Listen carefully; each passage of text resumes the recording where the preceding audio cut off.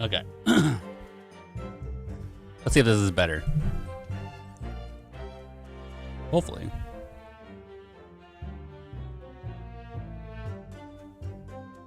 I turned down the bitrate a bit.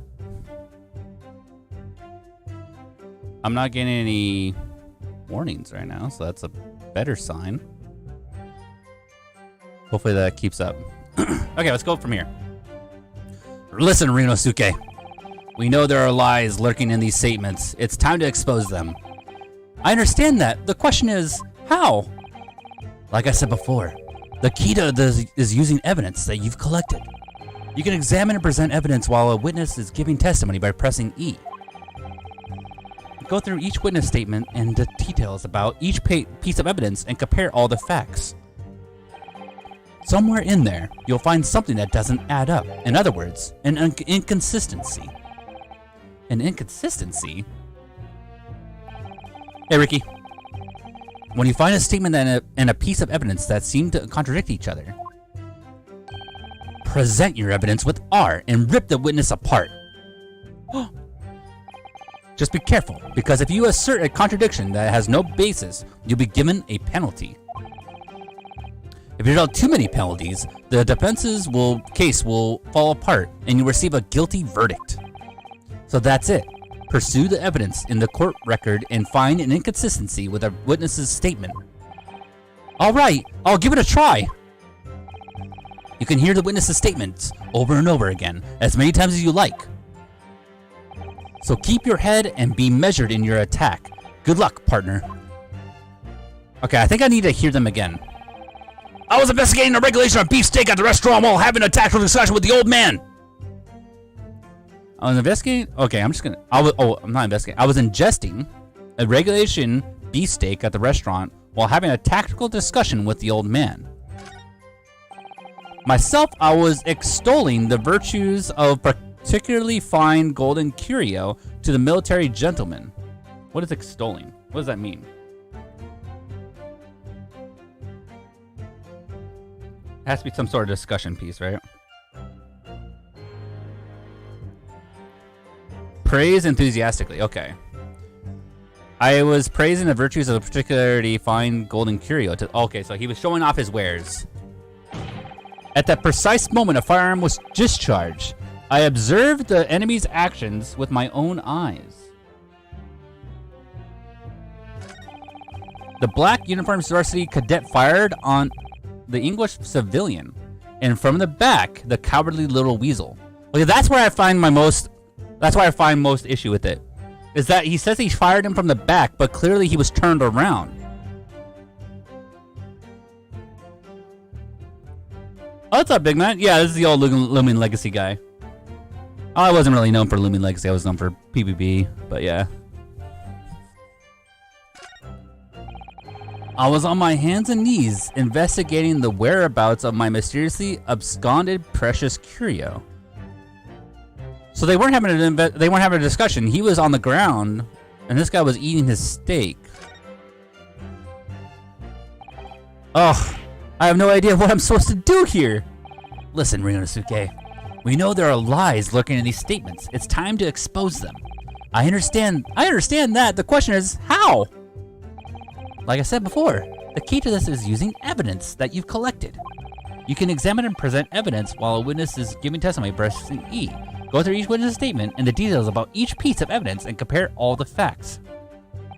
Somewhere in there, you'll find something that doesn't add up. In other words, an inconsistency. An inconsistency? When you find the statement and piece of evidence that seem to contradict each other, present your evidence with R and rip the witness apart. Just be careful, because if you assert a contradiction that has no basis, you'll be given a penalty.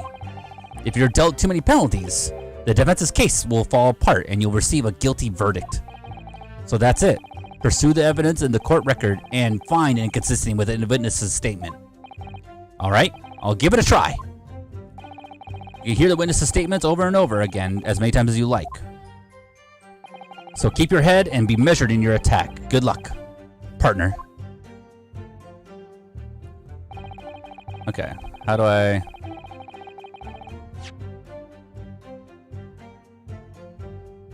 Okay, here we go. What's up, Aim Locker K? How you doing? He did at one point, but moved on. Yeah, I thought so. I hopped on one of your Twitch streams the other day and asked. Oh, nice. Yeah. Yeah, I moved on from that. I'm basically going variety, and I'll be doing... I'll do like playthroughs and stuff like that, going through different games I've enjoyed in the past. Or new games I really want to play now. I was suggesting a regulation beefsteak at the restaurant. Okay. Proof that I'm a student at the Imperial Yuma University. I always wear it on the collar of my uniform jacket. Oh, wait. I see.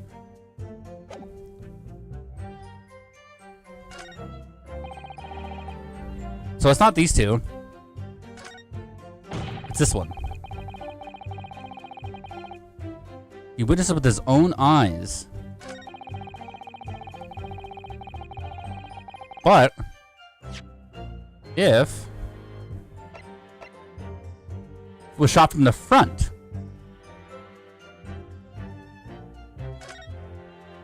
Yeah, see the bullets from the front. He was shot from the front. But he says he was shot from the back. Oh, look at that steak. Nice. Let's present this. This has got to be it. Objection!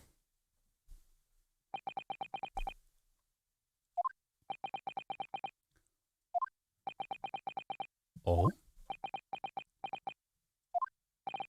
What? What are you implying at, cadet? What is the meaning of this subordination? Thrusting some photographic print in my mustache. Inconsistency, sir. I mean, yes. There's a clear inconsistency here. Disc, what nonsense.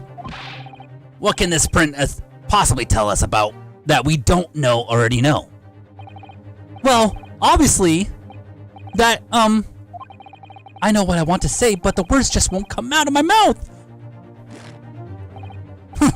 I think this proves beyond any doubt, Your Excellency, that there is no place for an amateur student here in the grand courtroom. This is so frustrating. Oh, please. Surely this doesn't require an explanation. It couldn't be more plain. To spell it out, would it be an insult to the court? Kazuma, what? What are you talking about? It's apparent from a single glance at the photographic print presented by the defense that there's a clear discrepancy here with the sergeant's statement. What? Sergeant Iesanosa. Yes, sir! What, sir? The statement you just made was this. The black uniformed varsity cadet fired on the English civilian, and from the back, the cowardly little weasel. Yes, sir! Affirmative, sir! I witnessed the crime with my own military-grade eyes, sir! Yes! But no! That just can't be! And why not, cadet? Because...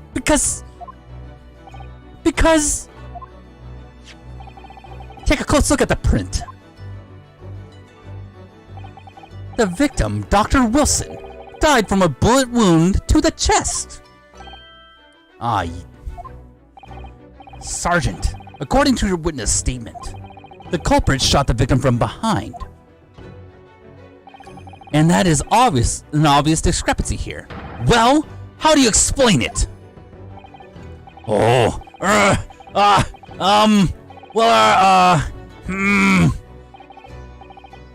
the? What was that? Something just popped up from behind his back, but he pushed it down again. Certainly, there is clear discrepancy with the facts here. Would you not agree, Sergeant Nosa? Yes, sir. At this juncture, that would appear to be indisputable. Until the moment I heard the firearm discharge, my eyes were firmly fixed on the delicious La Carnival steak, sir. What? The last testimony the court heard was proven one thing beyond all reasonable doubt. This witness, Sergeant Iesanosa, did not see the defendant firing a gun at all. That's absurd. I think the conclusion we must draw is simple. There is no place for an amateur prosecutor here in the grand courtroom. Oh, let's go! Dude, that'd be the guy to the right, Ryunosuke, and that'd be my face. What? Damn.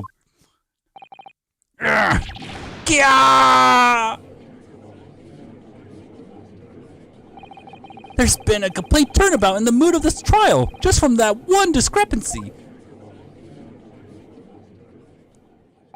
So this is what being an ace attorney is all about. But I definitely saw him. That university cadet there, he was pointing the firearm directly at the victim's back. Ha! But I never fired the gun. All I did was pick it up off the floor. And you, old man, you didn't see the moment the victim was shot either. Myself, I have already been quite clear. The gunshot interested me not. I was far too busy on the floor. Too busy on the floor? Sorry, what were you doing? Hunting for treasure. Treasure? Indeed! No, here, Gaben, my prize coin. On each occasion when I visit the restaurant, it is my habitude to place in my bosom pocket a particular trinket of interest from my shop, Razute, in the hope of meeting a rich diner who might like to buy it from you.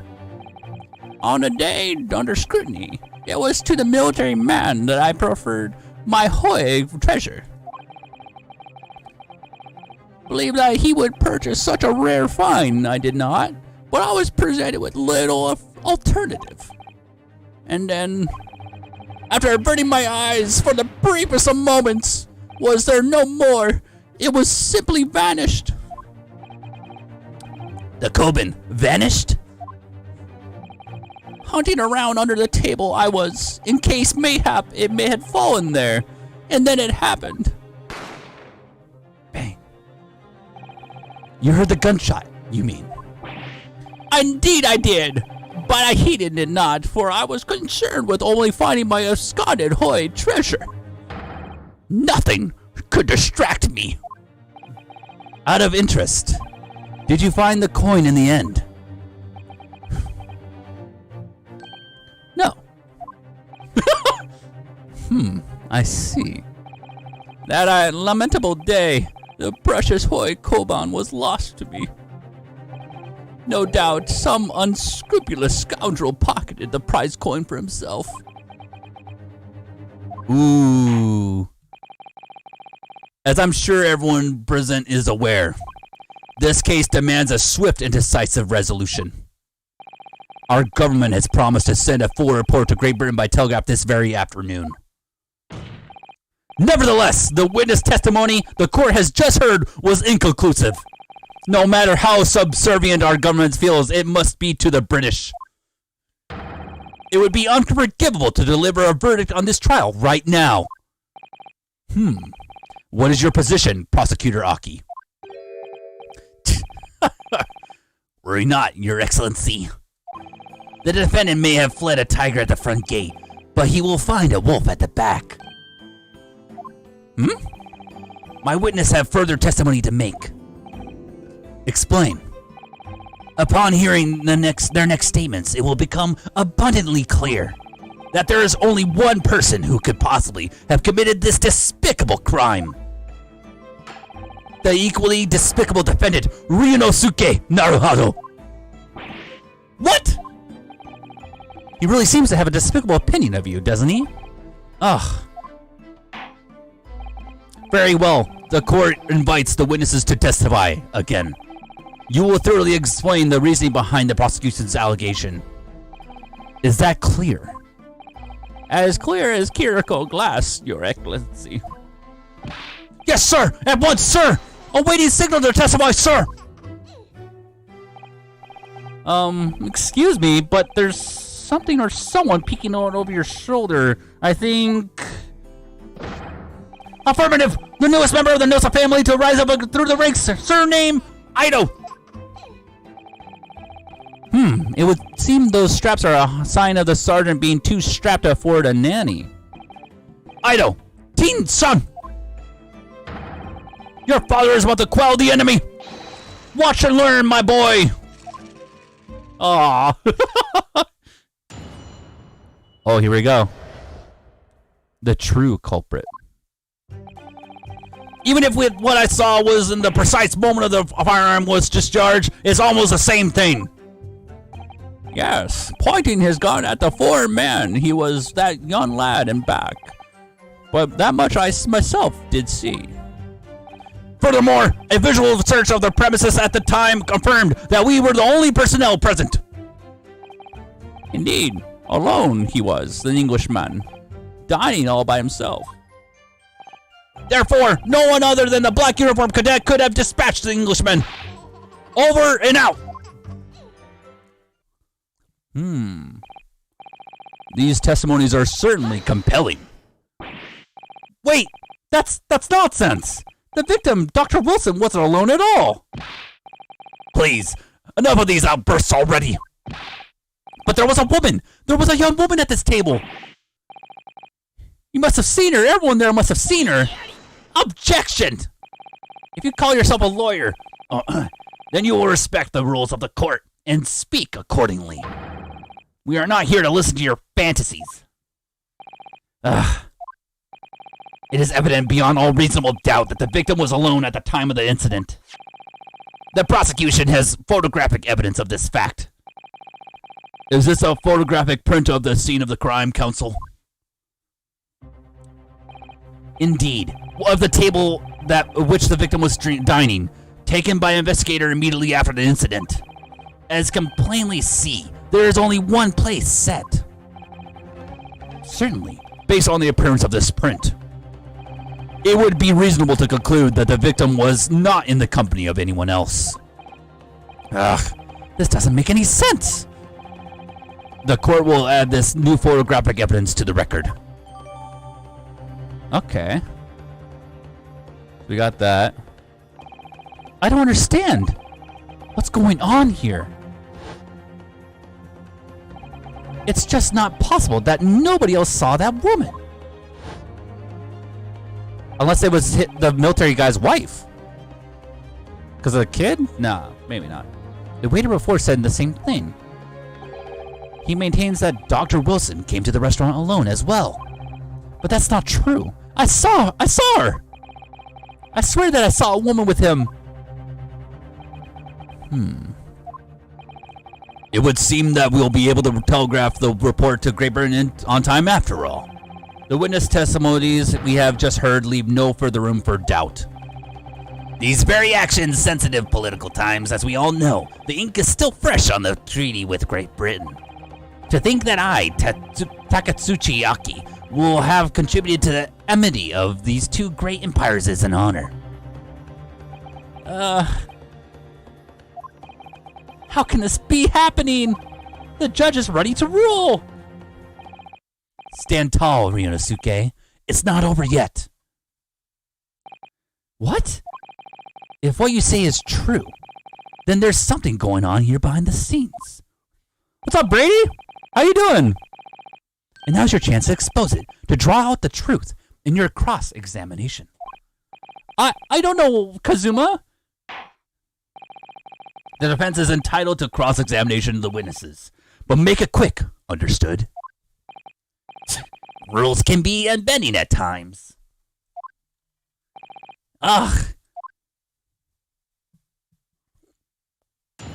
Cross-examination, here we go. The true culprit. Here we go. Even what I saw wasn't the precise moment the firearm was discharged. It's almost the same thing.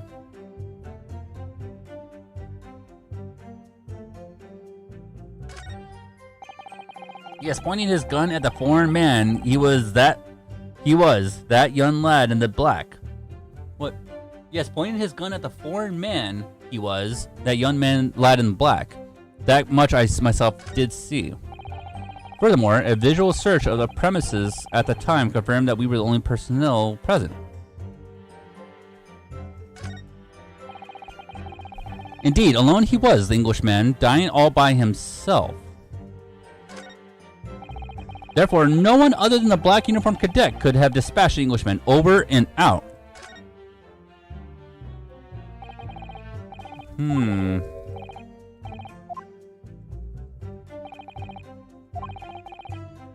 can't find anything. I can't find a clear discrepancy anywhere. I'm done for. I can't win this trial.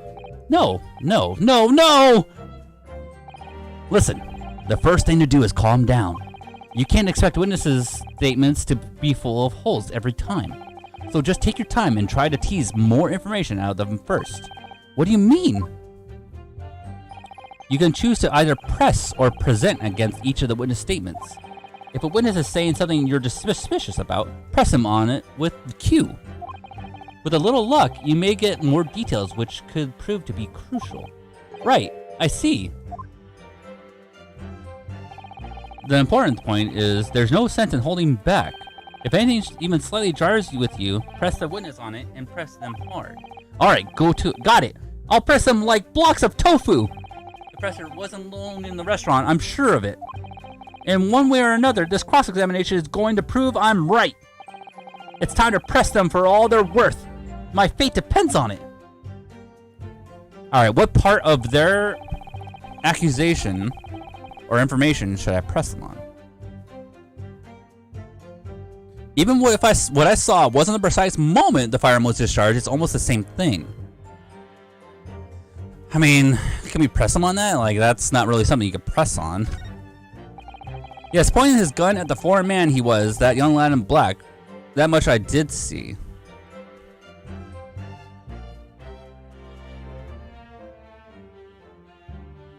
Can I press him on this? Yes, it may be true that I was holding the gun at that point in time. But I've told you already, that's only because I picked it up off the floor. Well, obviously, as the culprit, that's the only way you could explain it anyway. I had just finished drinking my coffee and I was about to leave the restaurant when I noticed a gun on the floor and at Dr. Wilson's feet, so I picked it up. And at exactly that moment, bang! A gunshot rang in my ears. Full of evident events beyond our control, life is. Sorry? What do you mean? In your case, you found a pistol on the floor and picked it up, which precipitated this testing predicament. Whereas, conversely, I failed to pick up the Coben from the floor and find myself in an equally testing predicament as well as a result. Anyway, the fact remains. Myself, I did see you, with pistol in hand, standing over the foreigner.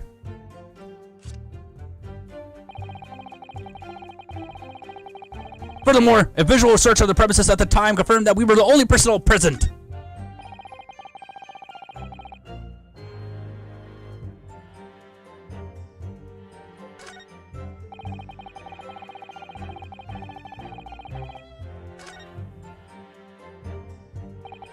What do you think, Ryusuke? Oh. What's the matter? Can't find. Okay. Let me get to it.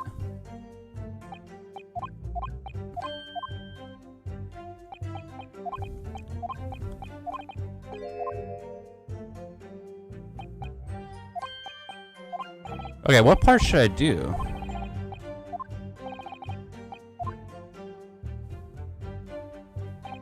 It's not this part. He basically already kind of alluded to that. We already tried this one.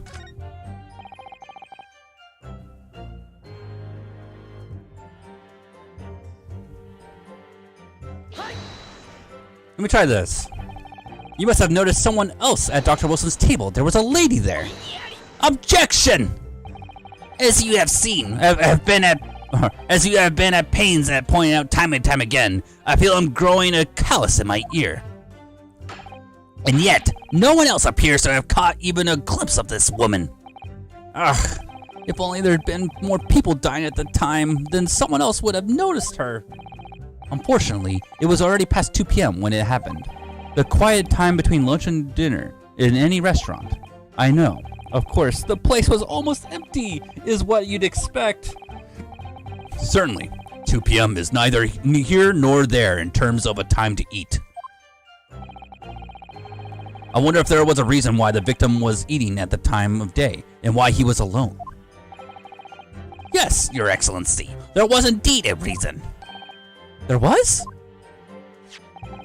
This was found in the victim's jacket pocket. What is that, Counsel? It is a medical report card, Your Excellency. It would seem that the victim had an appointment at a clinic prior to visiting the restaurant. Hada Clinic. Yes, there would indeed appear to be an entry for the date in question. 19th November, noon to past 1 p.m. The very day of the incident. So the victim went for a late lunch following his appointment. The explanation couldn't be more simple. The prosecution felt no need to submit this evidence before, as it really has no bearing on the case. I wonder, what do you think, Ryunosuke? Well, it is hard to see how it could be related really. Remember, you can request for it to be entered into the court record as evidence if you think it could be useful. Should I ask for Dr. Wilson's medical report card to be submitted as evidence or not? Ask for it to be submitted. Yes! If I may, I'd like to ask for that medical report card to be submitted as evidence, Your Excellency. On what grounds? The court has already heard conclusive witness testimony. Additional evidence would be extraneous. Not to mention that the victim's movements prior to his arrival at the restaurants are of no concern. Objection! Whether or not they are of concern is up to us to decide. We have a right to explore all possible avenues. I beg your pardon? You have no authority to refuse a perfectly valid request of the submission of evidence. Very well. The court will grant the defense's request. Youngsters these days are forever asserting their rights. It's a most disturbing trend. Officer, kindly add the victim's medical report card to the court record. The victim's report card has been entered into the court record. Personnel present? Well, what about the professor? Plot twist, it was the judge. Oh my god, that'd be crazy. Yo, what's up, Mindy? What we need right now is new clues. We have to explore things from every possible angle, even if they don't seem relevant at first. Right, I hear you. You can conspire to prolong this trial as much as you like, but it's like the day after the festival already for you. Or perhaps you've forgotten that these witness testimonies leave no room for doubt. Feel free to reiterate for the accused, Korakuda-san.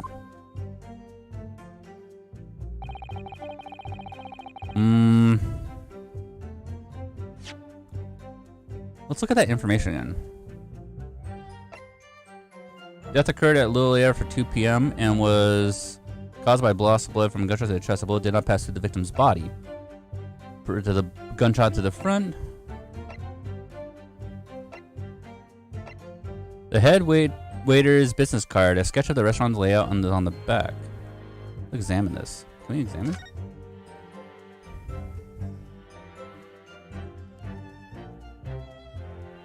Aw, too bad I can't flip it over, right?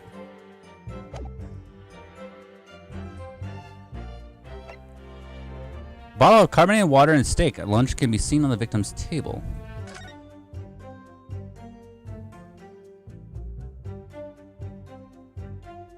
I don't think I can get anything off of this, huh? Wait. Is the steak eaten here, but not...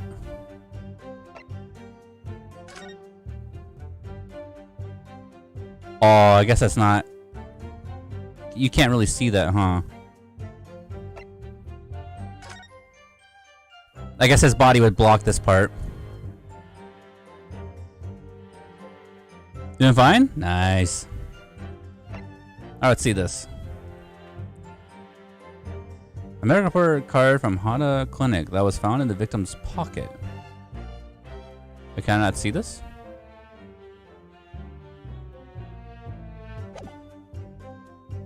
Alone he was, the Englishman dining all by himself. Therefore, no one other than the black uniformed cadet could have dispatched the Englishman over and out. Wait, no, they were there too.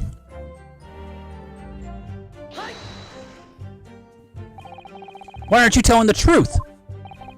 What? What do you say, cadet? I clearly remember. Oh no, I'm pressing them on this again. Perhaps one of you might not have noticed. But before both of you have failed to see the professor's dining companion, it's just not possible. Unfortunately for you, Defendant Naruhodo, it's just not a case of these two witnesses alone. Sorry?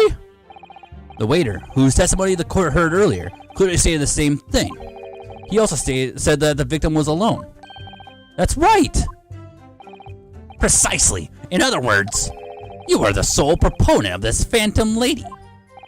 But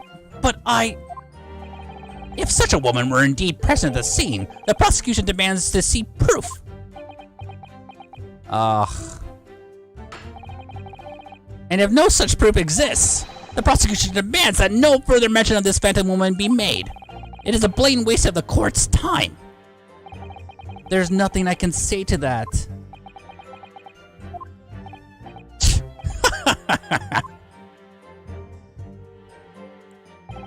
Excellent work, Ryunosuke. We've gleaned some new information now. Well, yes, but I don't feel like it changes much. I can't see that it brings any real discrepancies to light. I wouldn't be so sure. Let me see that medical report card you got before. Oh, you mean this? Yes, this is a brand new piece of evidence. So perhaps we should examine it in a little more detail. How exactly? You'll notice that some pieces of evidence bear a magnifying glass. There are other ones you may examine. Press space and you can take a closer look at the piece in question. Use up, down, and left, right, or whatever. To rotate evidence in all directions and examine it from all angles. By using WASD.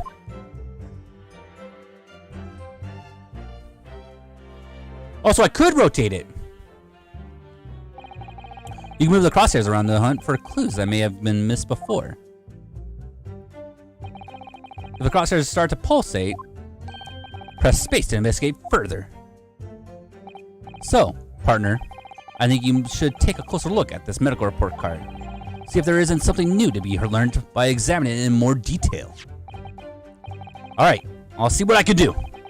I need to use in space to inspect any areas of evidence that look suspicious.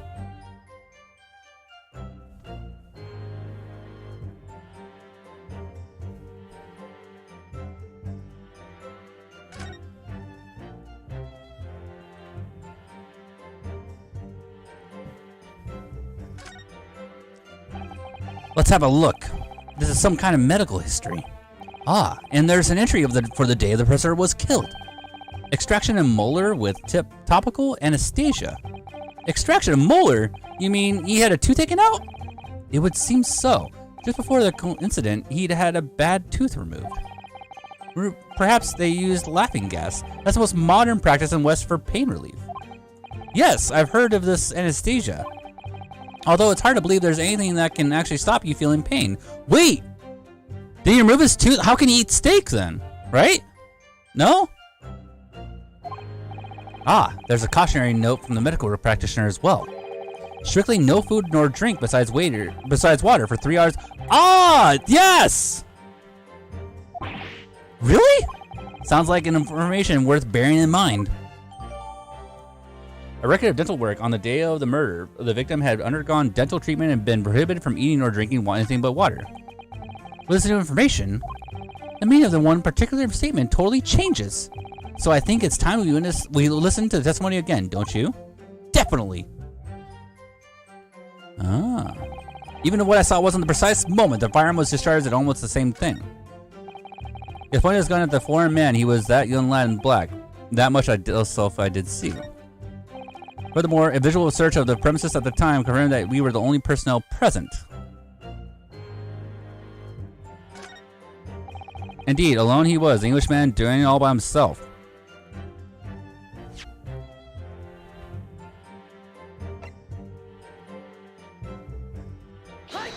Yes!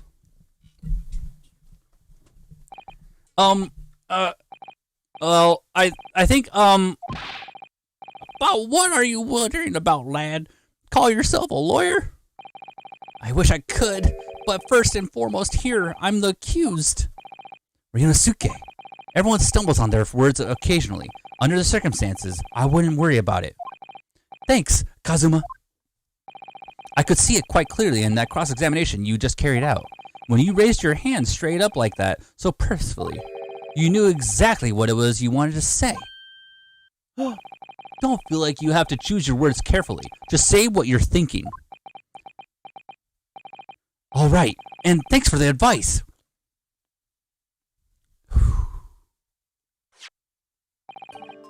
Karakuda-san, this is a medical report card belonging to the victim. Ah, I see. And I don't see. What of it, boy? Comparing what is written on this report card with your witness statement, something clearly doesn't add up.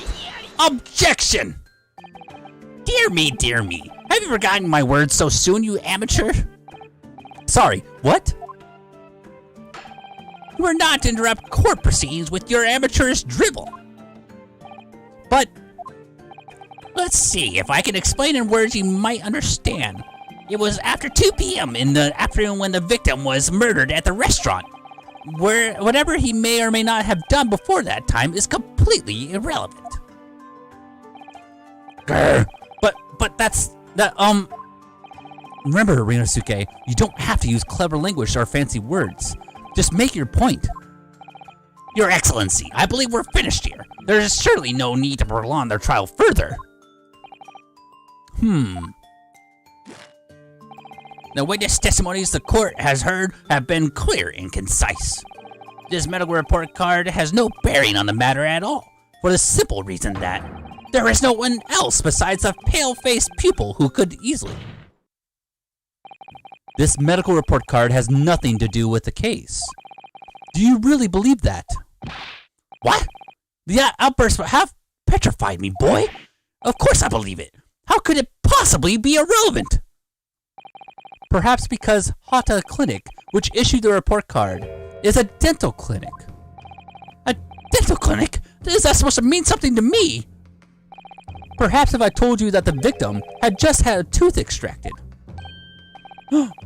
What's this now? And furthermore, if I told you that as a result, the victim had been forbidden from eating. Just what are you trying to say, Cadet? He had orders not to eat.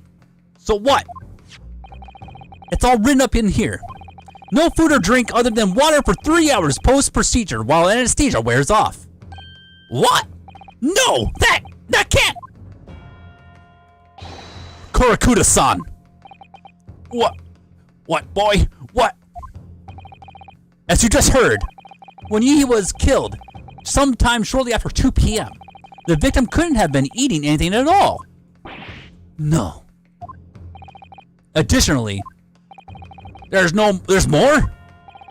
You have assured that the court with unwavering self-confidence that the victim was dining alone. But that cannot possibly be the case. Grr. Because the victim, as we all now know, had just had one of his teeth extracted and was still experiencing the effects of the anesthetic. Ah! Expertly done, partner.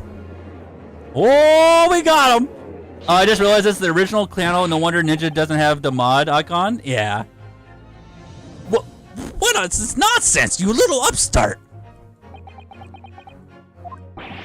These are baseless accusations. Just look at the photographic evidence. You can clearly see the plate of food at the victim's table. Objection! Use your head. That's the very discrepancy we're talking about. Or can't you follow the logic? How dare you?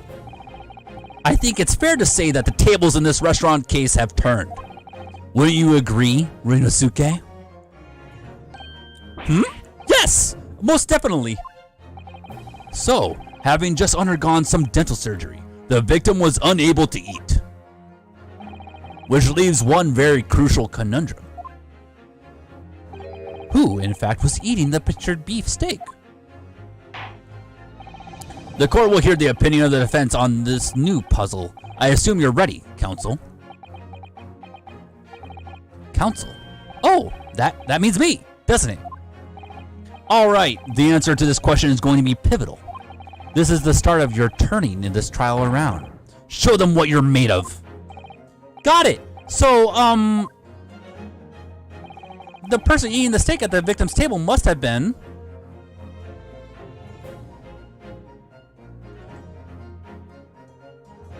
Oh. So the victim couldn't have done it. We don't want that. I don't want to say me, because I'm going to write these two out. The two witnesses, or as yet an unknown third party. I think that's my answer. Obviously, it can't be. It can only have been someone else who was sitting at the professor's table. Objection! You will not let this go, will you? There was no such person. Yes! There was, because I saw her. When the incident occurred, we know that the victim couldn't have been eating anything. Yet we have evidence of a half-eaten steak on this table. Therefore, the only logical conclusion is that there was somebody else there eating it. We have strong evidence to support our assertion. It's clear that these witness testimonies are unreliable. If the court decides to push through a ruling at this stage, we will lodge a formal complaint with the Ministry of Justice and pursue a fair retrial relentlessly. Kazuma, are you insane? You would take on the government? Don't worry, counsel. I have no issue with you. What do you mean? I have issue with them, those two witnesses in the stand. What? What are you talking about? We have demonstrated with evidence that the victim was not alone. So, if it now turns out that the two of you deliberately lied when giving your testimonies, obviously, you will be charged with perjury. Perjury! And since this is a murder trial, you will also be deemed complicit in the killing. Complicit? In murder? No! It was the woman! The woman did it! Makes sense. Objection! Negative! There was no mention of this at the tactical meeting. I was just following orders. That's right, as the man says. Just say they never saw the gentlewoman. That's what they told us. Oh! We got him! We got him! Oh? What? What did you say, Korakuda-san? Oh, no! You were just following orders? Now, hold on, lad. I was, Say you never saw the gentlewoman. Grr. When you say gentlewoman, do you mean you saw the victim with a lady from overseas? What? Objection! What? What is the meaning of all this? These witnesses gave false statements. Is this true, you pair? Just one. Just one simple slip of the tongue.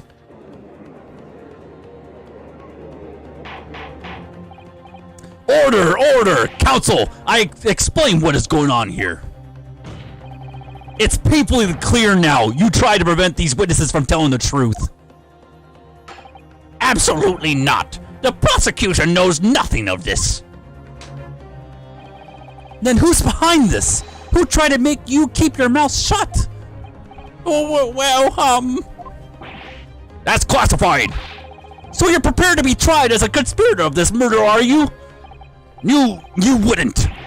This can't be happening. Rinosuke, judging from the way they're reacting to this, I'd say they were sworn to be silenced by someone with considerable influence. By her! You're right, Ninja. It has to be her. However, I don't believe Aki had any idea about it. What are you saying? I mean, to wield that kind of influence, there are only a handful of possibilities. It could only have been the government, the military, or the police, I suppose. Or her. Well, any ideas of who it might be behind this? If we confirm who tried to silence these witnesses, then we can continue our pursuit. So we need to name whoever it was that tried to make the witnesses keep their mouths shut. Oh, of course. We'll need evidence before we can make any firm accusations. Evidence that proves whoever it was really did wield his or her power here. But how? How can we possibly... Remember how we made progress before? Before? We examined this piece of evidence in more detail and found a new clue as the result. Oh yes, that's right! The waiter! The waiter! We get more information from the waiter! And we got his card now! Well, that's not the only piece of evidence we have, is it? We need to re-examine everything and make sure there's nothing we missed. There's no time to lose. I want answers. If it's proven that these witnesses have been manipulated, I assure you the penalty will be severe. Please, wait, Your Excellency. I had no idea about any of this. I swear to every Shinto god, I knew nothing. And what does the defense have to say about all this,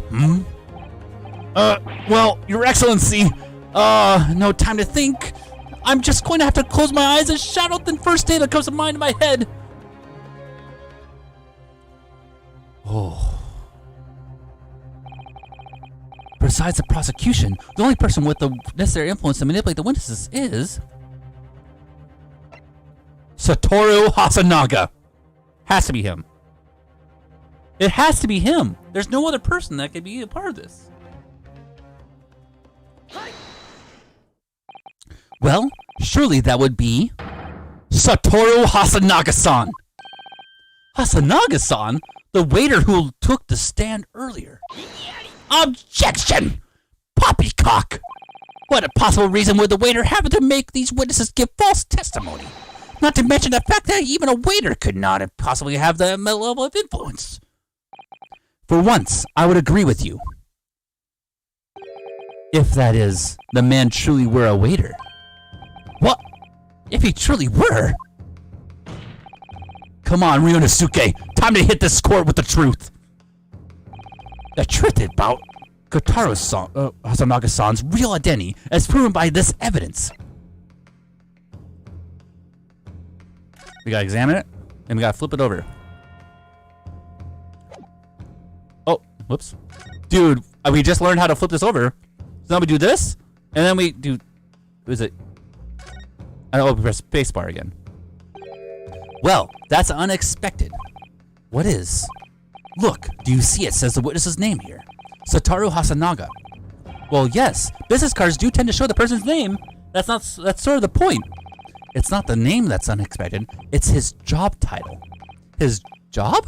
Oh! Chief Inspector Satoru Hasanaga, Primary Criminal Investigation Division, Imperial Police Bureau. Inspector? What on earth? I have no idea. But let's face it, the police have a lot of power and influence. If they're wielding it somehow here. The waiter's business card information has been updated in the court record. Wow, that's crazy. What's up, Blurby? Dang, these lawyers are amateurs, not looking at the evidence carefully. Yeah, seriously. Let's present this. The plan of the sketch... I agree it shows a great deal of attention to detail. I'm not sure what we can conclude in anything. Sorry, Your Excellency. That's the back of the card. It's the back of the card that's of interest. I beg your pardon? Or perhaps I should have said the front? Yes! It's the front of the back of the card! That's where the telling detail is!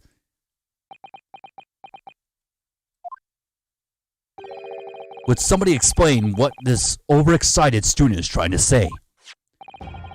Hasanaga-san sketched the plan of the restaurant on the reverse side of this business card. The front of the business card reveals the man in question's profession, his true profession. The waiter's profession? But that's truly... Good gracious! That's right, Your Excellency. The card reads, Chief Inspector, Primary Criminal Investigation Division, Imperial Police Bureau. What? The waiter is a police detective? I haven't heard any mention of this before. Why haven't I heard any mention of this before? Imperial Police Bureau has immense power, absolute power, as far as regular civilians are concerned. So, witness is there in the stand. Oof. Was it in fact the waiter who gave you your orders? Imagine not looking at the evidence carefully. Tell him to flip it over. The guy looks so confused. Was it he who told you not to mention that you'd seen the foreign gentlewoman at the scene? Well... Hold it! Oh! Inspector Hasanaga! I was worried something like this may happen. The moment you asked me to submit my sketch as evidence, I realized it was a possibility. The court will take this plan and add it to the court record as evidence. Oh, well... Is there a problem? I hand the plan to the court officer at once. Of course! Here you are! Yes, I remember now! He did act. I strive to carry out all investigations flawlessly. It's my guiding principle. But I let myself be distracted when I made that sketch. It was an unusually careless mistake. So, you mean to say you really are a detective? But why? Why would a detective be working at a restaurant waiter? Ah, of course. Your salary must be... I was working undercover. Undercover? Yes. There have been a series of incidents at the restaurant recently. In order to investigate, I decided to get a job there as a waiter, working undercover. Incidents at the restaurant? What kind of incidents? That would be classified police information, which I am not at liberty to divulge. However, I can state categorically that they are unrelated at this case of homicide. Very well. Then I, Inspector Hasanaga, but you will elaborate on one point for the court. Of course, Your Excellency. We have just heard new information from the two witnesses beside you. That at the time of the shooting, there was in fact another person present at the victim's table. If that is indeed true, clearly you would have been aware of this person's presence, having served at the table in question. However, your testimony did not allude to this other diner. Therefore, I am led to assume that in your professional capacity as a police officer, you required these witnesses to be in agreement. Would that be correct?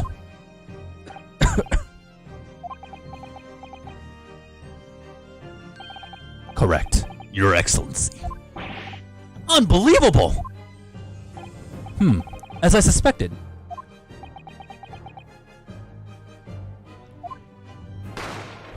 Bang. As soon as I heard the gunshot, I ran out of the kitchen to see what had happened. The victim had sat slumped in his chair, and beside him, gun in hand, stood the accused student. Sitting opposite the victim at the same table was a young lady, whom I guessed to be an Englishwoman. So the truth comes out. I immediately sealed off the restaurant and reported the incident to the Bureau. It was then that I received some special orders. Special orders? You mean to say... Remove the Englishwoman from the scene at once. It was made clear that the Englishwoman's presence at the restaurant was to be concealed. Those were my orders. But But what is this if this Englishwoman was a killer? I think it would be in everyone's best interest not to pursue that idea. Well, the Empire views the friendly terms of its relationships with Britain more highly than anything at the moment. An Englishwoman has been murdered on our soil.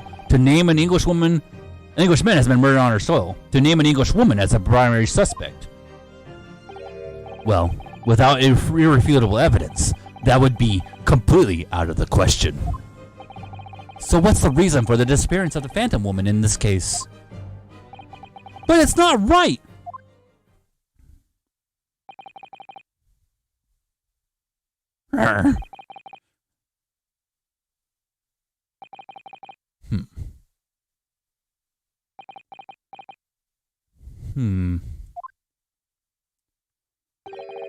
One possibility does spring to mind. What do you mean, Kazuma?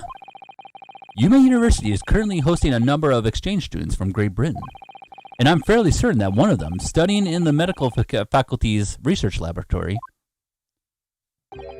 is a young English woman. What? You're a shrewd man. I can see why you're the chosen candidate for the overseas study tour. You mean... When I removed the woman from the scene of the crime, I thought it prudent to check her identity first. Then the court demands that you name the lady in question at once, Inspector. The Englishwoman sitting at the university's professor's table was a certain Miss Giselle Brett. She is indeed a foreign student studying in the research laboratory of Yuma University's medical faculty. What? What is happening here? Wow.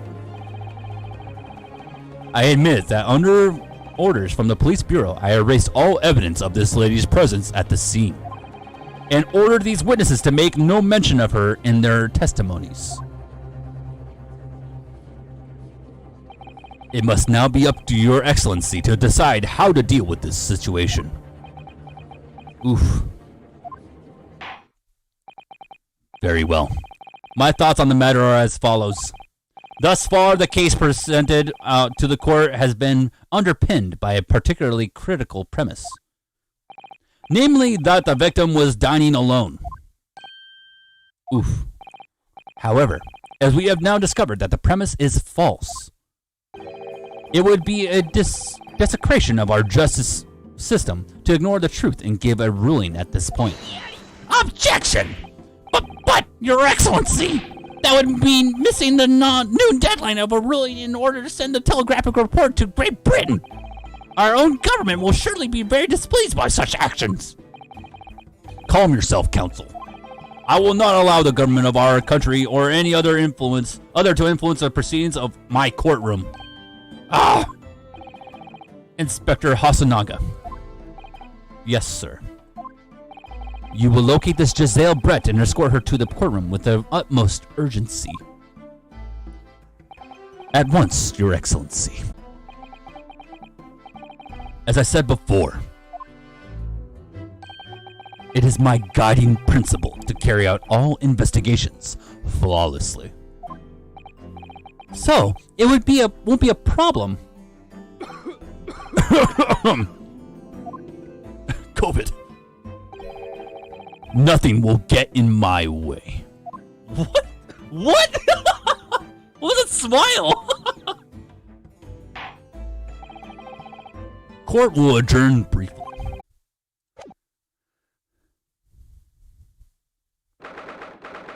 November 11:38 a.m. Oh, just before noon.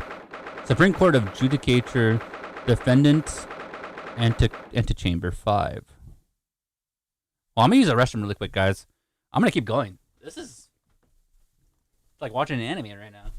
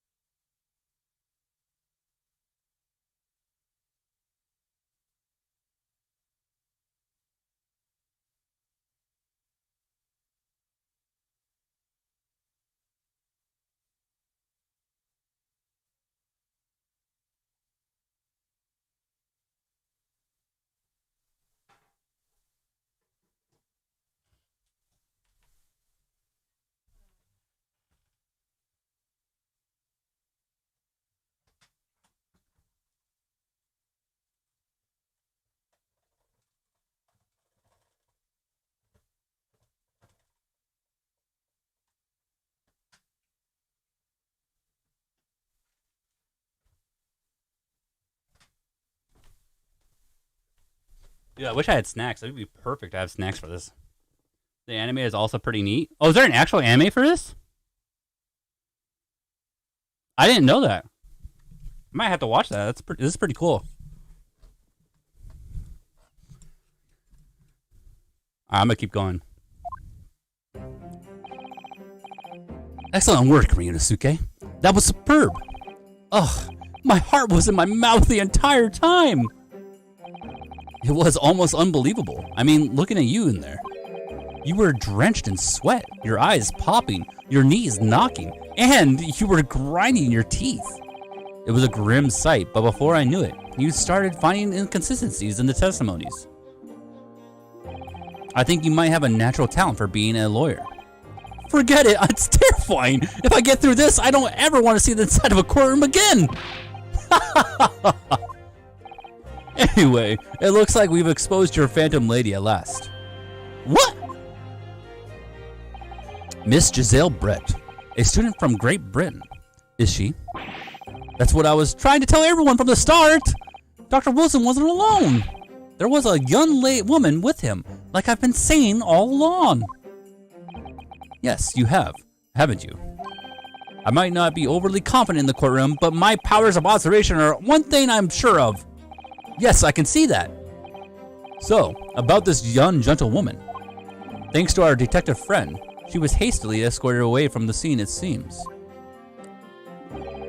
Did you just see what happened with that? No, I didn't see any of it. I was just on my way out of the restaurant myself. Then, on the floor next to the Dr. Wilson's table, I noticed there was a gun lying on the floor. And just after I bent down and picked it up, bang! I didn't have time to think about where the sound of the gunshot came from. The waiter ran over to me, looking as white as a sheet, and he bundled me into some sort of small pantry next to the kitchen. Fast thinking by the detective, he apprehended the suspect without a moment's delay. Yes, and because I was shut in the pantry, I have no idea what happened outside in the dining area. Ah, there you are. Well done, both of you. Oh, is it this guy? Okay. Is this on Steam? Yeah, it's on Steam. Yeah, and all around the original Ace Attorney game, only 2 seasons though. Or 3, forgot. Be careful when you're buying the Ace Attorney game, because there's also one that's for the soundtrack. Don't be like me and accidentally buy that. Well, it seems I was right.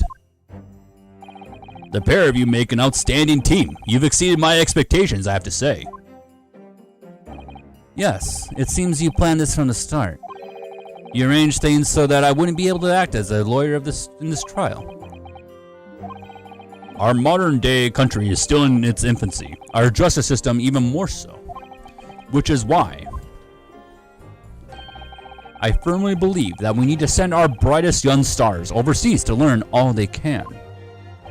I wanted to avoid a situation that may have resulted in your study tour to Great Britain being cancelled. Well, it makes no difference. Lawyer or otherwise, if I'm the kind of man who can't help his best friend avert the worst crisis of his life, I shouldn't waste everyone's time by going to study overseas anyway. What? What are you saying, Kazuma? One does your stance. So that's your stance. I was afraid you'd feel that way. Kazuma! Well then, it seems like it all comes down to you, young man. To me? Yes, you need to prove your innocence and uncover what really took place in that restaurant. I must say, I very much want to know the truth. After all, I have a personal connection to this case. Come to think of it, he said the same thing earlier this morning, didn't he? If you don't mind me asking, Professor, did you know the victim? Yes, I did. As you're probably aware, Dr. John H. Wilson was a visiting professor at UMA, and it was I who invited him. Oh, I see. I didn't know that before. Anyway, you're all about to go on to battle. The victim was a university professor from Great Britain, and a well-known one at that. Naturally, our government is looking to identify and punish the culprit as quickly as possible. But let's not forget who we're up against. The gentlewoman whose involvement in our police bureau went to extraordinary lengths to hide. Yes, I'm sure the prosecution will be using every tool at their disposal to squash your case. But I have no doubt that your pair will put up a good fight right to the last. Best of luck. Thank you! Now then, I need you to run an errand at the university at once. There's something I think we may need. Of course. Good luck, Kazuma-san.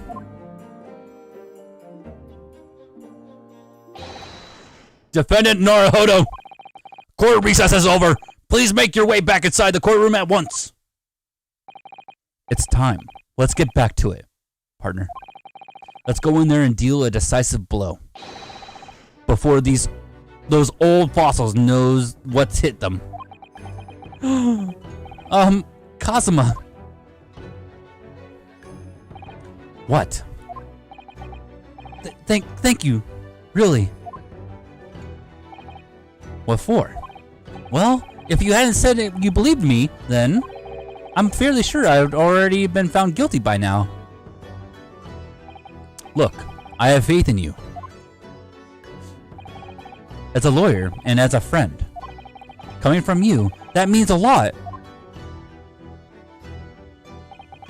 If I'm found guilty in this trial, he's really going to give up on his dream of studying abroad. That's the kind of true friend he is. So this isn't just my battle anymore. Whoever we're up against, we absolutely cannot afford to lose. Alright then.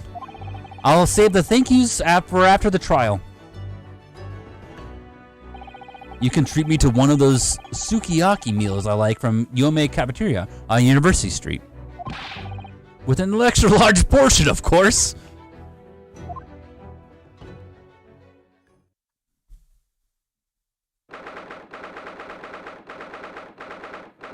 Second November, 12:09 p.m. Supreme Court of Judicature, Courtroom 2. Here we are again. The court hereby resumes the trial of Ryonosuke Naruhodo. Prosecutor Aki, have you managed to subpoena the witness? Subpoena? Yes, Your Excellency. Against all odds. And thanks to a certain young stripling, this prosecution is now under rather painful scrutiny from the government. Sorry. Let the government scrutinize. That's their job. It's nothing to worry about. It's highly unlikely that the good relations we've forged with Great Britain will emerge from this trial unscathed. Will you still think it's nothing to worry about when the new treaty breaks down and our nation's founders? Again, terribly sorry. If the friendship between our nations is really so fragile, then the treaty isn't worth the paper it's written on. True. You really have nothing to worry about, Ryonosuke. What do you mean? A secret trial, anxiety over some foreign government's opinions, a bungled investigation, missing witnesses. Is this what our nation's justice system is? Is this a Supreme Court of Japan or of England? Shut up, you jump up, rookie boy! You and your friend know nothing of the situation our friends finds itself in. By aligning ourselves with this great world power, we'll become strong. Diplomacy has never been more critical. Steady political maneuvering is what will secure our futures. I won't deny that I'm no expert. I'm just a student, and no one would, one who could arguably study harder too. But standing here now in our Supreme Court, there is one thing I feel very strongly. A country that fails to uphold the truth in its justice system is a country with no future at all.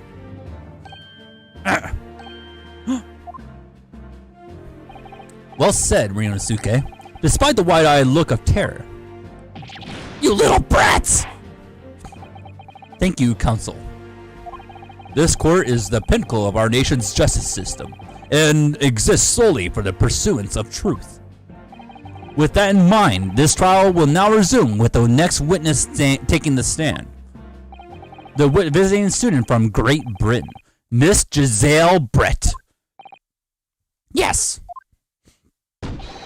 Your Excellency!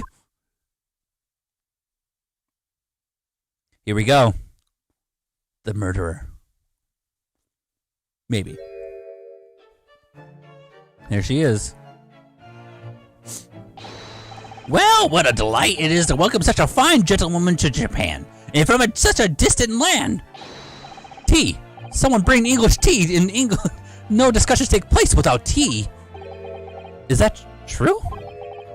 No idea. So, could we possibly trouble you to state your name and occupation for the court? Of course. My name is Satoru Hasanaga. I have been working undercover as the head waiter at La Carnival. Yes, we all know about you already. Inspector Hasanaga, where are your manners? In England, it's always ladies first. Is that true? No idea. More importantly, a little earlier today you said something to me. You said your powers of observation are the one thing you're sure of. Oh, yes, I think I did, didn't I? Yet your description of this amazing sight was simply a woman. Sorry, Ryunosuke, but powers of observation aside, your powers of description are sorely lacking. Guilty. So, dear lady, once again, if we may trouble you for your name and occupation, please.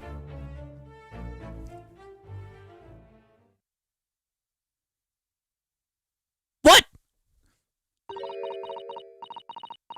What? She's speaking in cursive. What is this? This excusee?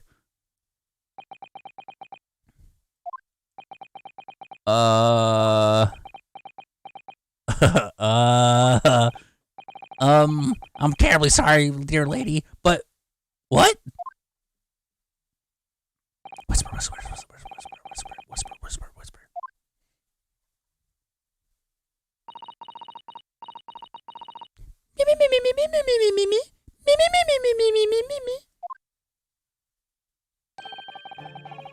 The lady, sirs, her name is Giselle Brett. She comes from London, England. She's a visiting research student currently enrolled in Yuma University's medical faculty. Oh my! What a rare treat to hear the dulcet tones of the delightful language of the British people. I'm afraid I don't understand a word you said, but it was as beautiful as a hummingbird's song. As far as I can tell. The detective is translating her words faithfully enough. Yes, I agree. You've obviously do fine in England, Kazuma. Her English doesn't rattle you at all, does it? Nor you. You've clearly been paying attention in your own English classes, Ryunosuke. The court thanks the beautiful lady for taking the stand. Now, if we may trouble you to confirm something, Miss Brett. 3 days ago, at a restaurant called La Carnival, a grim murder took place. The court has been led to believe that you were dining there with the victim, Dr. Wilson, at the time. Is that correct? Whisper.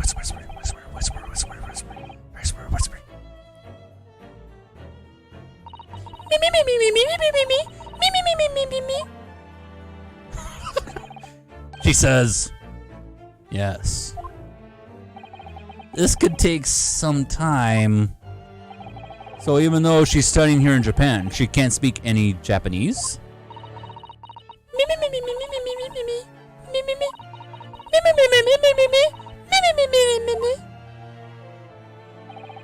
She'd like to apologize for disappearing from the scene. She says that she was due to make a presentation at the university, so she had to leave immediately. Interesting, when you're the one who engineered her to escape. I was just following special orders from the Bureau. Well now, dear lady, could you be so kindly as to cast your eyes over this pornographic print?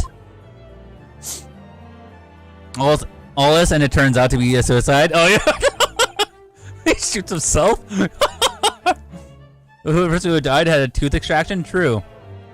Seeing as you were so unfortunately present at the scene of the crime, could it be that your resplendent eyes caught sight of the wicked perpetrator, perhaps?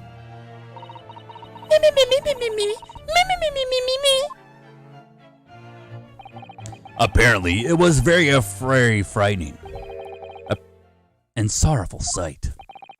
Do you mean to say... Yes, it would appear that the lady did witness the crime. The very moment when the accused, standing right there in this courtroom, shot the victim in cold blood. Damn. Order in the court. Did you hear that, Your Excellency? Here we have an absolutely conclusive witness statement. Well, it looks like it's clear now. Clear who our real enemy is. Unfortunately, I will have to ask you to formally testify, if you please. Kindly tell the court the exact nature of this frightening and sorrowful sight you described. Whisper, whisper, whisper, whisper.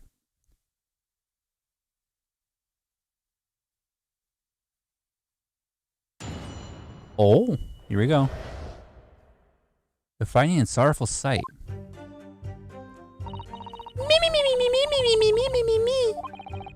I had arranged to meet for a slightly late luncheon with a Dr. Wilson that day. The professor was unable to eat, and I ordered for myself only a beef steak.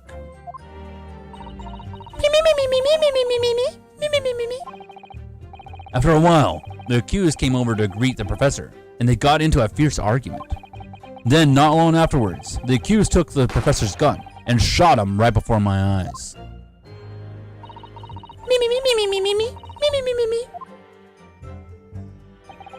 I don't carry a gun myself, so obviously I couldn't have been the culprit.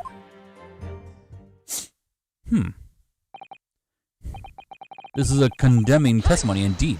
Yes! No, I didn't have any kind of argument with the professor at all. Objection! Quiet, you filthy wretch! Look at you, you black-hearted blackguard, and look at the snow-white angel. I'm sure even a dark-minded scoundrel like you can imagine whose words the court is going to believe. Ugh. You're still making the same mistakes, Ryunosuke. You mustn't blurt out when you're goaded like that. That's a lesson you need to learn. Ugh, but he's so annoying! Of course, I was at the scene as well. I took statements from this lady and the two witnesses who testified before, and reported back to the Bureau. It was decided that Miss Brett was not involved, so I let her go. The testimonies of the last two witnesses were completely worthless, however. Well, even so. On the day in question, the lady was wearing the same outfit as she is today. As you could see, there is nowhere about her person where she could conceal a firearm. I would think she could hide a gun almost anywhere in that outfit if she wanted to. Seriously.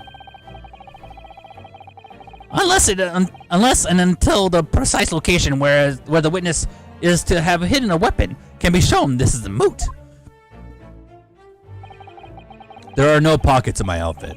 I have nowhere to hide a gun. Those are the witness' own words on the matter. Ugh, that's ridiculous. If only I was allowed to lift up her dress, I could prove it. Don't think about doing anything rash, Ryunosuke. But I didn't fire the gun I picked up. There must have been another gun there that day. You're right about that. Which means this lady was hiding a gun somewhere. Yes, that's what we have to prove now. And to do so, we will need to pull her testimony apart. Oh, damn, the smile. That damn smile. And no security cameras? Again, amateurs, have they even checked for fingerprints on the freaking gun yet? True. Although this is like in the 1900s, I'm not sure how late, but... And they didn't even bother to check for gunpowder residue on the sleeve? True. Yeah, why aren't they showing any of that? Oh, yes, Your Excellency. Here we go. Time to cross-examine. A frightening and sorrowful sight. I arranged to meet for a slightly late luncheon with Director Wilson that day.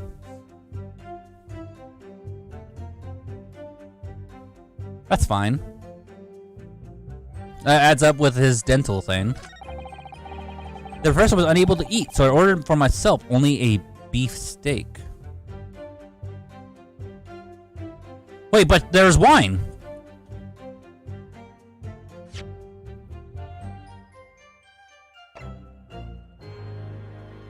Right?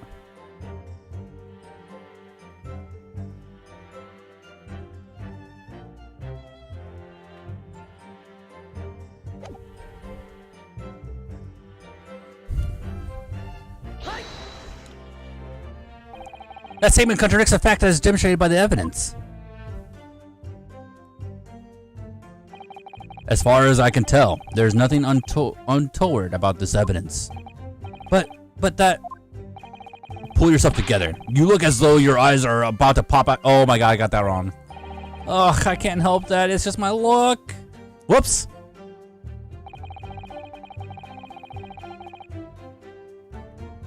Only a beef steak. He was unable to eat, you say. And that was because he just removed tooth removed at a hot clinic, correct? That's right. You're supposed to actually check with the witness before answering. Was Miss Brett aware of that fact? It seems so, yes. She heard the professor was to have some dental treatment. So that would mean that it was you who ate the steak pictured here in the... Is that right, Miss Brett? That's right, yes. The print you have there shows the table exactly as it was left after the horrifying events. Exactly as it was left. Dear me, what a harrowing experience. To have traveled to a distant island on the far side of the world and be embroiled in such a tragic incident. Have no fear, my dear lady. I swear I will crush the evil fiend that has subjected you to this terrible plight. Could have hit the gun in the steak, yeah. So the victim, Dr. Wilson, had nothing to eat or drink at all. That's right, other than some carbonated water. Just water? Yes, the professor was unable to eat, but he had been given permission to drink water. So it appears that the diners toasted their lunch with a glass of water each. They each raised a glass of carbonated water. What do you think, Rinosuke, about the witness's last statement?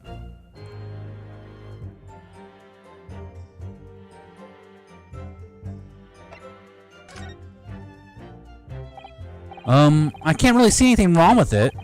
Really? Alright then, if that's what you think. Kazuma, do you think it's significant in some way? Well, perhaps, but let's do this your way. Maybe I should press her on this statement again.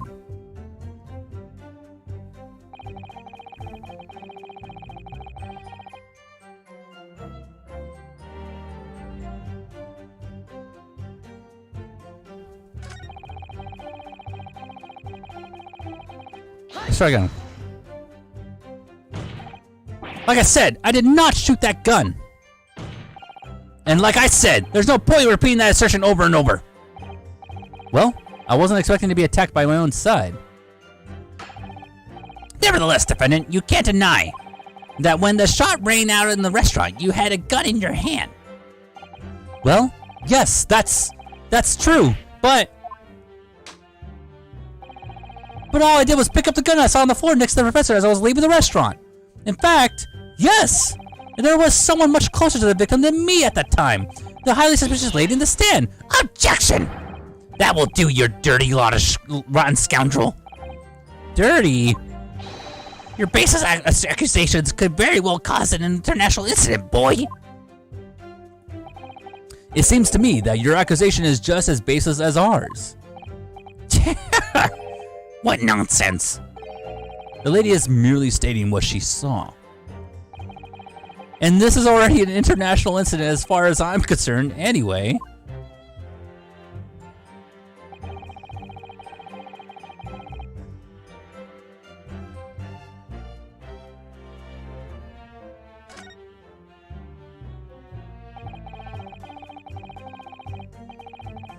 At the end of which she shot him, which is an out and out, totally unfounded lie.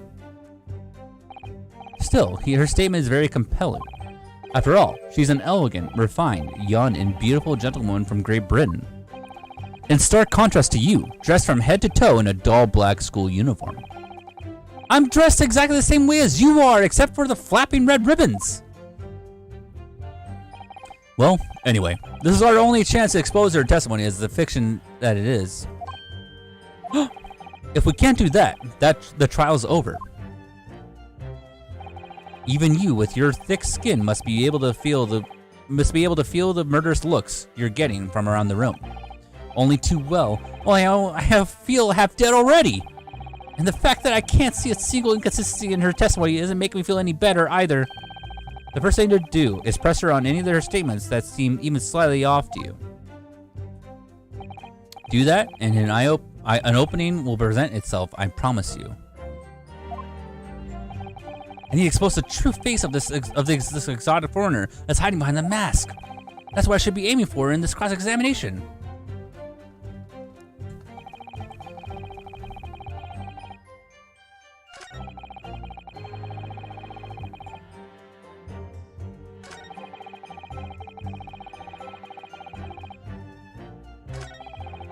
Wait, I can't go back?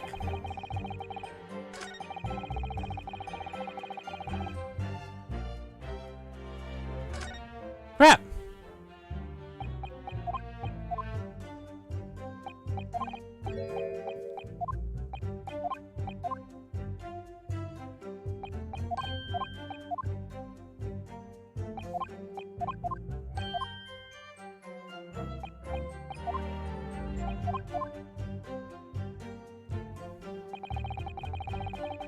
This is fine.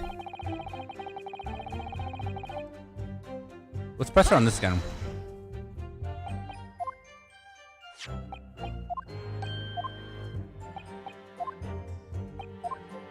He told us that we should try this again.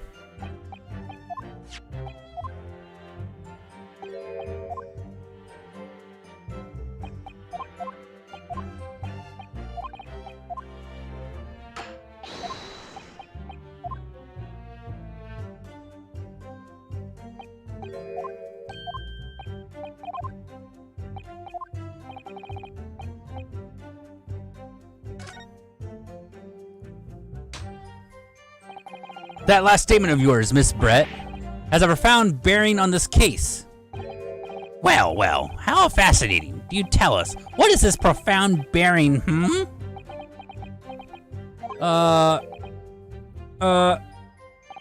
The significance of this statement will become apparent when the time is right. The defense calls for the witness's last statement to be formally added to the testimony. Huh. Well, sidestep, counsel. Very well. Miss Brett, kindly repeat what you just said to be added to your official testimony. Gladly, she said. That was brilliant, Kazuma. I'm going to remember that one. Which one? The significance will become apparent when the time is right. I could really use that phrase. I'd hope there are some more useful tips you're picking up from this experience than that, Ryunosuke. Isn't the arrow on the left of the text box the previous dialog box? Yeah, I don't know why it won't let me, like, when I click this, it won't go back. I ordered a beefsteak for myself, and the professor and I said cheers over a glass of carbonated water.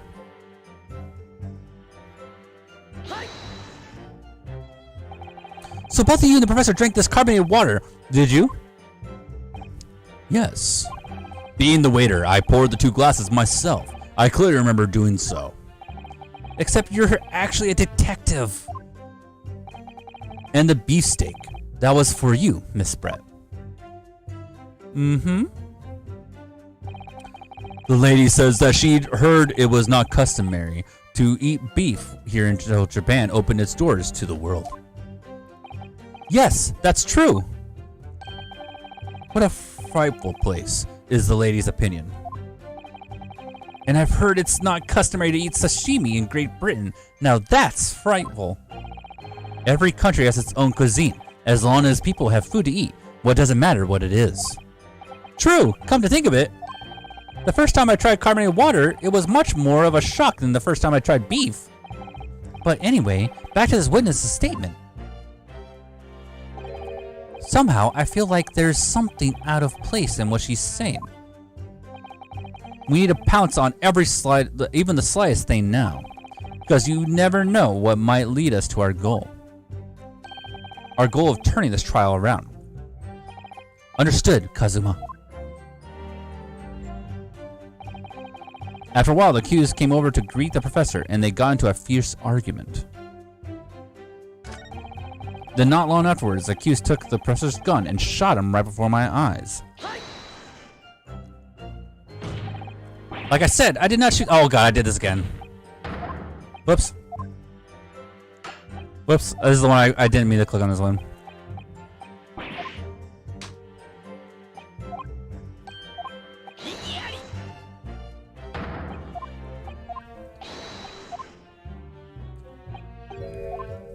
Whoops. This is his next statement I wanted to do. This statement. It's all very well saying that, but can you prove it? Absolutely. I verified it personally. You verified it? Yes. I immediately after the incident, I checked to make sure the lady was not carrying a weapon. I distinctly remember her saying, "I'm not." That's all you did? You just asked her? Surely you carried out a physical search, Inspector. No. Why on earth not? The honorable English gentlewoman clearly stated that she did not possess a weapon. There was obviously no need for any further probing into the matter.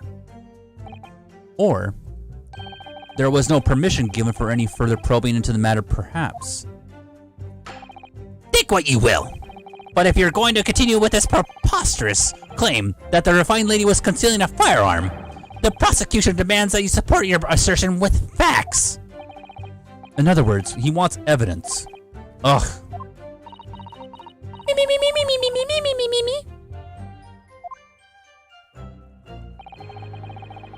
The lady wishes to point out that of course she wanted to stay and assist with the investigation, but she was in a hurry to give the presentation at the university, so she was compelled to leave. Not to mention the fact that your office had told you to get the woman out of there. Not get her out of there. I just urged her to leave.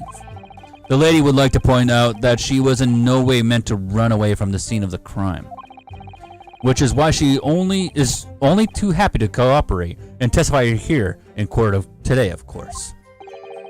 Unlike a certain student who refuses to admit that when the game is up. You could at least have the courtesy to pay attention when I'm goading you. So she's maintaining that you got into an argument with the professor at the end of which you shot him, which is an out and totally unfounded lie. Still, her statement is very compelling.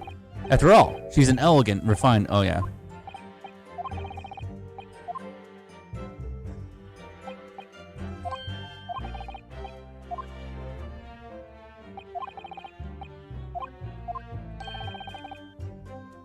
Okay.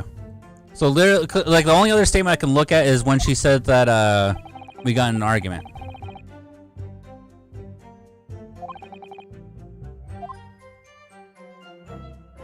What was that argument?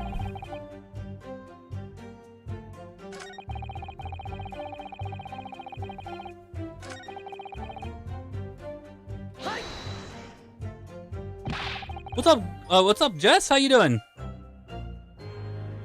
I never got into an argument with the professor. All I did when I noticed him was to go over to say hello.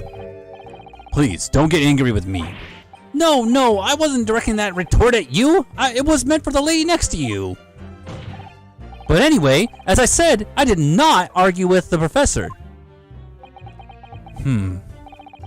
I'm afraid your words are in vain. Sorry? Miss Brett does not appear to speak Japanese. No, of course not. Japanese is such a cumbersome language anyway. English is the future. We must all seppuku in Garushu. I wonder if the prosecution will feel that way forever, or only in the presence of a beautiful woman. Did they even check to see if the gun you're holding loaded? That's a good question. But it's not part of my evidence right now. Well, that beautiful woman is telling blatant lies with a completely straight face. I have to find something that will unravel her testimony, no matter how seemingly insignificant it may be. Anyway, it seems that after the argument, the accused briefly returned to his own seat. That part ties in with what you said, doesn't it? Yes, I still had some coffee to drink. And the next time you got up after that was when I'd finished my coffee and stood up to leave. Then not long afterwards, the accused took the professor's gun and shot him right before my eyes. I don't carry a gun myself, so obviously I couldn't have been the culprit.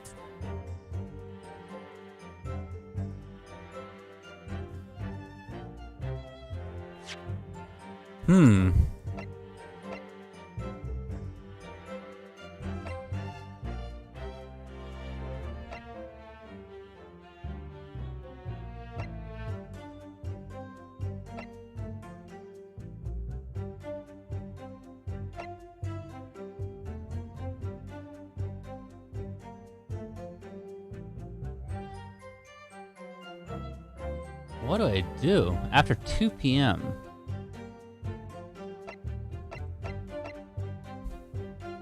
I have to go through this again.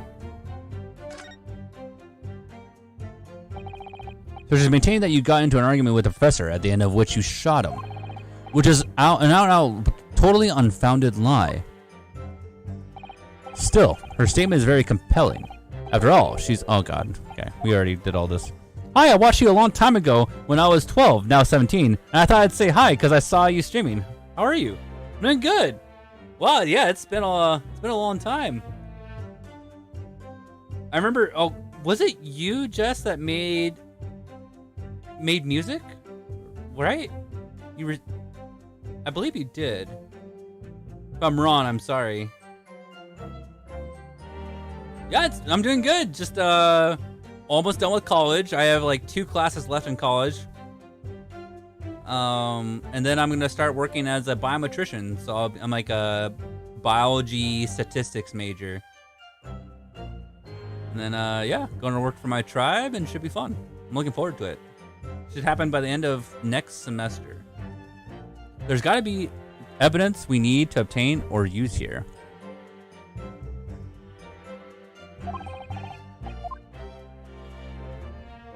Yes, he made music? Yeah, I remember now. Yeah.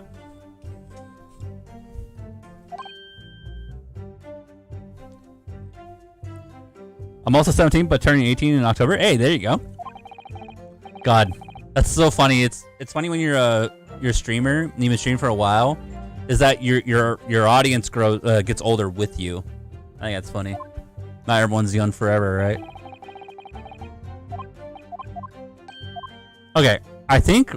Let's try this again.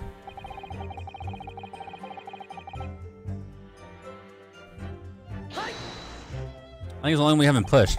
After 2 p.m., in fact. That's really quite a late lunch, isn't it? Objection! You don't keep up with the latest fashions from Great Britain, do you? Late luncheons are in vogue. Isn't that right? No.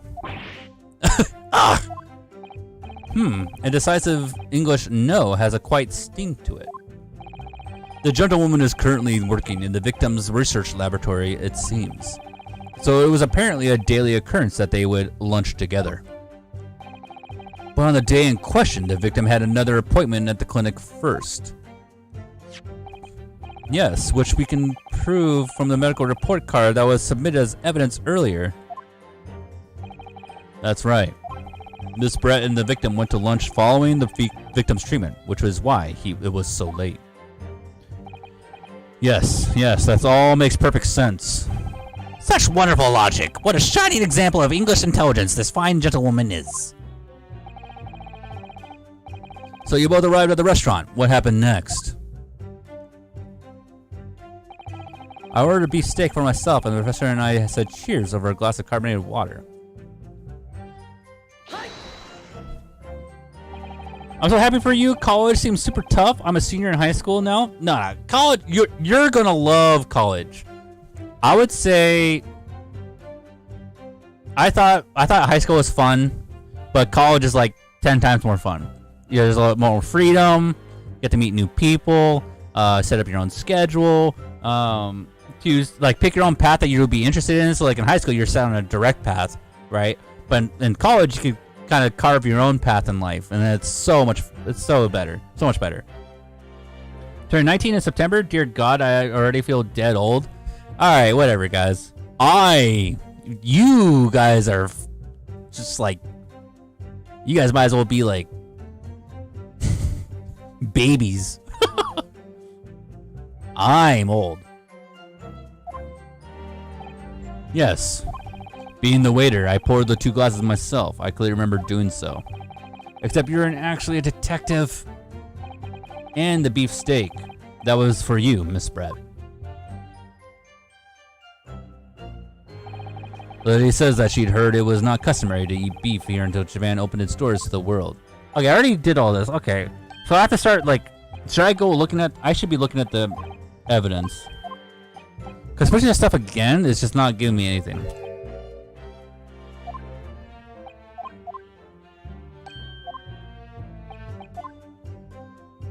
Okay, let's try this again.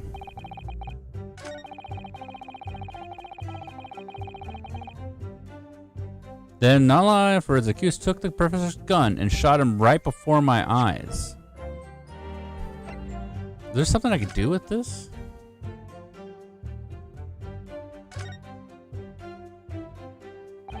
This plan of the restaurant raises a number of questions, I think.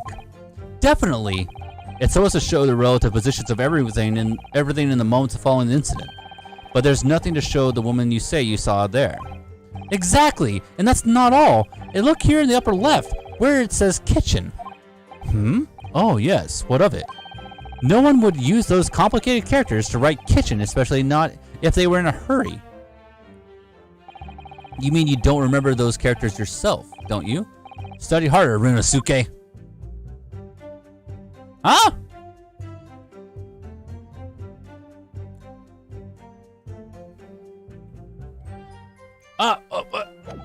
What? What'd I do? Kitchen. Entrance.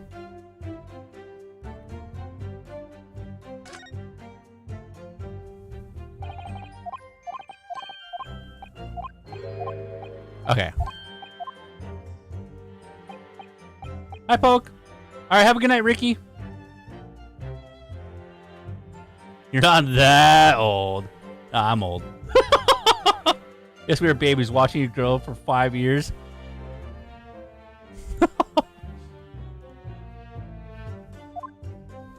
Okay, this is not it. Oh no, I did it again! Please!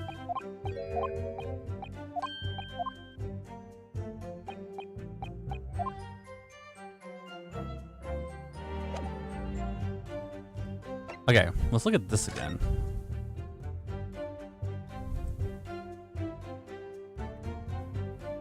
Can I?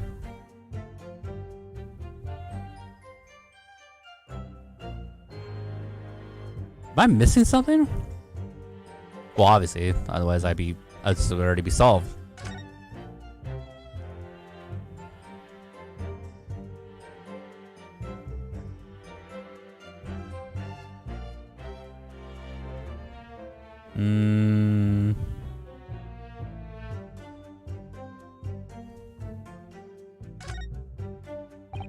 This is clearly a record of some kind of medical treatment, and there's an entry for the day the professor was killed.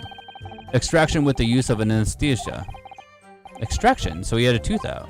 Yes, it sounds like just before he went to lunch. Dr. Wilson had to have a decayed tooth removed. They probably used laughing gas so he couldn't feel anything. It's the latest medical achievement in the West. Yes, I've heard people talking about this new idea of anesthetic. It's possible to imagine not being able to feel pain, though. There's a cautionary note at the end from whoever wrote this. It says, no food or drink other than water for 3 hours post-procedure with anesthesia wears off. Okay, well, I didn't get anything from this. What else can I use?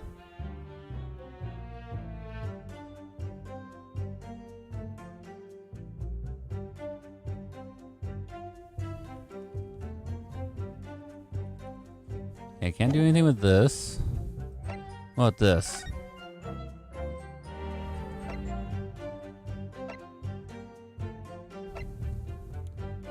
Zinkable fired at close range. Fatal hemorrhage from pectoral ballistic trauma. No exit wound. Bullet did not pass through the body.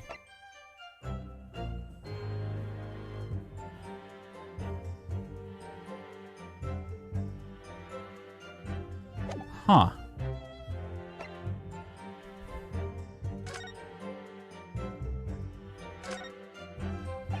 Ah, the symbol of Yume University.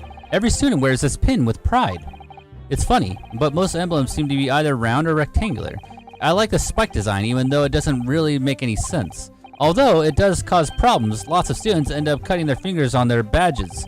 Perhaps it was the idea of one of the founders. A sharp pin for a sharp mind or something.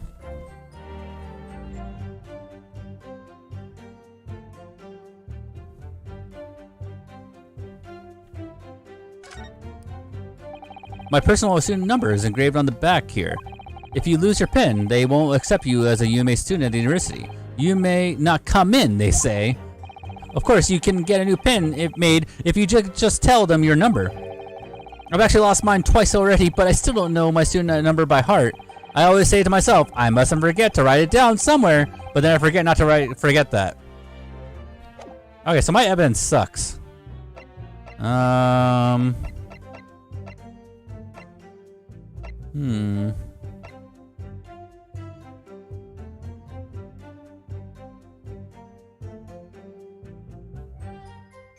Oh, I did. Oops, sorry.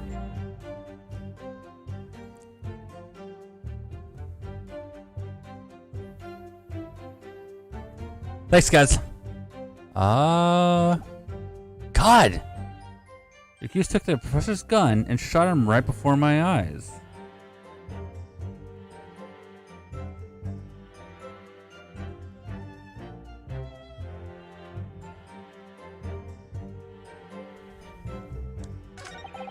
I don't carry a gun myself, so obviously I couldn't have been the culprit.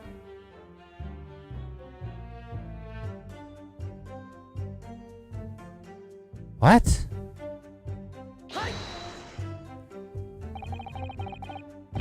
Oh, thank you, Jess. It's all very well saying that, but can you prove it?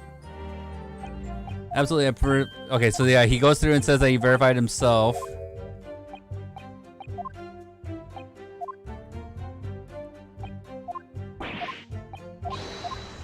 See how long it'll take? It'll take me a while, probably.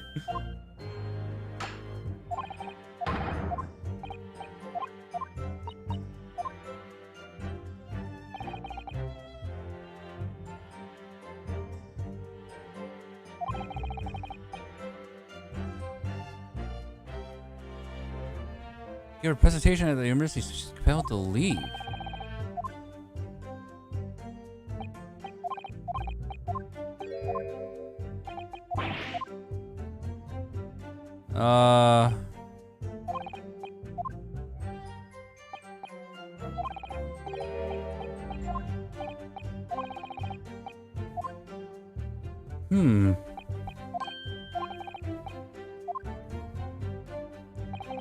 Dude, I don't know. Dude, like, her statement is so clean. Drank so many Diet Pepsis today, I have no place to put the empty cans. That sounds familiar.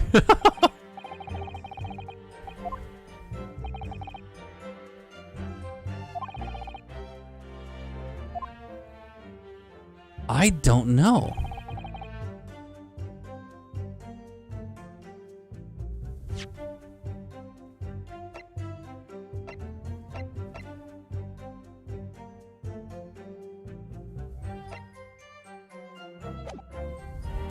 I had arranged to meet for a slightly late luncheon with Dr. Wilson that day. I ordered a beefsteak for myself, and the professor and I said cheers over a glass of carbonated water. After a while, the accused came over to greet the professor, and they got into a fierce argument.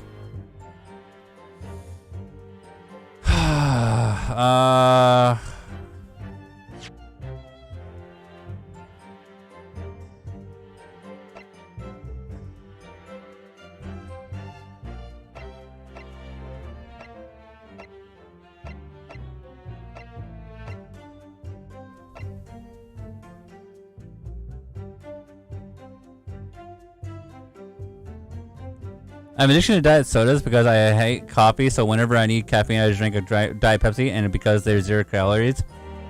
Yeah, it is probably a better option. I drink copious amounts of coffee, so... One of these sentences is wrong, just something... Oh, God, I can't figure it out!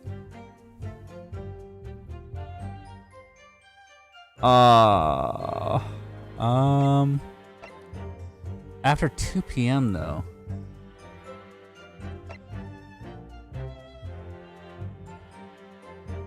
No, this sentence doesn't make sense to argue it. And not long afterwards, the accused took the professor's gun and shot him right before my eyes.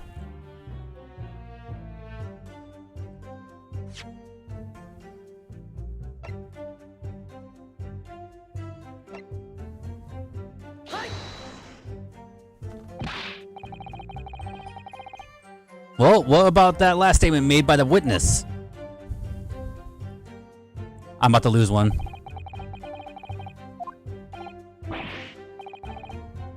Perfectly reasonable in every way. Perhaps you should take a leaf out of the witness's book and learn to be more reasonable about yourself. Ugh, alright, I just need to calm down and think everything through again from the start. I don't know!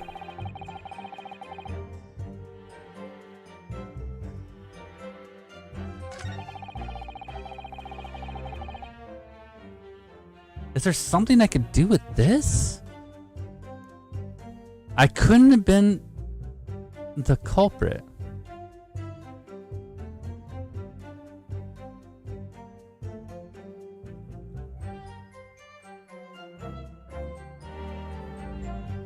It's this sentence. I know it's a sentence because she could clearly hide stuff. I just don't know how to point it out.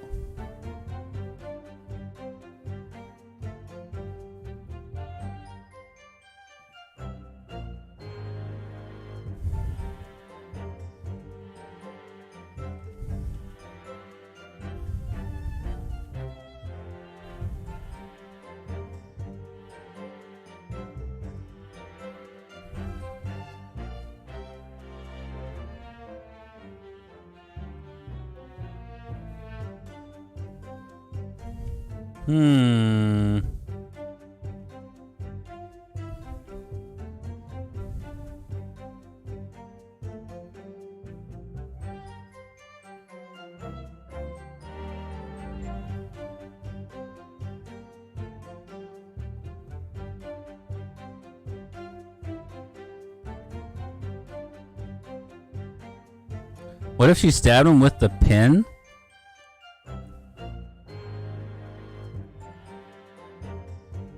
Why would the school even make pins so sharp you could cut yourself on it? Well, it leaves a hole, but no evidence. Something that can stab. But they know it's a gun. They know it's a gun.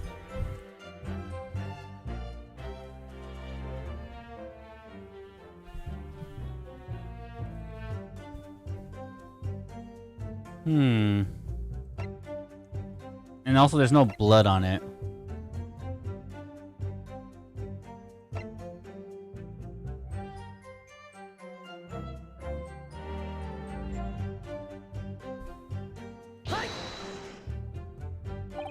That statement contradicts the fact that is demonstrated by this evidence. Damn it. As far as I can tell, there is nothing untoward about this evidence. But that... pull yourself together. You look as though your eyes are about to pop out of your head. I can't help it. It's just my look. Oh, I don't care if I got myself, so obviously I couldn't have been the culprit.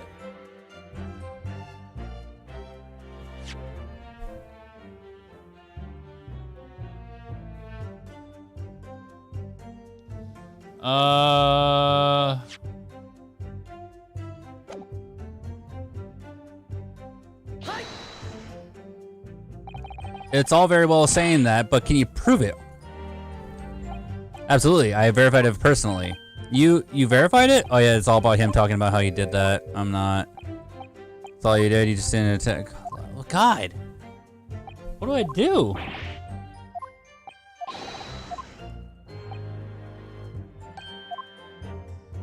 You can offer permission, but you will. You're going to continue with this preposterous claim that the refined lady was concealing a firearm. The prosecution demands that you support your assertion with facts.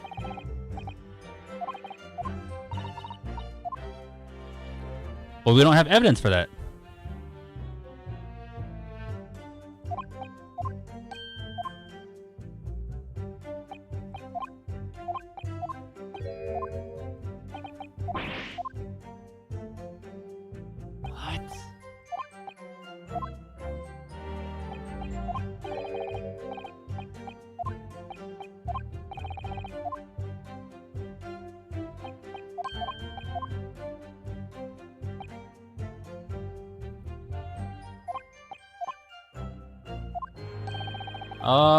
Pressure on any of her statements that seem very slightly off to you.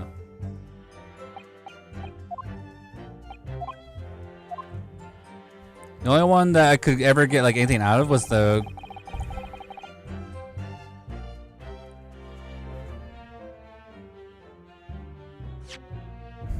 a late luncheon.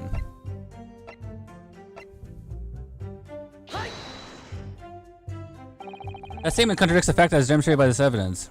That's not it. Damn it. I thought that because it would show that it was after 2 p.m., it would say something, but...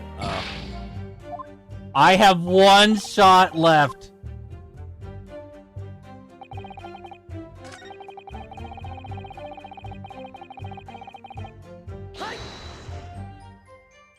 So both of you and the professor drank this carbonated water, did you? Yes. Being the waiter, I poured the 2 glasses myself. I clearly remember doing so. Except you're actually a detective. And the beef steak, that was for you, Miss Brett. The lady says that she's heard it was not customary to eat beef around here in Japan until it opened the doors to the world. Yes, that's true. What a frightful place is this lady's opinion. And I've heard that it's customary to eat sashimi in Great Britain. Now that's frightful. Every country has its own cuisine as long as people eat food. What does it matter what it is? You're coming to think of it. The first time I tried carbonated water, it was much more of a shock than the first time I tried beef. Anyway, back to this witness's statement. Somehow I feel like there's something out of place in what she's saying. We need to pronounce on every slightest thing now. So it's this statement here. I keep getting more stuff off this statement here.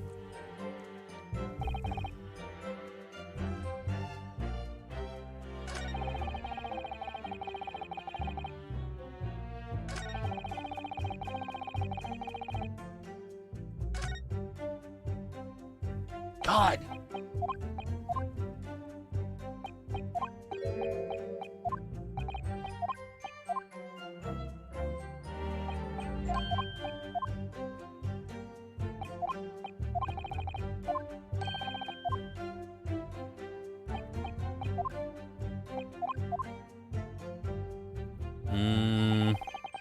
I had arranged to meet for a slightly late luncheon with Dr. Wilson that day. Let's press on this again. 2 p.m. in fact, that's a really quite late luncheon, isn't it? And he's gonna tell me, yeah, it's for an English woman to do so. And she's gonna say no. The size of English, no. It's seen as a laboratory occurrence. But on that day in question, the victim had another appointment in the clinic first. That's right. Miss Brett and the victim to lunch following the victim's treatment, which is why it was so late. Yes, that all makes perfect sense. Such wonderful logic. I ordered a beef steak for myself, and the professor and I said cheers over a glass of carbonated water. For a while, the accused came over to greet the professor, and they got into a fierce argument.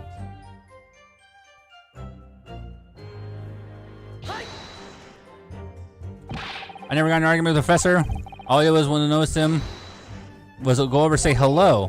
Please don't get angry with me. I wasn't directing at you. I meant for her. But anyway, I said I'm not going to get angry with you. Alright. Sorry?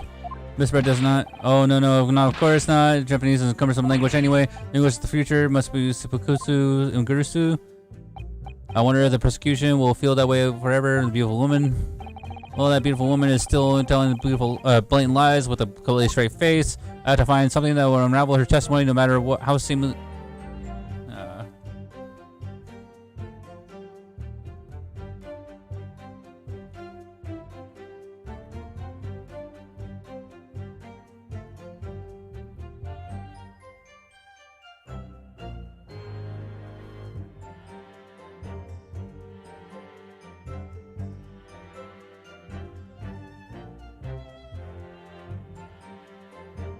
I don't know.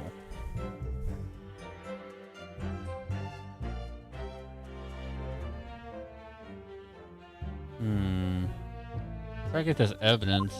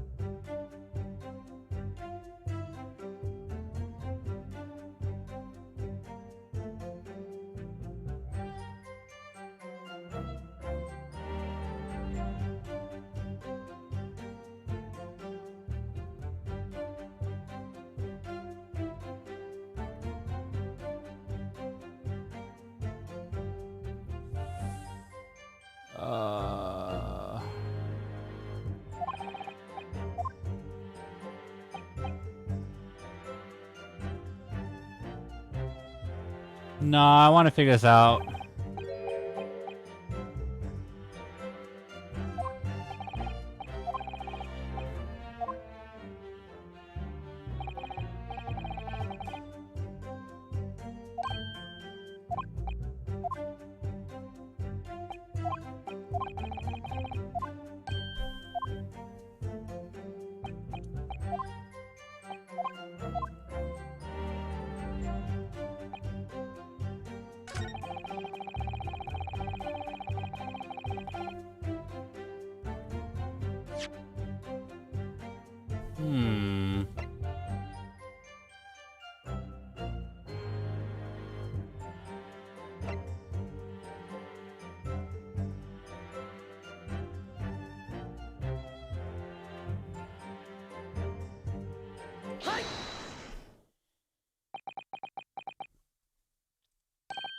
That's it. Let me just confirm something, please. Oh my god, did I... Let's do with this photograph print. Just a short while ago, you spoke of this print showing... That's right! It only shows one glass, so they had to cheers. It's only one glass, though. Holy crap, did I just do it? Wait, did I do... did I do... That it was exactly as if as it was left. That is correct. The lady says. Well, it's odd, very odd. Dear me, what's odd is the defense's inability to express itself. Ugh. Rinosuke, what is it about the print that looks odd to you? Well, obviously, it's the cheers. The cheers? Miss Brett just told us that she and the professor had said cheers over a glass of water. But if that's true, there should be 2 glasses on the table, not 1. Ah. You're quite right, Counsel. There's only 1 glass pictured here. Objection! Are we supposed to be impressed by this nitpicking over minutia? What possible difference does the presence or absence of the glass make on this case? Objection! Minutia, you say? Could it be that the detective here removed a glass from the table to conceal the lady's presence? Of course not. I would never do something so reckless. But there should have been 2 glasses on the table. Or are you going to try to tell me you can clink with only 1? You're quite right. I certainly took 2 glasses to the table.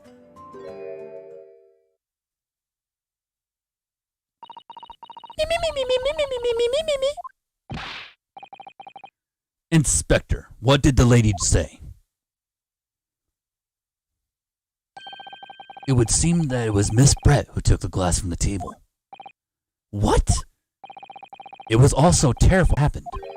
I panicked and thought I should try to hide the fact that I'd been here at all, she's saying. Good gracious!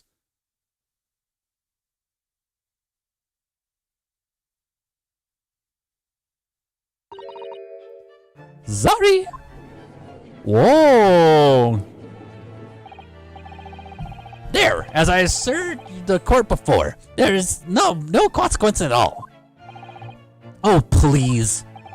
We must remember that this student had just murdered the lady's luncheon companion before her very eyes. Who could blame her for concealing a glass or 2 in her state of disarray? That's absurd. Oh, really? So do we take it that you are now going to accuse this vulnerable young and beautiful woman of No. This can't be put down to mischief. I'd like to know exactly how the lady took.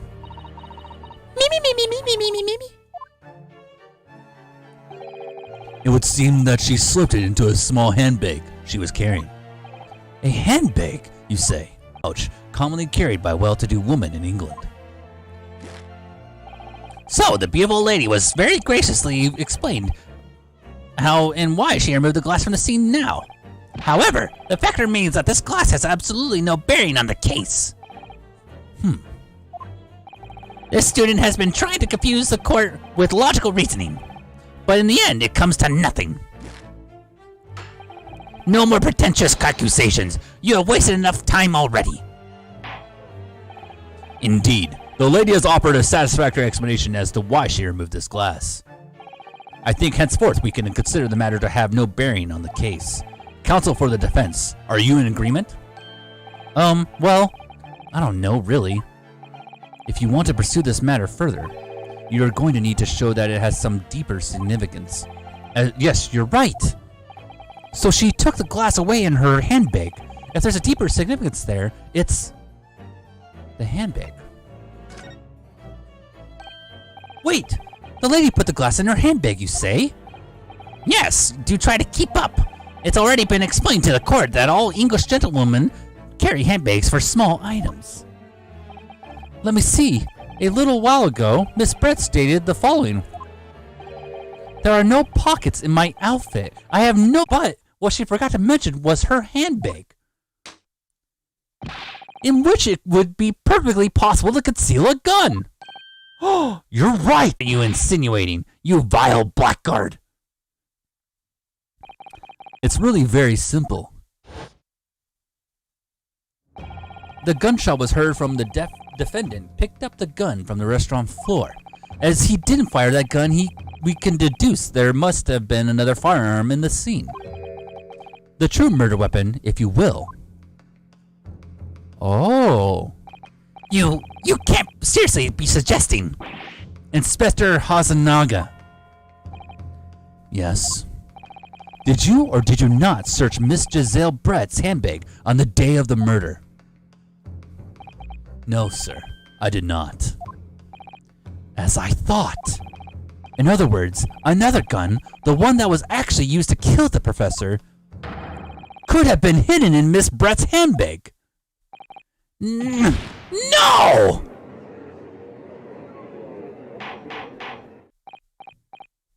Order.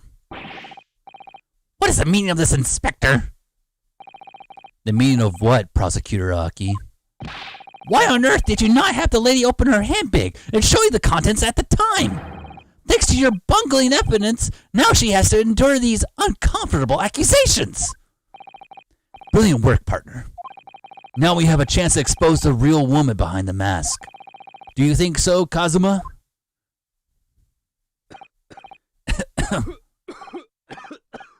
Oh no, this guy's dying. Well, what a sorry situation. Clearly you have no faith in the police. No. Huh? As I said, I did not search the lady's handbag after the shooting, simply because it was unnecessary. What? Unnecessary in what way? I ought to thank the student lawyer, really. I have a piece of evidence here that I had completely forgotten about. This photographic print. This print of a photograph that I thought would be prudent to take immediately after the shooting. As you can see, it clearly shows Miss Brett's handbag. And the glass. Well, I never. You can see right through to what's inside. That's right. Apparently, meshwork bags like these are in height of fashion in London at the moment. So the contents are clearly visible. Exactly. So there was no need to search the lady's handbag. If there had been a gun inside, it would have been immediately obvious. Ah! As you can see, there's nothing to imply Miss Brett's guilt here.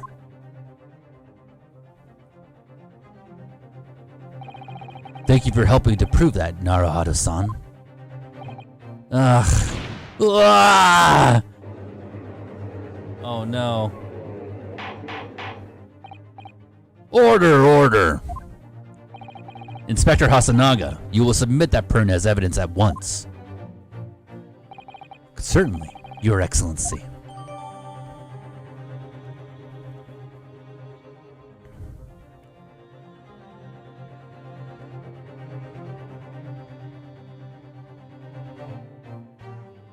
A photograph taken by Hasanaga-san after the incident occurred, it shows Miss Brett's handbag on a chair by the victim's table. I think you've had long enough to cross-examine the witness counsel. The court has now been shown considerable evidence. As the photographic print just submitted into the court record appears to have no further significance, I am satisfied that there is no longer any room for doubt in this matter, and I must make my ruling. Indeed, and there is only one logical conclusion, that the pathetic rookie slumped over the bench before us is the only possible perpetrator of this crime. Wait, what was on that guy's arm, though? No, just when I thought I was beginning to turn things around. I'm in the worst situation that I was at the start. Ugh. Kazuma? I'm sorry, Ryunosuke. Now that cross-examination of the witness is over, there's no way to force the trial to continue. What? You mean this is it? I must say you put up quite a fight for a rookie student, but the weak are meat while the strong eat. Wait, let me look at this again, though.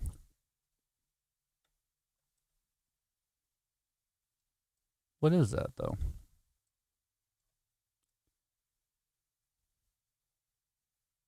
This has to be something, right? Like, what is that?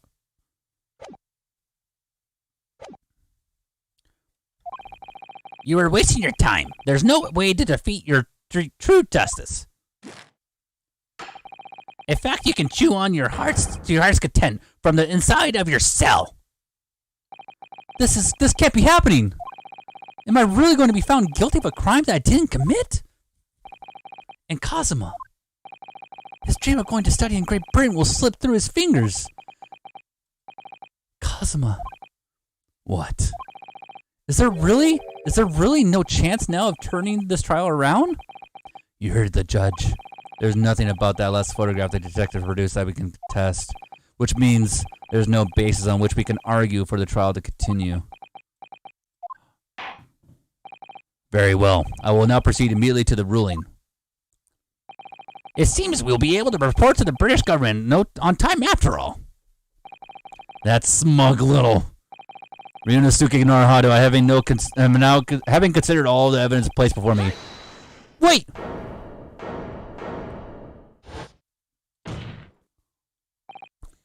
Wait, Your Excellency!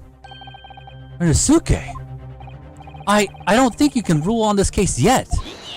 Objection! This arbitrariness is getting tedious. When His Excellency deems that the trial is over, he gives his ruling. That is the most basic protocol of the courtroom. Yes! Your Excellency, just a moment ago you said this. As the photographic print just submitted appears to have no further significance, there is no longer any room for doubt in this matter, and I must make my ruling. Now that means that if there was a problem with the evidence, significant detail, then ruling on this case at this time will be out of the question. Objection! This is a blatant straw clutching. Look at this photographic print. All it shows is the handbag the gentlewoman was carrying on the day in question. There can be no problem with this evidence. You better know what you're doing, Ryunosuke. I understand your objection, counsel. Certainly, the new evidence submitted by the detective has not undergone the court's scrutiny. However, I fail to see how it can glean any new information from this handbag. Ha! My thoughts exactly. Really, the prosecution is becoming tired of this rookie's desperate wheezes. Yes, I'm desperate, but this isn't a wheeze. There's something about this photograph which just doesn't seem right. If only I could put a finger on it. Very well. I will grant the defense one final opportunity. One last time? I only have one chance to go. What? But be warned that if I am unsatisfied by your response here, the trial will be over with immediate effect. Do I make myself clear? Yes, Your Excellency. So, take another look at the photographic print Inspector Hasanaga submitted before. You will identify for the court where in this print we see the significant detail to which you have already alluded. Well, it's clearly this thing, right? Is this it? No?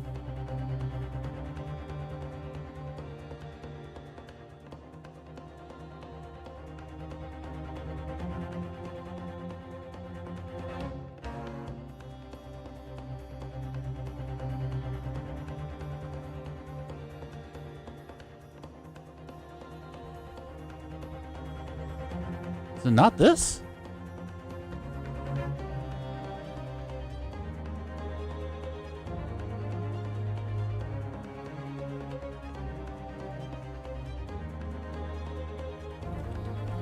Why can't I do anything here?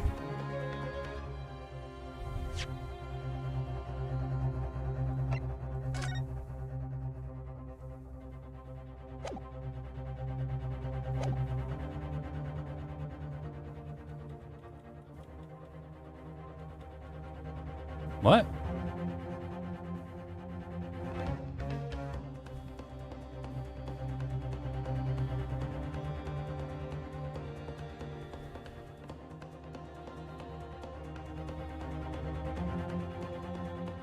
What have I missed?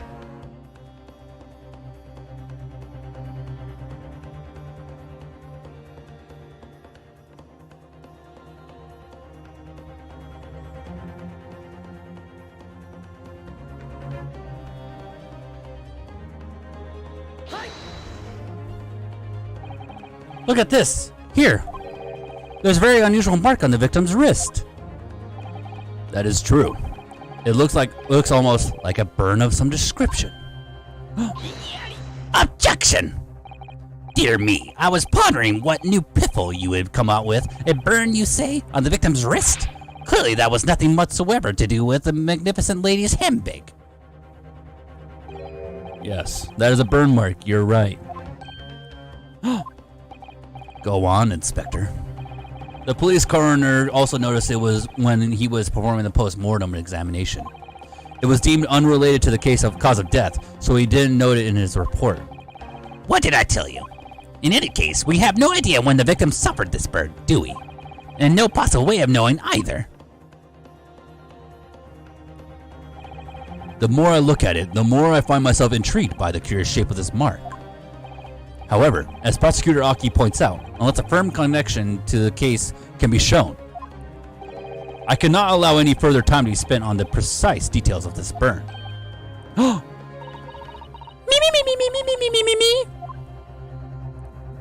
She doesn't seem to be smiling anymore. Excuse me, Your Excellency.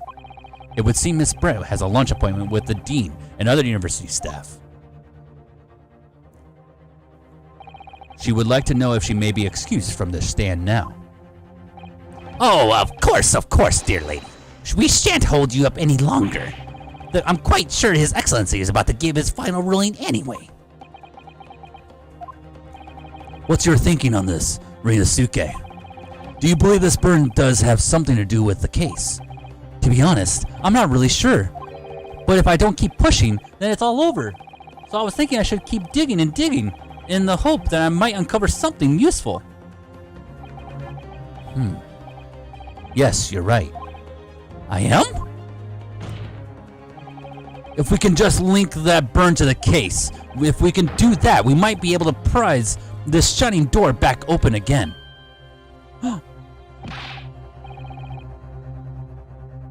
Just give up, counsel. You cannot possibly hope to do that. Indeed, I'm afraid that without evidence I cannot allow you to pursue what is little more than conjecture. But if we had evidence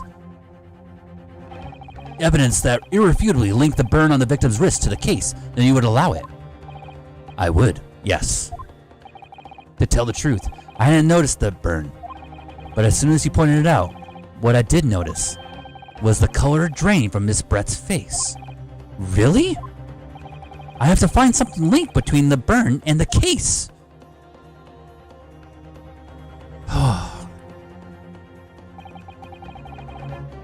What's up, Jordan? Well, didn't someone order a beefsteak? That's true. This is the moment of truth. It's time to find some evidence that proves what that burn really means. So then, the defense will now present its evidence to the court. The evidence that demonstrates an inextricable connection between the victim's burn and this trial.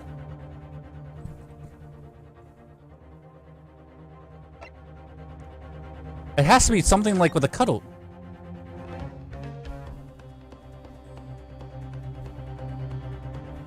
It has something to do because of the steak, right? You guys are saying, it has something to do with the steak.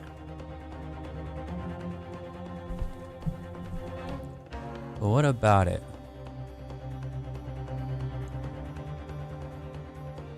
Oh! What? Hey! You're right, it is a bull's head. You remember Pickle Me Brick Rounds? I do, Jordan. That has to be it, right?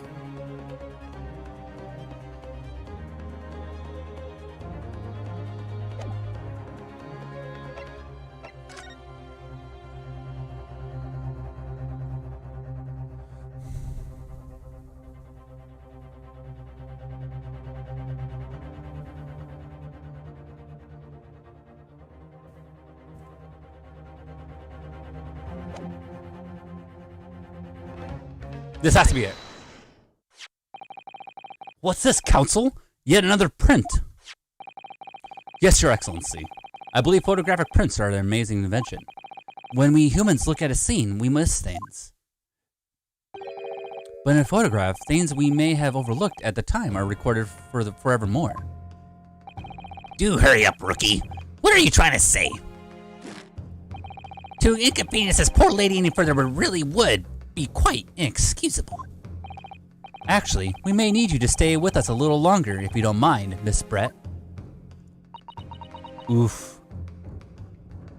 This has to be it. Which is me. I'm making summit for Zoltridia Island, and I need a PvP fan recommendation on it. Oh. You see, it's very clearly visible in this other photograph. How did the victim come to have that unusually shaped burn on his wrist? The reason it was recorded here forevermore. What? How? Objection! You can't fool me with your little bluffs, boy. If that's your game, then let's see how it plays out. Show the court exactly what you mean. What is it in this photograph that explains the reason for this victim's burn?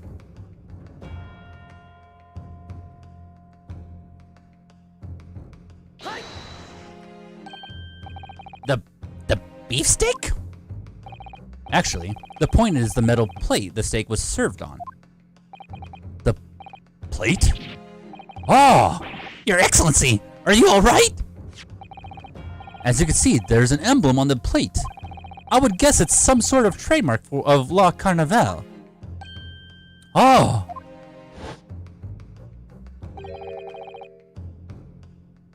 This emblem on the plate. And the victim's burn are exactly the same shape. Ah! Ryunosuke, you genius. You're spot on. Which means the victim must have suffered this burn while he was present at the restaurant.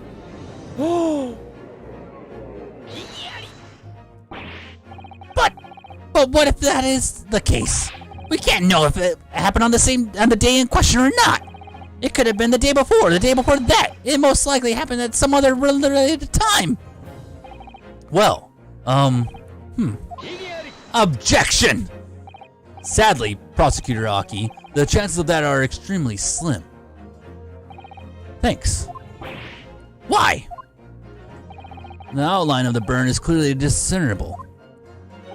Such a serious injury would have caused quite a commotion in the restaurant. Wouldn't you agree, Inspector Hasanaga? I can't imagine having missed such a terrible disaster, certainly. But...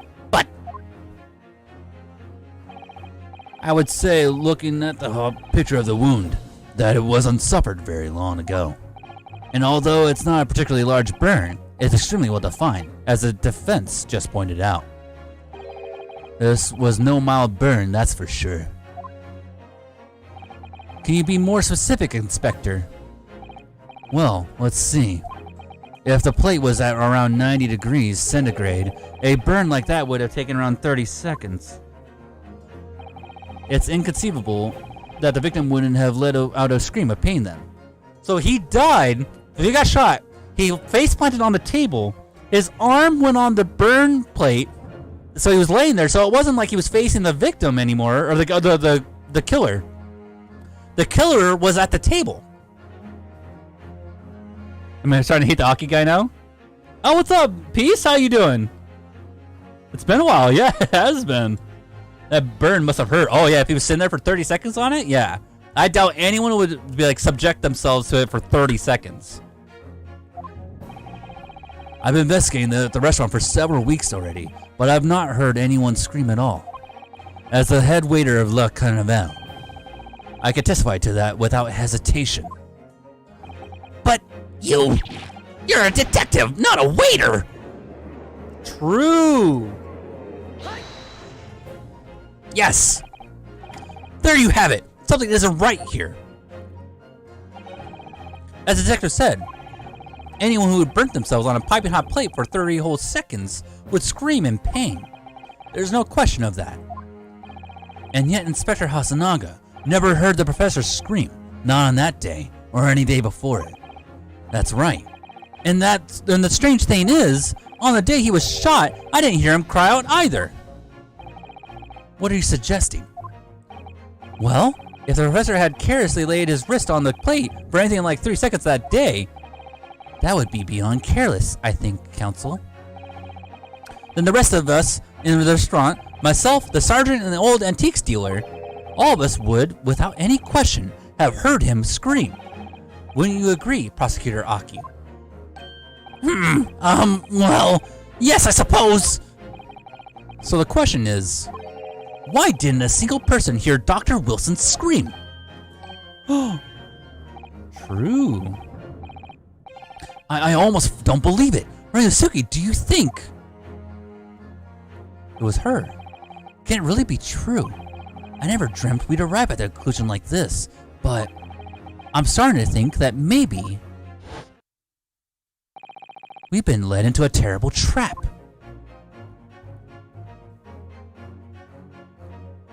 Stop saying 30, it's 3. There's only one explanation I can think of to make sense of this apparent impossibility.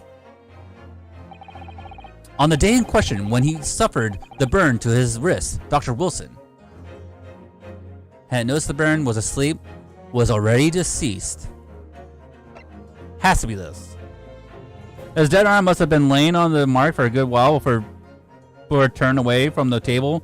Maybe he got burned by accident. It hurt so much he wanted to get killed, so he just helped. They just helped him. Oh my god!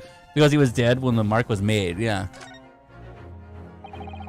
Actually, doesn't even need to be a dead arm. He could have just laid his wrist on it while eating and resisted the burn pain. Yeah, he just accepted it.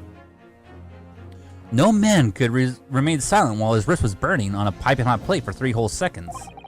That's certainly impossible. Apart from in one particular situation. Counsel, are you suggesting? Yes, it's only possible if the man was already dead. Already? Dead?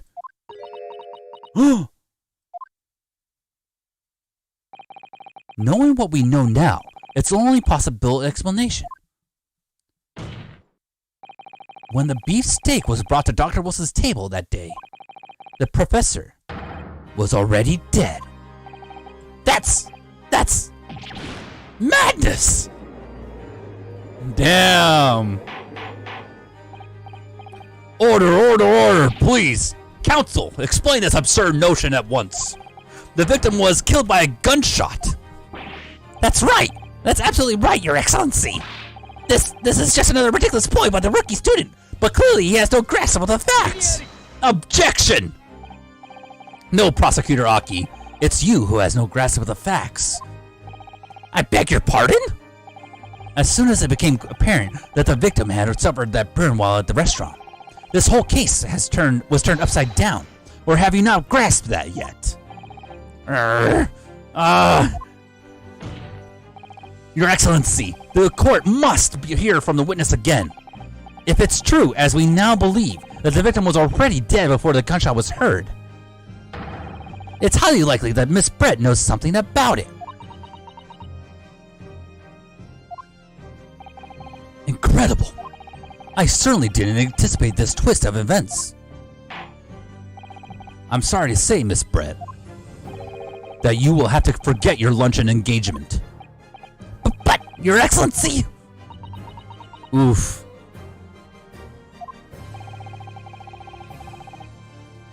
The justice system in our country may be in its infancy, but rest assured, all reasonable doubt must be dispelled before I am prepared to pass judgment. Thank you, Your Excellency.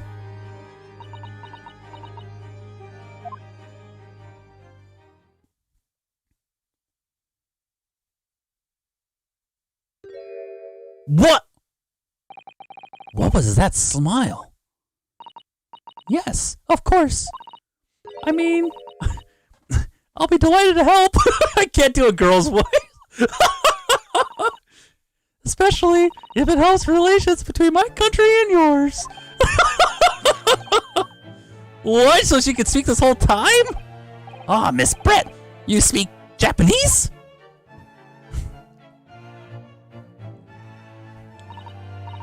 Well, of course I do. I'm studying in your country after all. But then, why have you been speaking through an interpreter until now?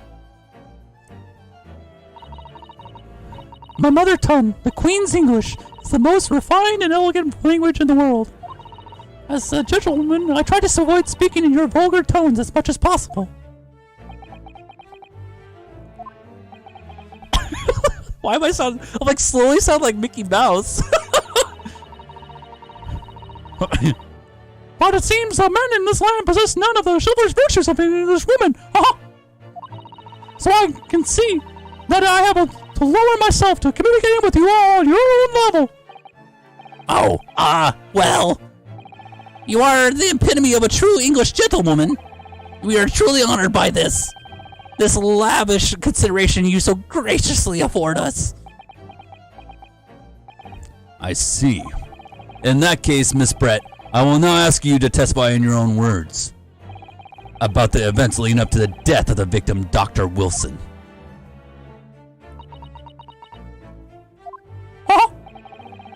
So we're finally going to hear her own words to the matter. Things are getting interesting, Ryunosuke.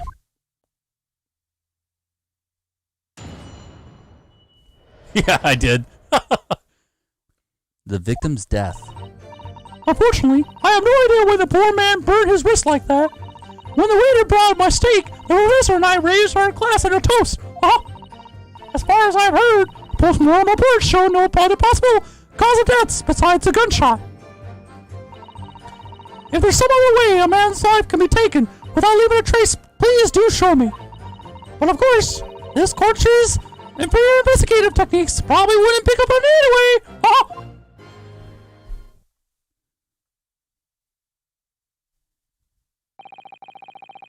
That most captivating and beautiful testimony will go down in the Supreme Court's history.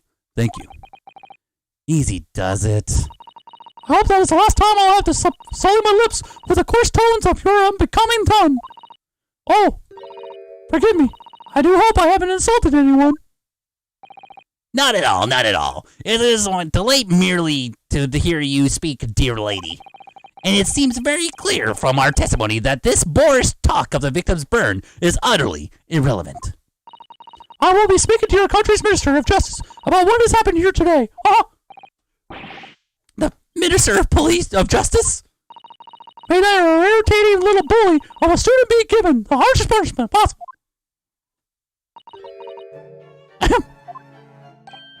Huh?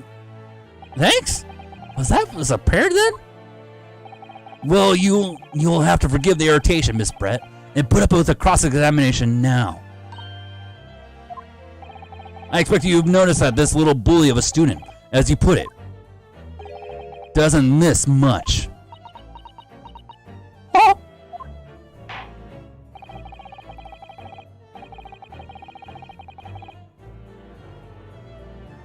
I'm sure I don't need to remind you, counsel, that this will be your final cross-examination in this trial. If you fail to demonstrate any problems with this witness's testimony, I will be ruling on the case immediately. Is that clear?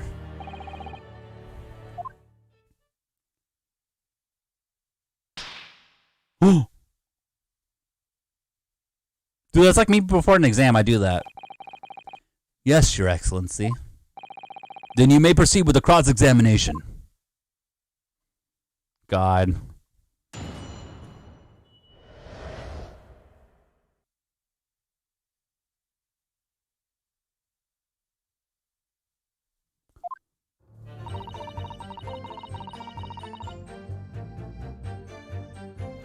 Unfortunately, I have no idea when the poor man burnt his wrist like that. When the waiter brought my steak, the professor and I raised our glasses in a toast. As far as I've heard, the post-mortem report showed no other possible causes of death besides the gunshot. If there's some other way a man's life can be taken without leaving a trace, please do show me. But of course, this country's inferior investigative techniques probably wouldn't pick up on it anyway. What? Okay, out of all of these, this is the one that kind of gives me the...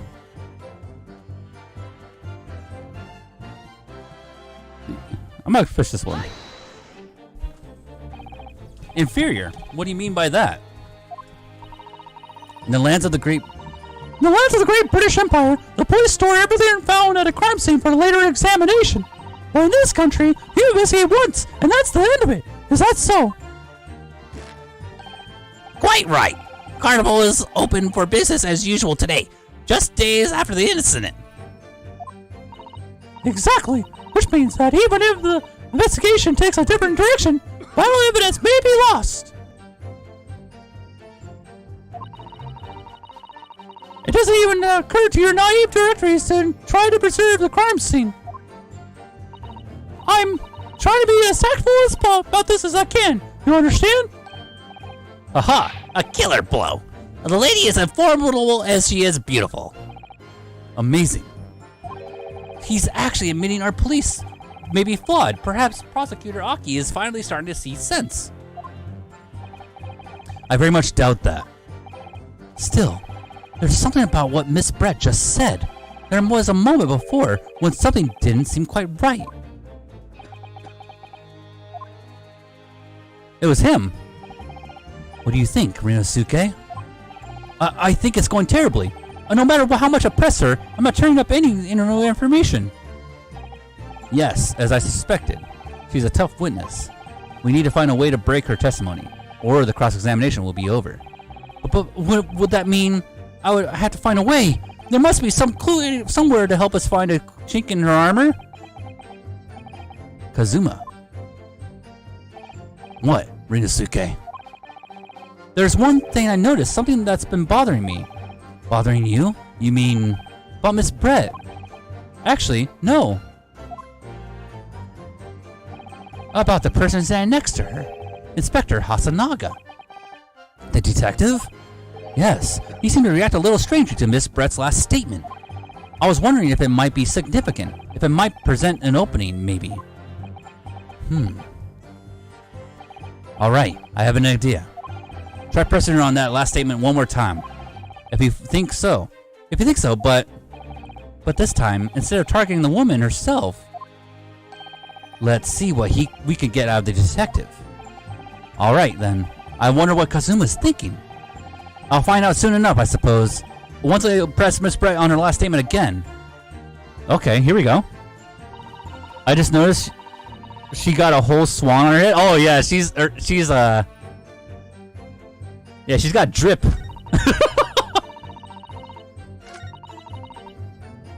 Gotta go to her last statement. And then we press her.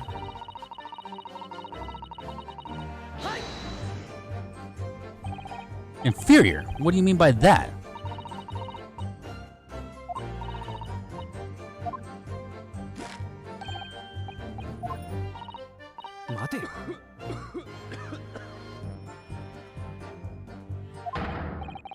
Yes, there it is again. The detective's reaction is just the same as before. Why? Up until now, the detective has been in the stand with Miss Brett as her interpreter. But things are very different now. For this testimony, the detective is just listening to what the Englishwoman has to say. This could be a golden opportunity. What do you mean?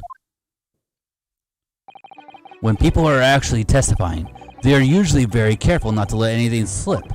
However, when they're listening to someone else speak, you'll find they often let their guard down. You're right. Look at him. He lost his own thoughts. It's time to pursue the man and his train of thought. Sorry? Pursue? I'll explain how to do it now, Ryonosuke. That's all to do with the witness marker. What marker? At the moment, we're focusing on the Miss Brett, who is the person actually making the current statement. But by moving the marker left and right, the A and D, you could turn your attention to the people in the stand. While you're looking at the other witnesses, you'll be able to pursue them with the space. If you catch the person at just the right time, might uncover some new information to pursue. If you ever notice a strange atmosphere amongst the people on the stand, take a good look around. Alright then, so first I should move the marker across with A and D and focus on the detective. Then pursue them with space and see what's going on in his mind. Here we go.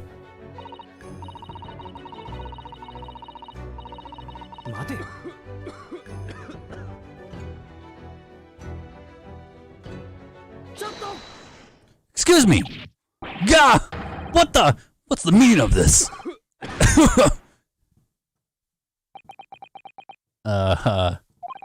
I'm so sorry, I didn't mean to shock you.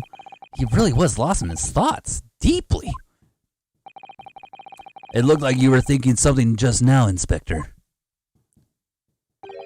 Perhaps having heard what the lady next to you had to say.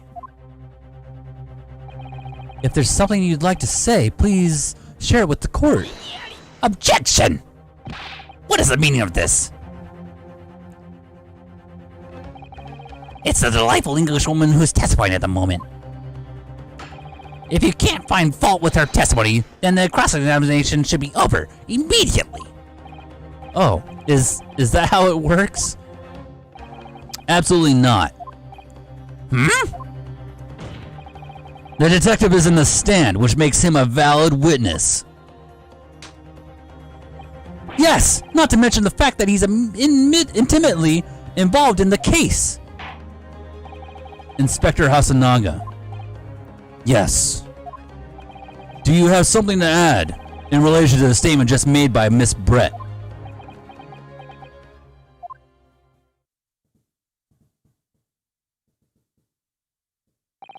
Well, yes, if you don't mind. I would like to speak. Uh-oh. The lady is right. Our country's police practices are not as modern as our country's police practices are not as modern as those used in Great Britain. Which is why I, Satoru Hasanaga, always strive to make every investigation I'm involved in flawless. What do you really mean by that? I'll tell you what I mean. I won't have evidence lacking on my watch. I'm not afraid to take everything I can from the scene of the crime. It's preserving evidence, you see. I don't care if they call me a crime scene thief. I'm not ashamed of what I've done. Crime scene thief? Well, it looks like the lady's remarks touched a nerve there. Take this for example. Huh? Is that? This is the bottle of carbonated water that I took to the victim's table on the day in question. And yes, it's lost all of its fizz. It had been opened 3 days ago now. But it was carbonated water. I don't care what anyone says. Yes, there's some left in the bottle. I could see it. One day our police force will be among the best in the world. The time is coming, I guarantee it. Oh, so it was poisoned. I can't say I condone the witness's actions, but I don't understand the statement. The court will accept the glass bottle of water as evidence. The carbonated water bottle has been entered into the court record. Miss Brett.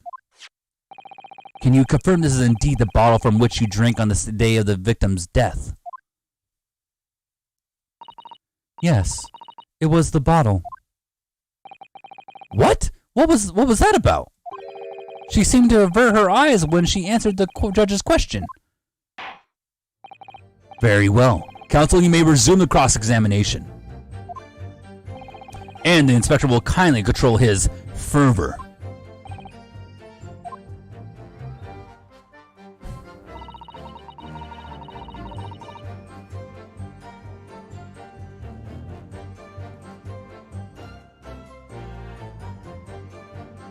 Unfortunately, I have no idea why the poor man burnt his wrist like that.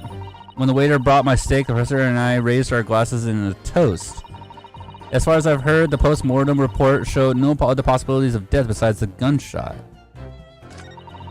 If there's some other way a man's life can be taken without leaving a trace, please do show me.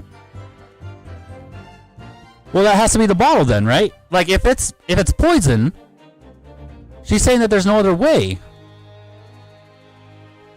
Did I actually call it the poison that early? Dude, if you did, this has to be it though.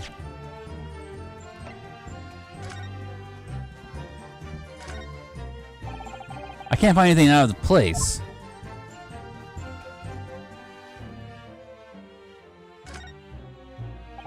The label is written in a foreign language that I don't recognize. Do you know what it says, Kazuma? I think it's French. This must be a very expensive water. Yes, but what does it say? That's what I'm asking. Then go to France and ask. You could just say that you don't know.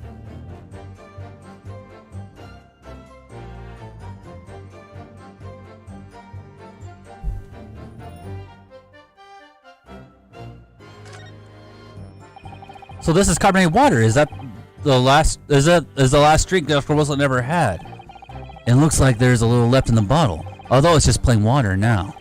You know, I've been sweating so much, I'm absolutely parched. I'll just have a sip of this to keep going. No, you're in a suitcase. You can't do that. For one thing, that's evidence. You can't go drinking evidence. Oh no, you're right. We don't know what might be inside, do we? You never cease to amaze me, Yorinosuke, in more ways than one. I wonder, could there be anything in this water?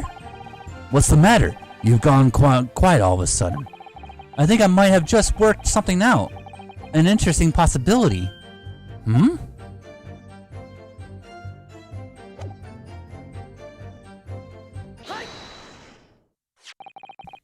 What is this? The bottle of water. Actually, there is one method of killing a man without leaving a trace that comes to mind. Obviously, I'm referring to poison. Dude, poke! Poison? On the day of his death, we know that Dr. Wilson drank from this bottle of carbonated water. Could it be that there was poison inside? Oh? Could it be that the professor actually died after taking a sip from this glass? Oh! You really tried drinking the water? Yeah, seriously? Order. And on that day, who was sitting at the same table as the professor and able to sip this poison into his drink? Slip the poison into his drink. There's only one person. There's only person who could possibly have done that. Okay, there's only one person who could possibly have done that. Giselle Brett. It was you. Objection! This is outrageous to suggest such a thing without a scrap of evidence. You little rookie imbecile. How could you even consider the delicate situation our country finds itself in now? Have you forgotten that we have only just signed an accord of friendship with the British Empire? Have you ever even the vaguest inkling that your rash accusations could jeopardize the entire treaty? Objection! This is not a political arena. There's a trial to determine one individual's guilt with respect to one's crime. What? The fact that this woman is British makes no difference. We are here to determine the truth. Grr. Ahem. If I may. I will silence you forever for this disgraceful attack. Shut up. It is you who should be silent. Of course. Dear lady. Where did that come from? She just snapped. I'm afraid I have spoken unfairly before. I offer my most humble apologies. I'm sorry, my lady. To what are you referring? I described your police force as inferior, but no matter how inferior they may be, you still investigated this particular point thoroughly, I believe. The bottle, I mean, Inspector, and whether it contained poison or not. Of course. You did! Have you forgotten what my guiding principle is already? I strive for a flawless investigation every time. I don't believe it! Naturally, we tested the inside of the bottle and its contents. And? What did you find, Inspector? I ordered tests for every toxin that's available in this country, and at the present time. We couldn't find no trace of poison in any description in the bottle of carbonated water, Your Excellency. What? Are you sure? The tests were meticulously carried out by the chief coroner himself. No! No!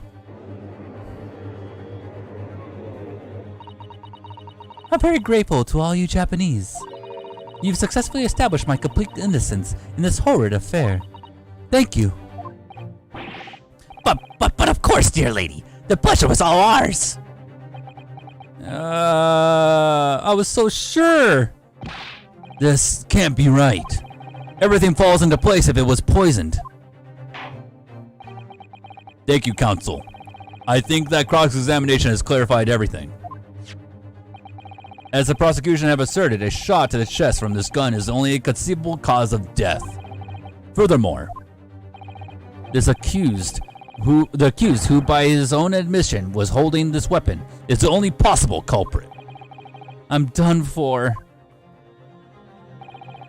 The court wishes to apologize for the great inconvenience that this has caused you, Miss Brett. Oh no, I'm just glad the matter is resolved.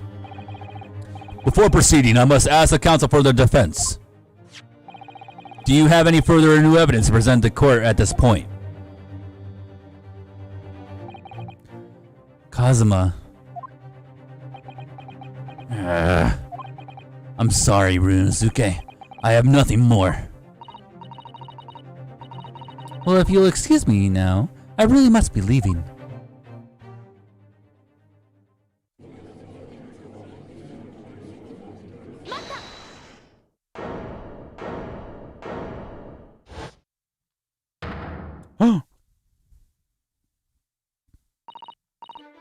Please, wait. Isn't that... What is the meaning of this? Forgive me for intruding on court proceedings, Your Excellency. Susada Makotoba, Judicial Assistant to the Defense. Makotoba? Oh. She could have poisoned the glass itself? That's why she took the glass? Oh, you're right! In my darkest hour, with nowhere left to go, she appeared like a bolt of lightning. And in her hand, she carried a small package wrapped in a fur shoki cloth.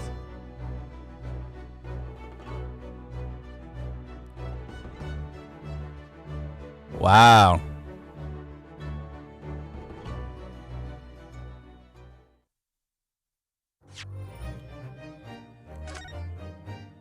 Let's save it.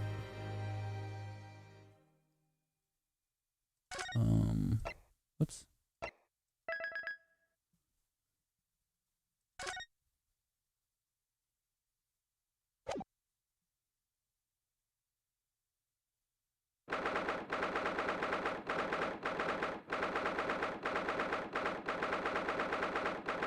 So an hour later. Whoa. Well, I understand you are the judicial assistant to the defense, but why this sudden ingress into my courtroom? Ha! A judicial assistant, and a woman, no less. The rules state that females are not permitted into this court of law other than to testify. Yes, I fully understand. I only ask only for 5 minutes of time. I have some vital evidence that I must hand over to the defense. Ha! You're too late, little girl. This trial has already been concluded. 5 minutes. I will not allow a moment more. But, Your Excellency! I am most grateful.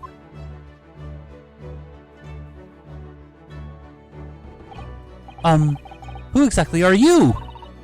I'm sorry, there's no time. Please simply accept this for now. What is it? A report about something? Written in English.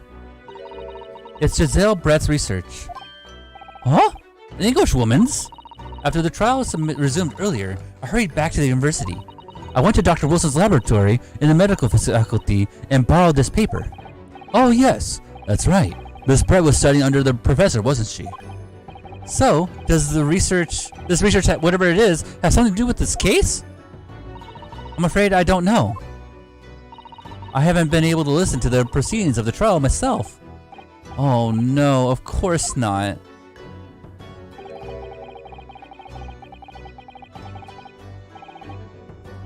Special characteristics of Curare and its effects on human subjects interesting. Curare? What's that? I've never heard that word before. Time's up! The prosecution demands the immediate removal of this female trespasser from the courtroom. There was too little time for me to read it in detail, but I've summarized what I could on a note just inside the cover. If you think it could be valuable, please cast your eye over it. This is wonderful. Thank you! Giselle's report has been entered into the court record. Goodbye then, and good luck!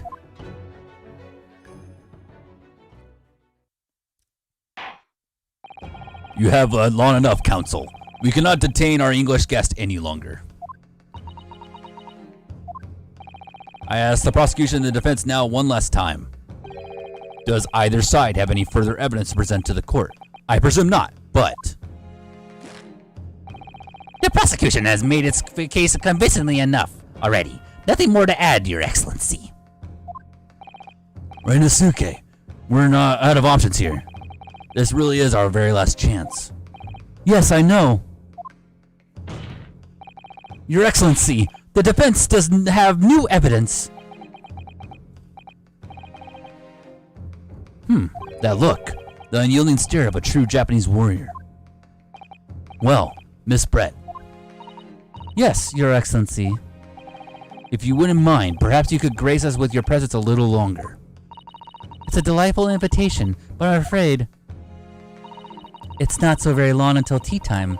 I'll have a politely decline. Forgive me, Miss Brett. It seems I wasn't clear. I realize it was phrased as a question. However, I must ask you to treat that as an order. I've said it many times before, but the Japanese language makes no sense. My apologies, dear lady. So, counsel, what is this new evidence that demands the court's attention? Bows are made from bark of certain trees in the jungles of South America. The hunters of the region have used it since ancient times to incapacitate their prey. Oh my god. Special characteristics, effects, instant paralysis of the entire body and subsequent death, and even in minute doses. Route of entry, the above. Mentioned effects occur when the poison enters the body through a wound, such as that inflicted by a blowpipe dart.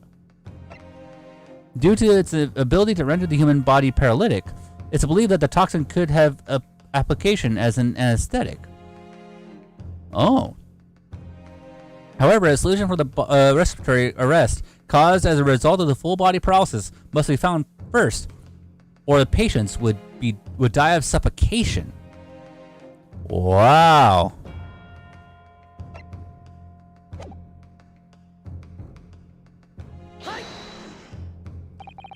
Mr. Zale Brett, we understand you were studying under Dr. Wilson at UMA University, doing research. Research by sheer coincidence, perhaps, into a deadly poison. What? Poison? Where are you going with this, counsel? A toxin known as Curair, Your Excellency. Even the slightest amount of this deadly poison entering the body leads to instant death.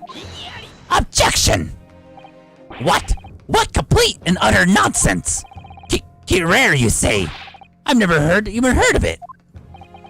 You wouldn't have done. What do you mean? I mean that you wouldn't have heard of Curair before for one very simple reason. It doesn't exist in our country. It doesn't exist.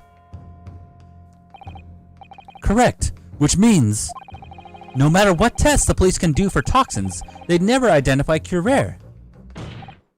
Why? Because there is no test available here that can identify the presence of this highly deadly poison. What? Let's go! Order, order, order! Counsel, does this deadly poison truly exist? According to this report, authored by a visiting research student from England, Curair has long been used by the tribespeople of South America as a poison to lace their arrows.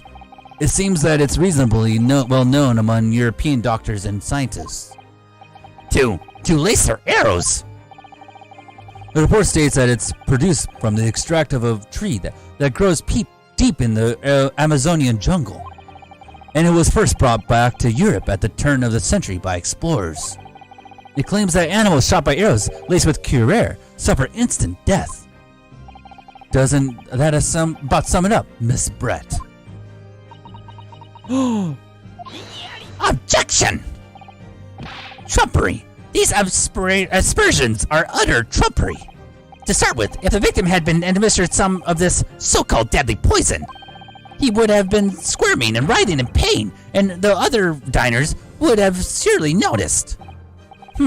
That's true. What do you say to that, Inspector?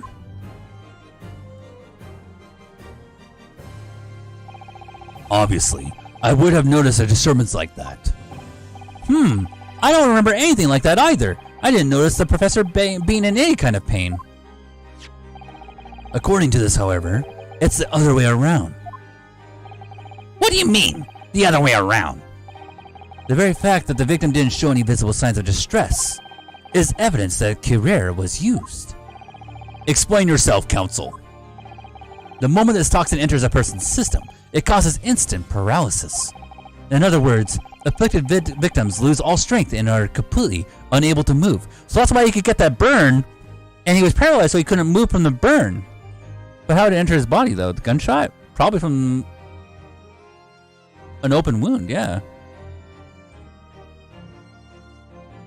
Well, this judge needs to overrule this guy. He objects to so much it's getting annoying, not gonna lie. Even if they were in total agony, there would be no visible signs of pain at all. How terrible. Obviously, if a man lost all its strength in its muscles, he'd collapse on the floor. But with a chair under him for support, as Dr. Wilson did, the effect could go largely unnoticed. But I don't follow, Kazuma. That's just paralysis. I thought the poison caused instant death.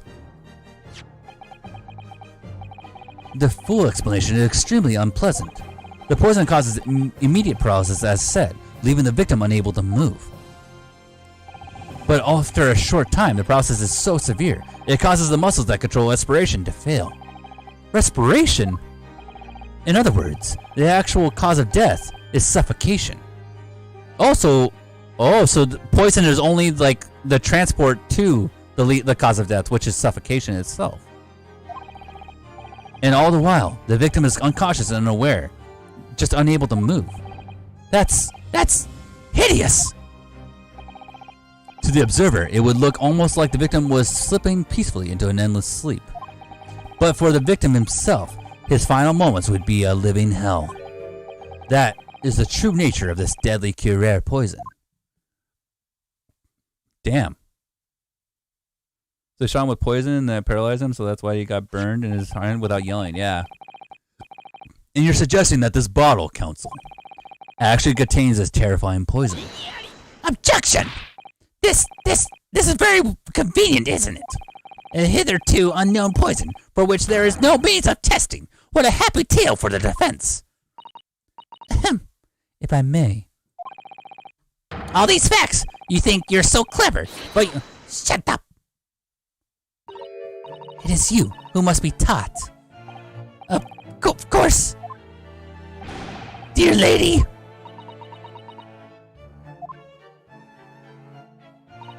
So, this is how you Japanese behave, is it? What?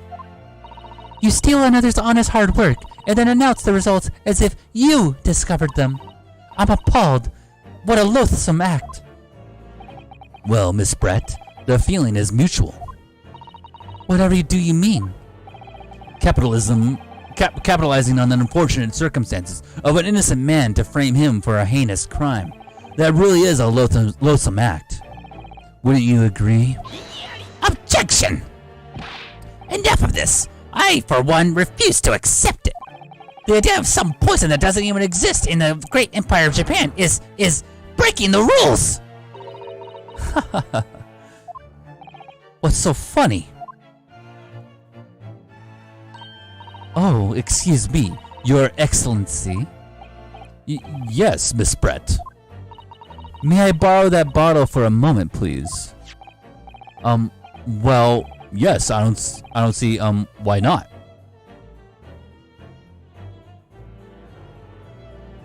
I think Jess was right, it's in the glass.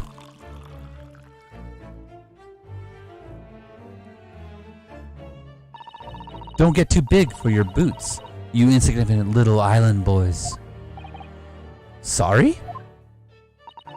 To an Englishwoman such as myself, this whole affair is a farcical comedy. Your little policy games and these foolish courtroom antics. It's laughable, really. But I'm getting bored of it all now. It's time for the games to end. Cheers. Wait, she's gonna kill herself? Wait, what are you doing?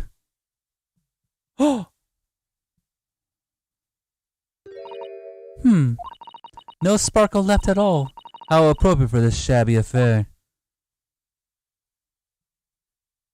What?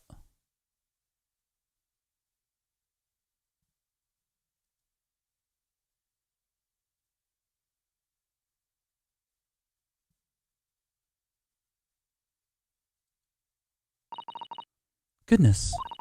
Whatever is the matter, you all look quite stunned. So, no cure. The bottle is clean. Is that what you're saying? You look quite incredulous, little boy. But of course, that's the simple truth. Thank you for presenting the findings of my research so concisely here in this grand venue. Most kind. Thank you, waiter. Now then, Your Excellency. Yes, Miss Brett. I should like to be excused now, please. I think I've given more than enough of my time for the furtherance of friendship between our countries. Ah, yes, dear lady. We are most gratified with all the assistance you have given.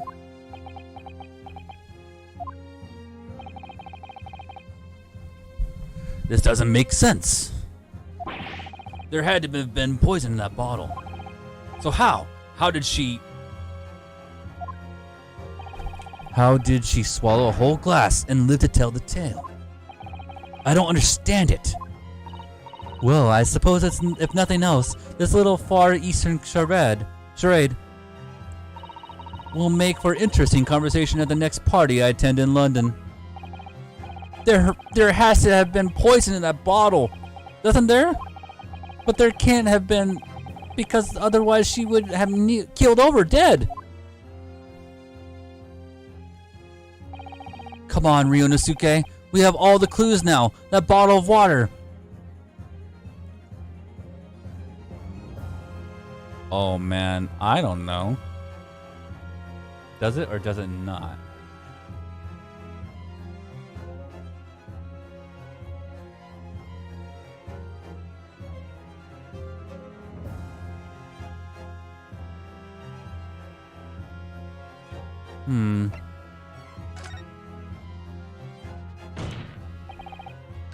As I thought, there is no poison on that bottle. What? Why, Ryunosuke? Isn't it obvious? If there was poison in there, she'd be dead by now. Yeah? But sometimes it's in need of a good staining until it's as dark as your uniform in the ways of the world. Oh, is that what that color is supposed to be to represent? That was a guileless ending to a promising line of inquiry, Counsel, for which you will be penalized. Ugh, this whole trial is poisoned. That will do. I'm now satisfied that no reasonable doubt remains in this matter. The defense has consistently failed to refute adequately the assertions of the prosecution. Accordingly, I hereby announce this court's final verdict. I find the defendant, Ryunosuke Renardo, guilty. Wait, did I lose? Damn it! Now be granted the right to appeal. That is all. Court adjourned. What?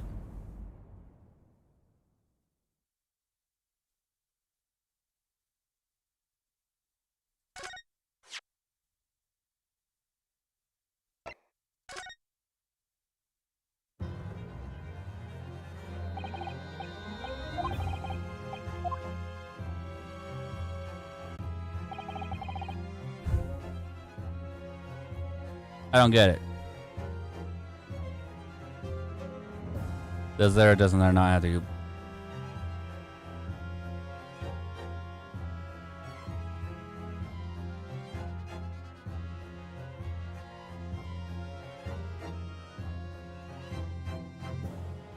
Yeah, I guess I had to say there was poison.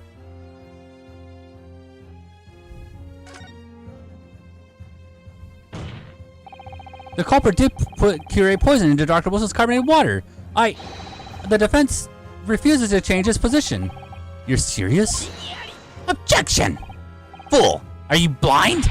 There's no possible way the bottle contained poison. I mean, we just saw. There's bread drinking the water from it. That's right, which rather complicates your argument, I think. And I believe that the complication can be explained. How? Exactly. I need to think through all the things that don't quite add up here, one by one. I'm sure the answer is in evidence we have in the court record somewhere. It has to be. Very well. If the defense truly intends to assert this claim, then I must ask you to support the assertion with evidence. Well, explains how the witness was able to consume this supposedly poisoned water unscathed.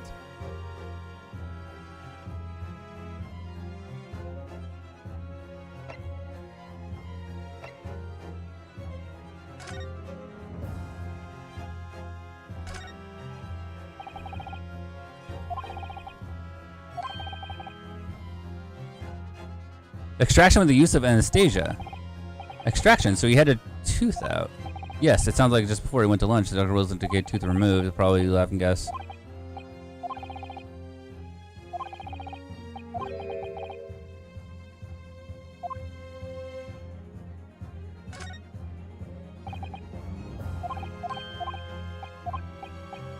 Okay, it says this.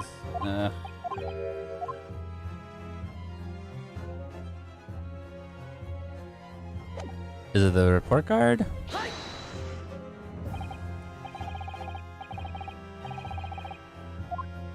And that defendant. I feel like I still had to say no.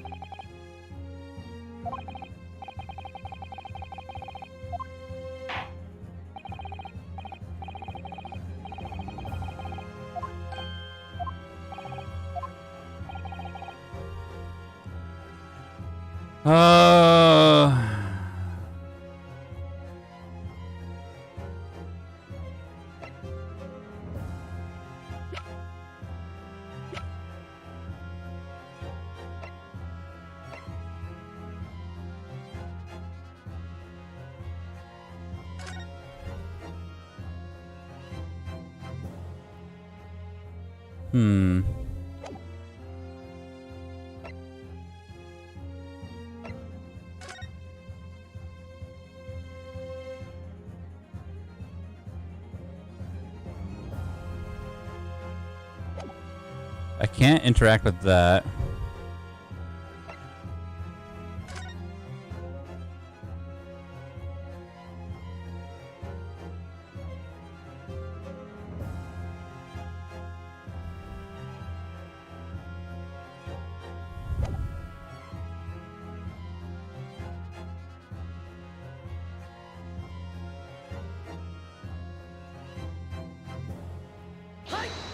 I don't know.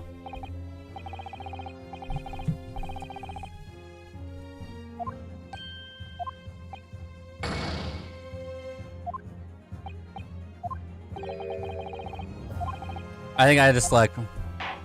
I think I automatically have to lose a point on this one from the beginning by saying there isn't poison in there.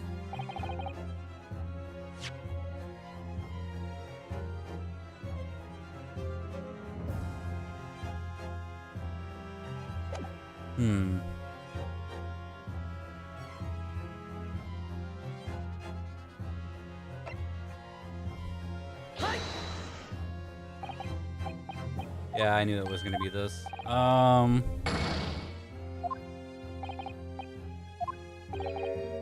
think I just can't. I have to go back.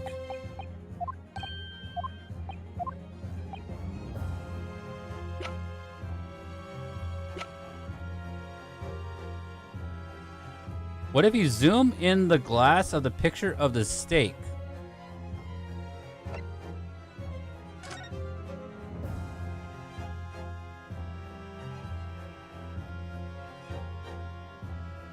Yeah, you can't like. This just like shows it. You have to just like present the whole thing. There's nothing you can like interact with it. Yeah, I think I just have to keep just like.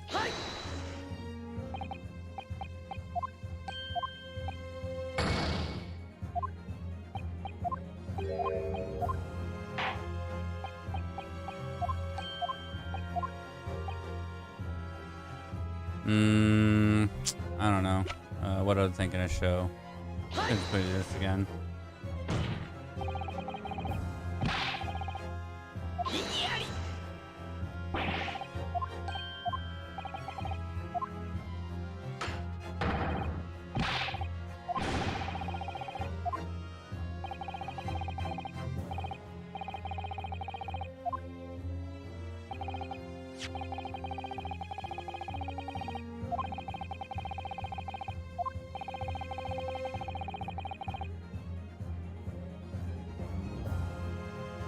Oh.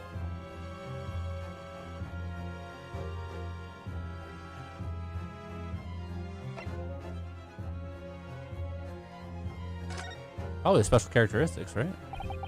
We've been hearing a lot about this career poison. And it's left me curious about something. Oh, Council? Well, it sounds as though indigenous hunters have been using this poison for years and years to lace the heads of the arrows that they shoot at whatever prey they're hunting. So we've been led to believe, yes. And the point of hunting is to catch prey to eat. Get to the point, please. But if they were to use these laced arrows, doesn't that mean there would be traces of poison left in the prey the hunters were going to eat? The poison's on the steak!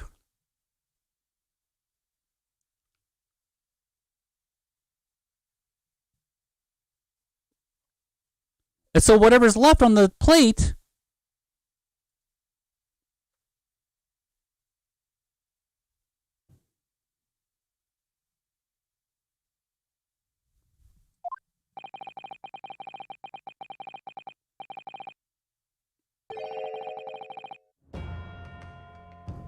So surely the hunters wouldn't want to eat their prey, would they? Because they'd be eating poison.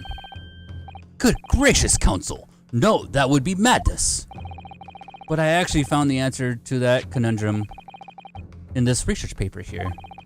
Under special characteristics, it says this. The poison starts to work after entering the body through a wound.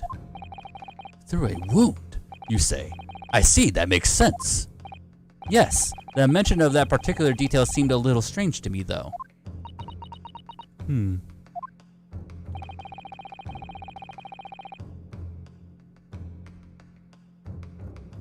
But it all makes sense when you interpret what's written like this. When Carrere enters the body through an open wound, it was terrifying poisonous effects. However, when it enters the body via the mouth, it has no poisonous effects whatsoever. What?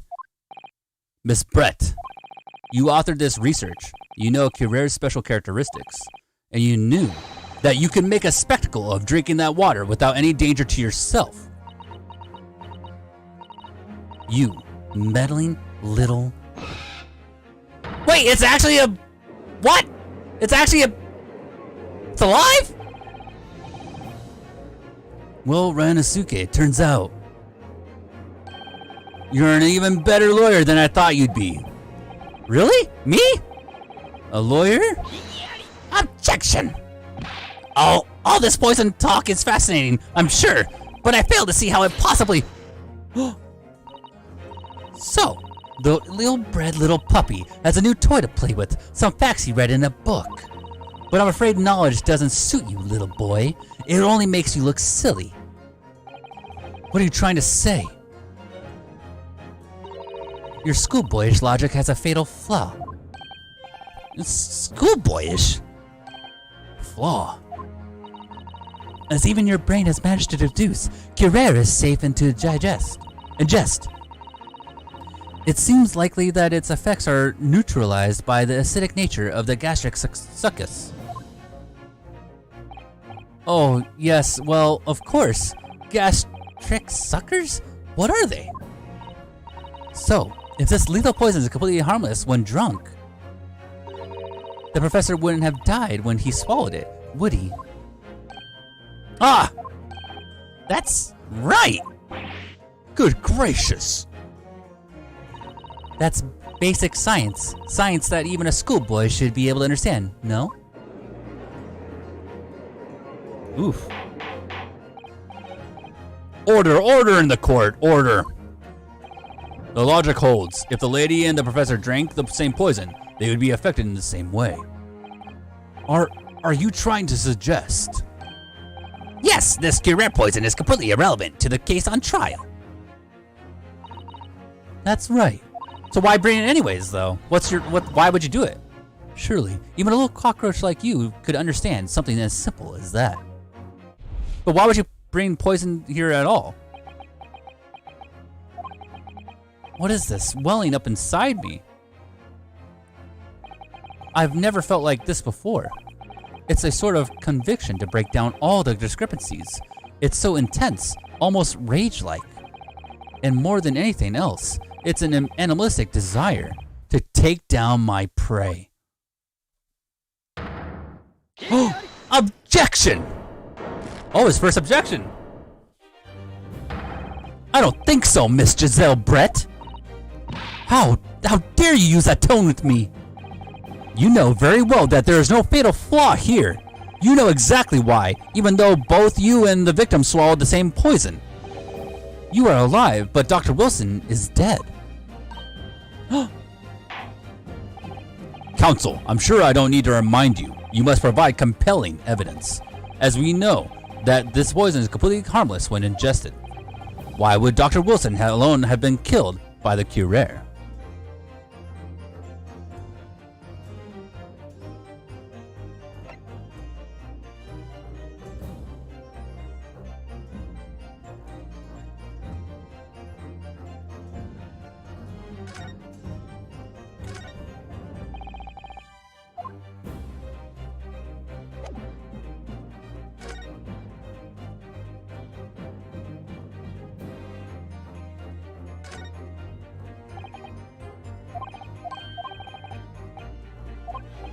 The tooth wound!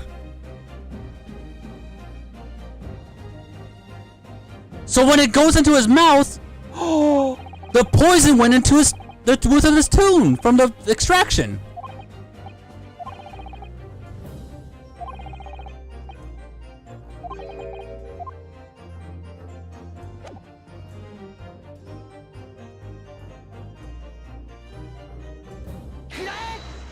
Take that! As Miss Brett so readily pointed out, she drank the same water as the professor. However, there was a fundamental and fatal difference between the two diners. A fatal difference. The toxic effects of the Curare are only felt when the poison enters the body through an open wound. So for a healthy person with no injuries, drinking it is completely harmless. But what if there was a wound inside the mouth of the poison drinking the poisoned water? Inside? Yes, like the wound you might have. If you had just been to the dentist and had a tooth extracted, for example. Ah! Miss Brett, you've acknowledged many times in your testimony already that you were well aware of Dr. Wilson's dental appointment that day. Ah! So that's it. You use that knowledge to orchestrate this.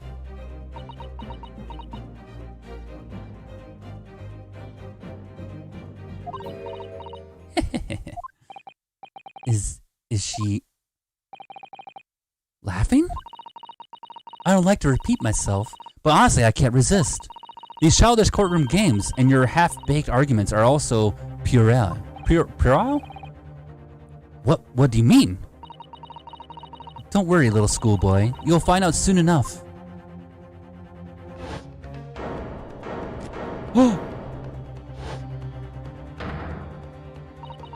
You see, when you leave vital evidence lying around, you never know what might happen to it. No. I mean, it could just slip.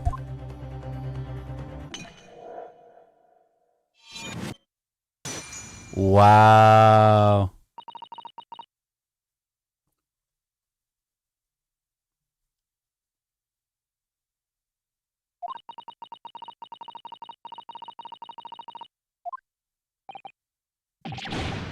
No!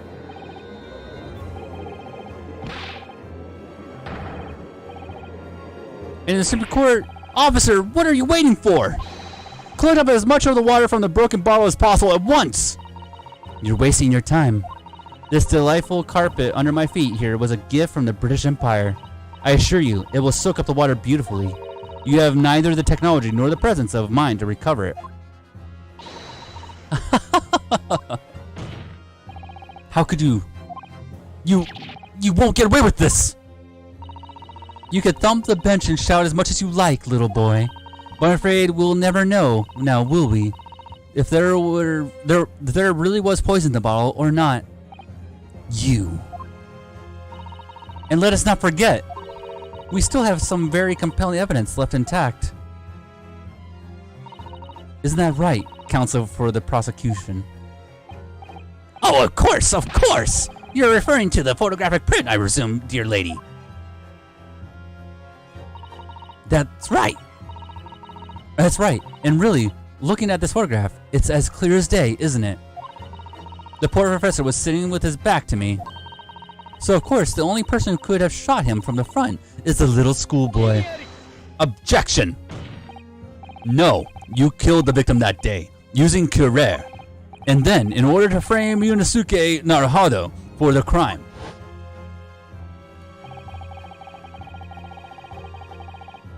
You waited until he picked up the pistol you'd arranged for him to find on the floor. Before you shot the professor's dead body in the chest with your own hidden gun. Then, in the confusion that followed, all you had to do was turn the dead professor in his chair around. You see? You had every opportunity to commit this crime. What a wonderful imagination you have, young man. A hidden gun, you say? And I shot the professor's dead body, did I? Well, I'm terribly sorry, but you don't have a shred of evidence. Exactly. And as you have nothing to support your wild claims, the prosecution's stance remains unchanged. The victim, Dr. John H. Wilson, was killed by gunshot to the chest. Delivered in cold blood by the accused Ryunosuke Naruhado. Ugh. This is unbelievable. How can this be happening? We had her, but now, is she really going to get away with it? The way she destroyed that evidence was obscene. Ryunosuke. Yes? We've come this far, but now you're the only one who could finish it. What? What do you mean? You've lost a vital piece of evidence, it's true. So if there are any clues left for us to use now, they must be in your head. In my head? You told me before that your powers of observation were the one thing that you could really depend upon. Well, yes, that's true, but I didn't manage to notice that this woman was a foreigner with a swan on her head. So think back again now. Try to remember every last detail about the scene that day. Everything you saw, everything you felt, every color, every smell.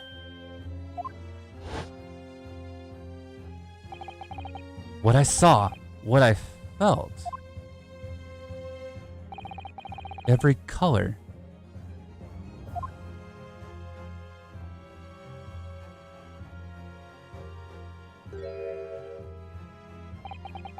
Is Kazuma right?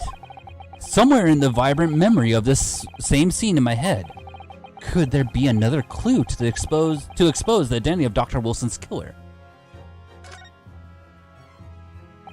Keep actually just like thinking like, no, there's no. Actually, Kazuma. I think I might have something. Thinking back over time, everything I saw, I think I might have uncovered another clue. Haha, you always have something up your sleeve, don't you, Ryunosuke? Come on then, let's wipe the smug smile off that Englishwoman's face with some evidence. All right, I can't wait. It's been niggling me for a while that something feels amiss in my memories of that day. Whatever it is could be the key to arriving at the truth about all this. It's here somewhere. The clue that shows who Dr. Wilson's killer must have been is this.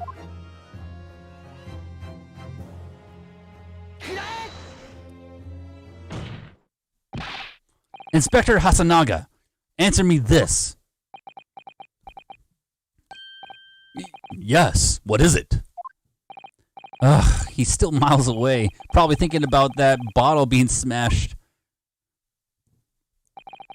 As you've said a number of times now, you strive for perfection in your investigations, don't you? Absolutely. I wonder, therefore, if perhaps you took anything else from the scene of the crime. Like, for instance, the plate of steak that you took to the victim's table that day. Objection! Wait a minute. Where are you going with this? Shut up. Where are you going with this, little boy? It's just a memory that's been troubling me. What memory? I saw the scene shown in this photographic print with my own eyes that day. And I saw that on the wooden base of the plate that the steak was served on was a spattering of blood. What? Oh, really? And what of it? Obviously, that must have happened when you shot the professor. No, that can't be the case, because there was no exit wound. Take a good look at the photograph and the relative position of everything there. The plate of steak is almost directly behind the victim. If I'm supposed to have shot Dr. Wilson in the chest from the front, there's no way that the blood from the victim could have ended up directly behind him. Ah! Yes. For blood to have made it onto the plate, it implies the plate was between the victim and the shooter, which means the shooter must have been sitting opposite the professor as you were. Giselle Brett. I beg your pardon? Objection! This is beyond ridiculous! Fabricated nonsense! And is the court seriously expected to believe something the accused was apparently just remembered seeing? Hold it.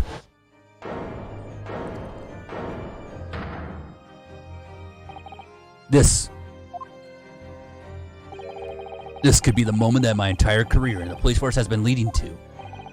Inspector, you mean... Yes, I took the plate, in the interest of preserving evidence from the scene of the crime. I took it meat and all, and I don't care if they call me a crime scene thief because of it. You did what? I took the steak that you had been eating, Miss Brett. I took the steak that the sergeant had been eating. And I did it all in the name of justice. Then we can find out for sure whether or not there's a bloodstain on Miss Brett's plate. We must examine it now. Oh, snap.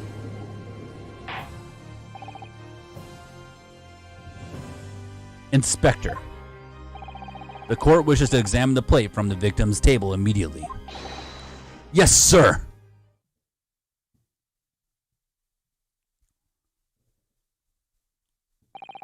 Sorry for the delay. Here's what you ordered, the steak. Well, what about the blood? Is there blood on it? Of course there isn't. Quickly, Inspector. The blood, man. Show the court. Of course. Examine the plate at your leisure.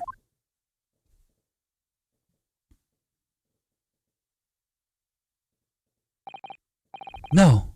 No blood. No blood anywhere. But no. That's impossible. I know, I saw it. I'm sure of it. It was right there on the table behind the professor. There was blood on the side of the plate.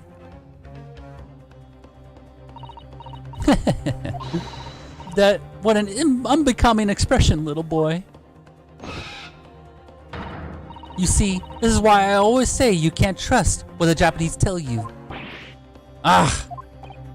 Tisk! I couldn't agree more. In the case of this disgrace of the Empire. I believe we finally have reached a conclusion in this trial. Let's hope so. This let's pretend attempt at courtroom proceedings is painful to watch. But I do promise to do my best to forget all about it when it's over. Ha! This sorry-looking steak reveals the fact all too clearly.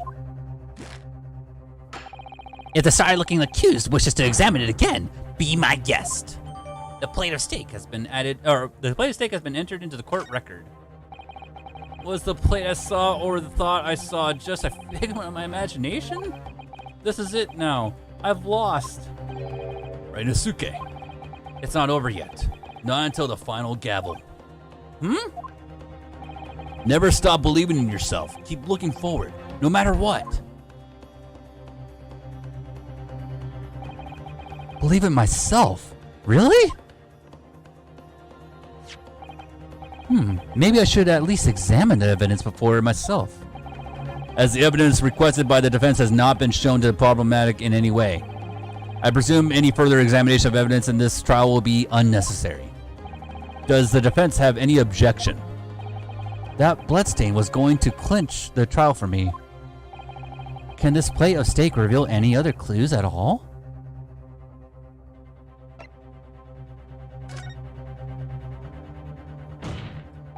Your Excellency, please wait! This plate of beef is hiding another clue. Another clue that will reveal the shocking truth. Objection! The only thing that's shocking here is your unhealthy fascination with beef steak. Your Excellency, I think I've made myself clear, haven't I? I will not be able to turn a blind eye to any more unnecessary procrastination in this trial. I'm sorry, Miss Brett, but we must ensure a thorough examination of the evidence.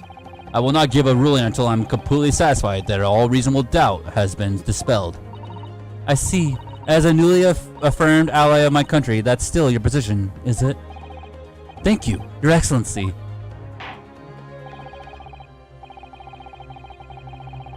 Will now clearly show the court to what you are alluding.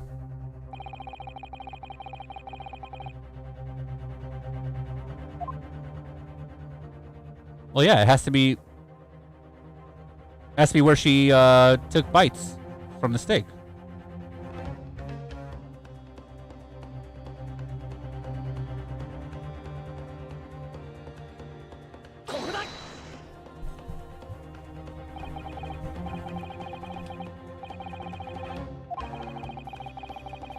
Wait, what? That wasn't it?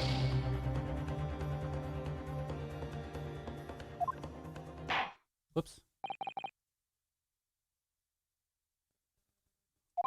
Oh, maybe I should have looked around the steak first.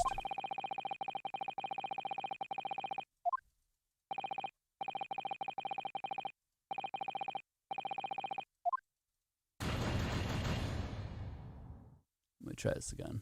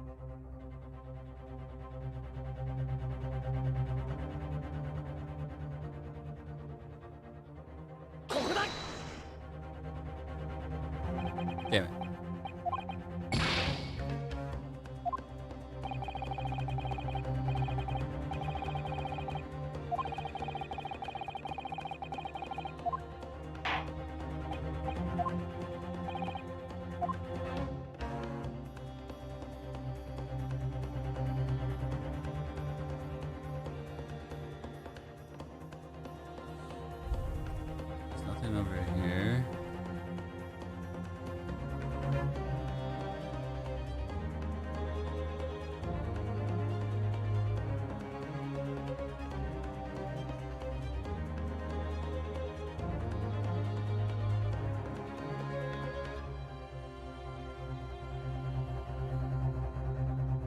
I can't select this. We already did the bull before.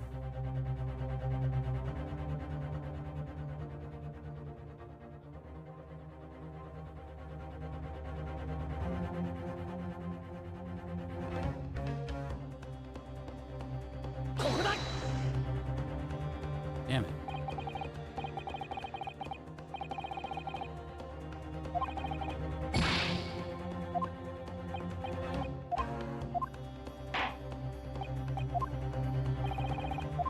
Maybe it is the bull. Let's try that again.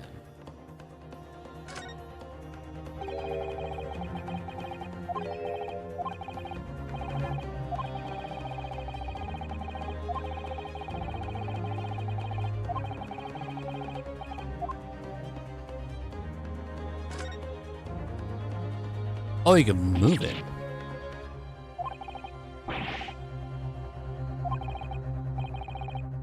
It's a Kaban coin. The hallmark is from the Hoy era, I believe. No, I don't mean what is it. I mean, what's it doing there? Wait, did you say it was a Hoy Kaban? Yes, and apart from the meat juices, it looks to be in good condition. I imagine it's very valuable. This isn't the first time today that there's been talk of Hoy Kaban. I've heard of pearls before swine, but I've never heard of bullion in bullion.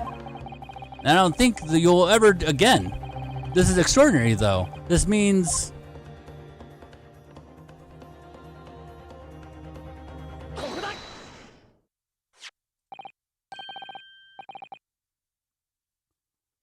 Good gracious, that's... Kaban? What on earth? A Hoy era one at that.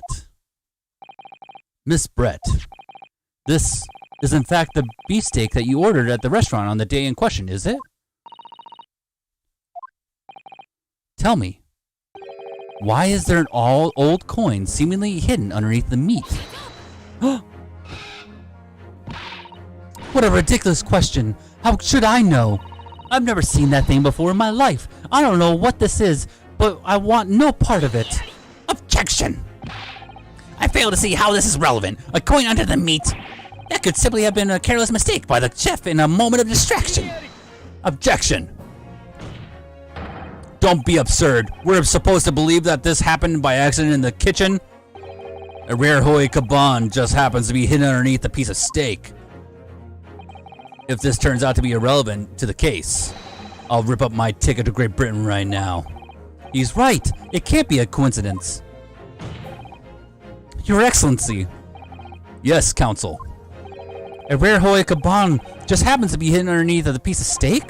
If this turns out to be irrelevant to the case, I'll give up my lawyer job right now. Objection! By all means, don't let us stop you. No one invited you anyway. Shut up. Perhaps, little boy, you should realize that it is you who is irrelevant. Even though I'm the one on trial here? The point is, it's essential that we ask the owner of this coin if he can explain what it's doing under that steak. The owner? Yes, it's obvious. There's only one person it could belong to. The old guy, right? The owner of the Kaban that was found underneath the steak is... has to be him. Obviously, it can only be the antiques dealer and the owner of Rasutai, Kiyuro Korkuta-san. Kiyuri? As in Mr. Cucumber something? Honestly, these ridiculous Japanese names are quite unfathomable. Ah, yes. The old man who testified earlier alongside the military sergeant, correct? Yes, Your Excellency. I remember him saying that he was up to something with his Kaban coin when it happened. Exactly the moment the gun was fired. The gunshot The gunshot interested me not. I was far too busy on the floor. Too busy on the floor? Sorry, what were you doing? Hunting for treasure. Indeed, the horrid Erikaban, my prize coin. Then this Holy Erikaban, do you mean to tell me? Objection! No.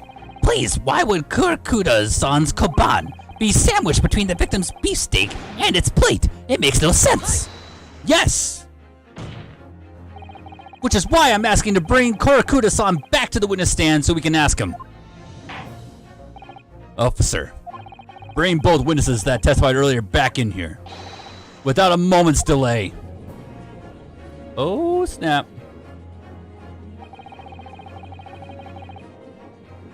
I can't believe we've come back around to that pair again. But I have a hunch, a strong hunch, that if we chase down the real significance of this koban, we'll find that it's a key element in the case.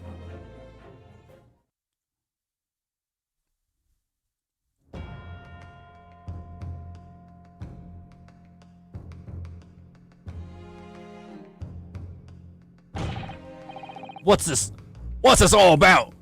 Why have I been called up again? Don't you realize that it's dinner time for a little baby idol?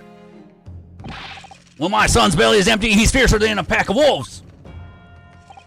Exploited by the police, we were, like miserable dogs, forced to bear false witness. And when cast from this courtroom, myself, I became a ruined man in a trice, a worthless, withered antique. Nothing more, I have to say. The sun has set on this Rasutai, the shop owner's existence. Be that as it may, Kurakuda-san, something has come to light that requires your clarification. As far as your Rasutai memory serves, have you ever... What? Yes, that's it. That's the one, the very one. The very exact one that is. The resplendent, splendiferous, holy treasure that my rusty bones managed to misplace that fateful day. It can't be. As I thought. Young man, enlighten this decrepit old fool. Put me out of my misery. Where was my treasure? Where was it dropped? Oh, I'm not sure if it was dropped anywhere. We found your coin sandwiched between a beefsteak and his plate, soaking in the seasoned meat's juices. This is a sandwich? This is soaking? Seriously? Clearly, it couldn't have fallen there by accident, which means somebody must have hidden it there on purpose. Somebody concealed my holy treasure between a slab of meat and a metal plate.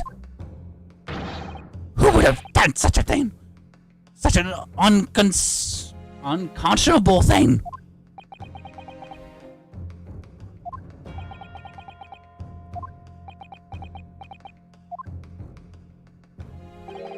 Excuse me. Could I say something? Yes, of course. Proceed. Inspector Hasanaga. I mentioned this earlier on in the trial. I was working undercover in the restaurant in order to investigate another case. Ah, yes, that's right. The secret undercover operation. La Carnival is a high-class Western cuisine restaurant and attracts wealthy diners, including many foreigners. Recently, there's been a run of similarly executed thefts targeting the restaurant's rich clientele. A number of such incidents have been reported to the police bureau. Wicked crimes indeed. We wanted to nip the case in the bud quickly, especially with so many foreigners being affected. So that's why you were sent undercover, is it?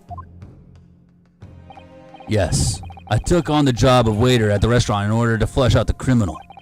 It seems likely that this Koban incident is the work of the same thief. So unbeknownst to us, there was a master thief at work in the restaurant on a regular basis. The place was already the scene of several crimes, it seems.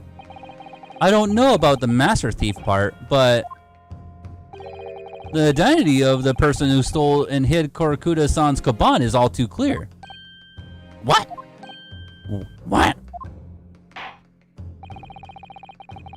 I think the court would like to hear the defense's view on this matter. Tell us, who is the despicable scoundrel that stole Korakuda-san's koban and hid under the stake? Well, that person could only be this guy. He's literally the only one. Pretty sure. Obviously, it can only be you. Sergeant Yusa Nosa. What? How? How dare you? You monster! Monster? I stole that koban, did I? I'm the master thief of La Carnival, am I? You're seriously accusing me of these crimes, cadet? But it wasn't me. It was Ido. Ido is the mastermind behind all this. What? The baby?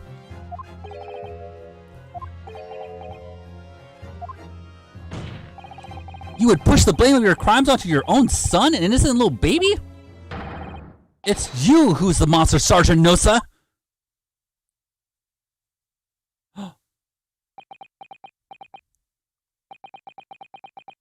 You.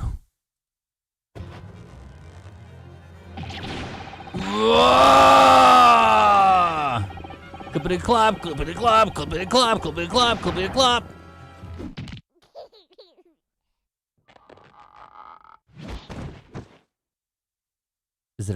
Is it not a baby? What? Nippon Imperial Army Sergeant Yusa Nosa, preparing to stand down in the Supreme Court, sir.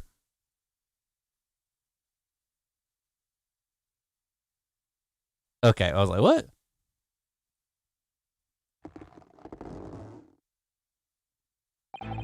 Do any of you know of the extraordinarily low wages the Nippon Imperial Army pays those it expects to keep our country safe? I understand that the temporary increase in taxation owing to the recently ended conflicts remains in place. And I have heard it's hard for lower-ranking soldiers to make a living, yes. All I want is to put a hot meal on the table for my son. That's why you were stealing things at the restaurant? The place is heaving with money. Every 3 days, I'd go there and do reconnaissance for a target. And I'd enjoy chopping my way through a good steak at the same time. It sounds like he doesn't bother with a knife and fork even, which is worryingly unbelievable. And your target that day was the old man and his koban? Yes, sir. He was an easy mark. I slipped a coin into my pocket without any trouble at all. A veritable phantom thief you are. I was all set to leave the steak I was halfway through devouring when it happened. Bang.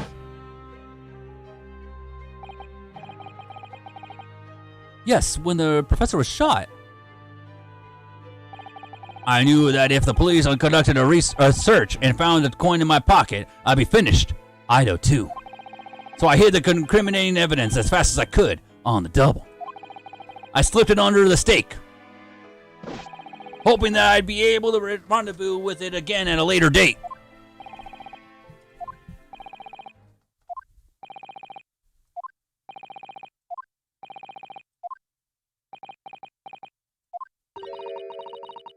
This is ridiculous. Perhaps you could carry on with this absurd prattling in your own time. Well, Miss Brett. Oh, of course, dear lady, of course. How rude of us. I'm quite sure there's no need to detain you any longer at all. May the esteemed gentleman please be excused, Your Excellency. Indeed. The theft of the koban was clearly perpetrated by this baby-saddled sergeant. It would certainly appear to be unrelated to Dr. Wilson's murder. Of course it is. Hiding a coin under a lump of meat? The sheer nonsense of such an idea astounds me. Nonsense, is it? Well, And as for picking up your steak and biting into it without using a knife and fork, it's beyond nonsense, it's pure madness. Very well. Now that all questions concerning this witness's testimony have been answered, I see no further justification for detaining her. Miss Brett, you are free to leave. Thank you, Your Excellency. Good luck, everyone. And good day.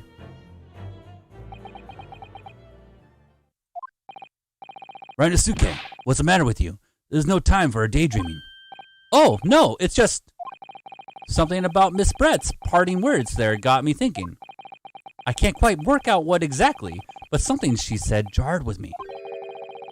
I feel like there was a contradiction in there somewhere. Something didn't quite add up.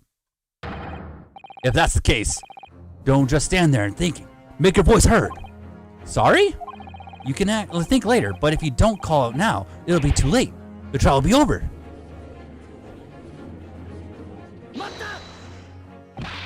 Wait, Miss Brett. What is it now? I'm afraid, just one last time. There's something I'd like to ask you. I'd like you to explain the contradiction in your parting words from just a few moments ago. What are you talking about? What contradiction? Objection! What new student nonsense is this? Well, what parting words are you talking about, Ryunosuke? Hiding a coin under a lump of meat? The sheer nonsense of such an idea astounds me. And as for picking up your steak and biting into it without using a knife and fork, it's beyond nonsense. It's pure madness. Yes, I'm right. What she said there exposed an undeniable contradiction. I'm going to need to see evidence, counsel. If Miss Brett's words truly are contradictory, where is the evidence to prove it?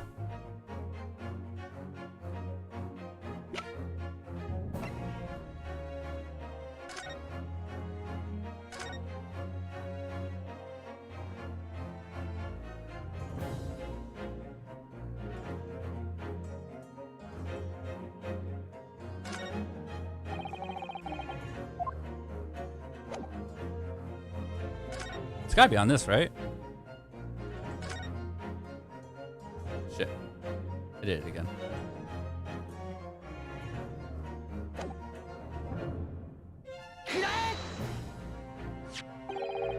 The steak that Miss Brett had been eating before the professor was killed. Yes, go on. More accurately, Your Excellency. The steak that was on the victim's table just before the professor was killed.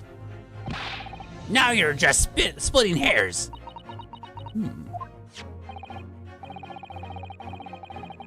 Not true. Doesn't something about the steak strike you as very unnatural? Unnatural? What on earth do you mean? It's extremely obvious. I'm talking about the shape of the edge where it's been eaten. I see you've noticed it too, Miss Brett. Notice what exactly, counsel? Just a few moments ago, Miss Brett claimed no Englishman could even contemplate picking up a steak and biting into it without using a knife and fork. Of course she did. She's a refined English gentlewoman herself. Yeah, but they bit into it. She was good too. She had her own steak and added the blood, and when the one coin started to steak, yes, it was because that's not her plate of steak. No, it's not hers. It's not her steak. No, she swapped plates. And take a good look at the steak, in particular, the edge where it's been eaten. As you can see, there are clearly defined barbaric teeth marks there. Ah! Oh! Oh! It looks like Miss Brett has realized something. So, if the witness, as she claims, wouldn't contemplate eating anything without using a knife and fork, there shouldn't be teeth marks in the steak at all. Objection! But what is your actual point? Perhaps the delightful Miss Brett was ravenously hungry. Shut up. Oh, whatever you say, dear lady. As I said, I really must be leaving now. Afternoon tea with the Minister of Justice cannot possibly wait any longer. Of course. This will be all over in the blink of an eye. Rest assured, I'm about to put this rookie in this place. Just leave everything to... I've heard enough. You irritating little spectacled samurai relic. Oh, of course. Dear lady. What's the matter, Miss Brett? Have we ruffled your feathers? Clearly, the witness knows what this means. She realized the catastrophic implications these teeth marks in the steak have for her. Ryanosuke, do you know where you're going with this? I knew it wasn't the right steak. Yeah. Yes, now at last, it's all coming together. It's all came together. The mysterious teeth marks in the steak that had allegedly been eaten with cutlery. The reason why the blood stain I saw somehow seems to have disappeared. And most importantly, the evidence that proves once and for all who shot Dr. Wilson that day. I accept that these teeth marks in the steak are a little unnatural, as you put it, Counsel. But what exactly are you suggesting that tells us? Everything, Your Excellency. Everything? Yes, I believe that these barbaric teeth marks in the steak here amount to inconclusive evidence in this case. Evidence that will prove beyond any doubt who shot Dr. Wilson. Conclusive evidence? How many times have I heard that today? You wouldn't know the meaning of the phrase, typical Japanese empty threats. How can you be so sure? Oh, it's quite simple.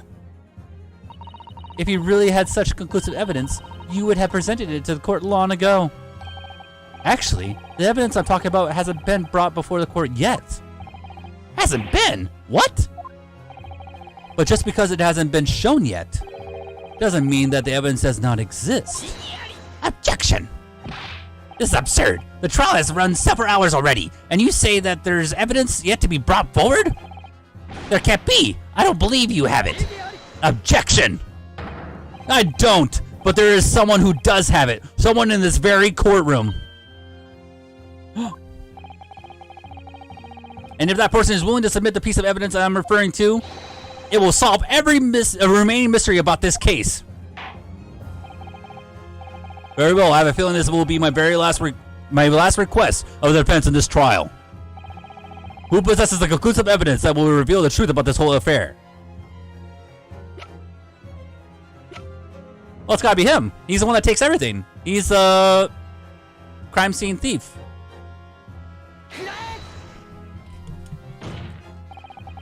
The answer is obvious. The Inspector Hasanaga. What? I have it? Yes. You think I've been withholding conclusive evidence? That's ridiculous. No. I'm not saying that. Everyone's attention has been focused on the stake with the T marks. Yes. Now, earlier this afternoon, Sergeant Gnosis told the court the following. I'd enjoy chomping my way through a good steak. And as well as admitting to stealing Korakuda-san's coin, he told us that he slipped it under the steak. You watch it, cadet. I'm a superior officer. Sergeant Nosa, could you please confirm something for me? Was the steak that you put the coin under, in fact, your own steak? Teen Shun! Affirmative, of course. I might be a soldier in the Imperial Nippon Army, but still, I'm not brave enough to ask a foreign gentle lady if she'd mind me manhandling her meal to hide something in it. In other words, the steak that the detective submitted as evidence earlier was in fact Sergeant Nosa's meal. Objection! But that makes no sense. The plate was taken from the victim's table. Objection! Yet the gentlewoman doesn't take bites out of her steak, nor did she have any opportunity to steal the coin. Of course I didn't steal the coin. To even suggest such a thing would be an affront to the entire British Empire. Well then, how do you explain this paradox? Exactly. Surely you're not going to suggest that the sergeant switched the two steaks over.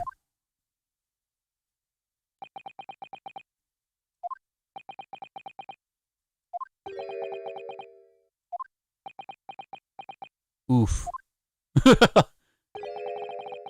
You did switch the plates? Well, after it happened, the, pain. When I saw the civilian had been murdered right in front of my eyes like that, I panicked. As I said, I immediately lifted my stake and hid the coin underneath it. But then when the waiter announced he was an undercover policeman, I thought I'd had it. If I had decided to investigate my slab of meat, that'd be it. I'd be getting my marching orders.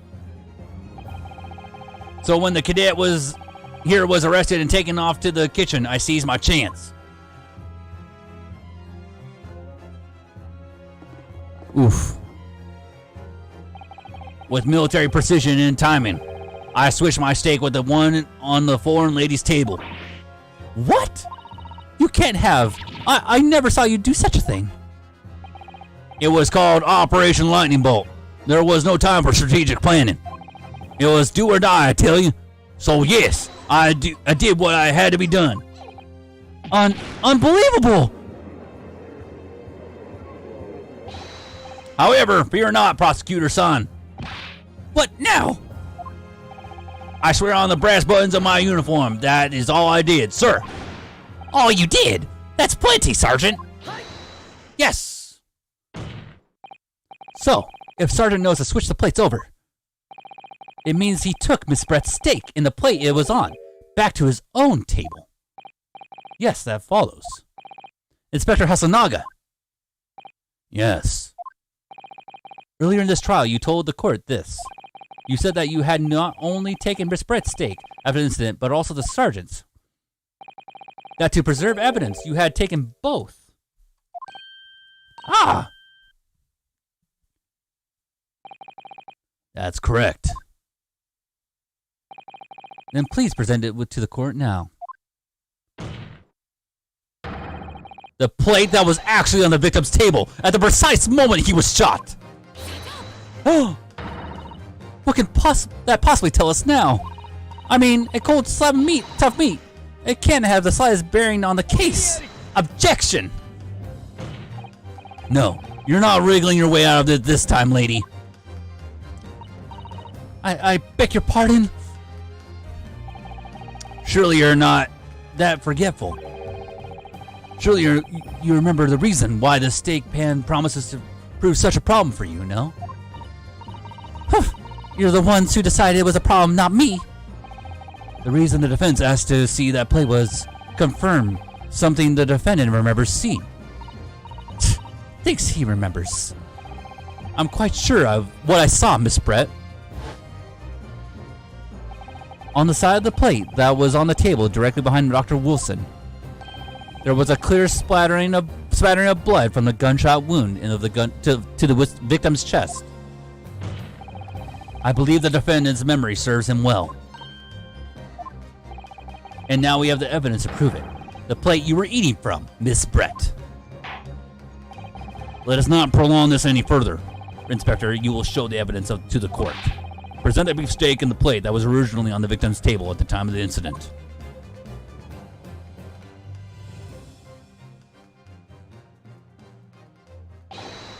Yes, sir.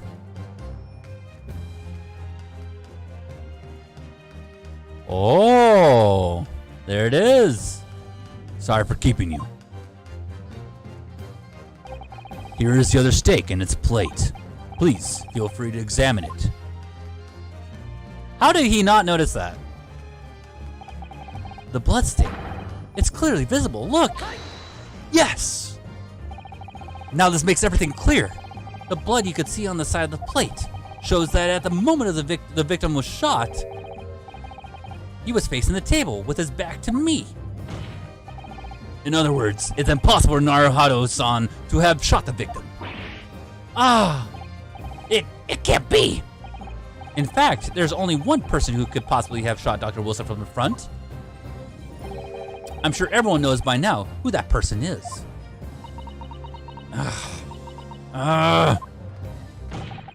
That's right. Miss Giselle Brett. It's you.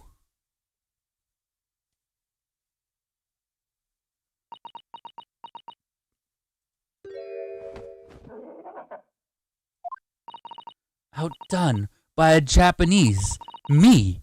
By a Japanese schoolboy. No, No! No! Oh no.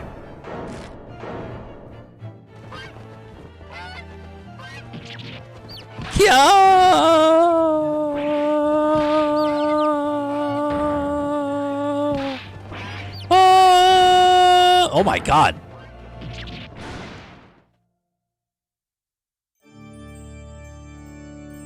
What?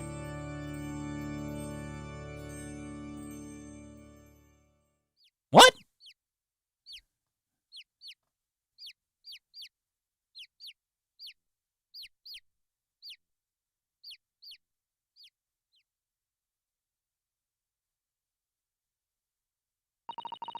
Please excuse my little outburst. I briefly lost my composure. Most unbecoming behavior for an English gentlewoman. Forgive me. Well, Miss Brett, I think it's time you told the court what actually happened that day. Tell the truth this time. Gladly, Your Excellency.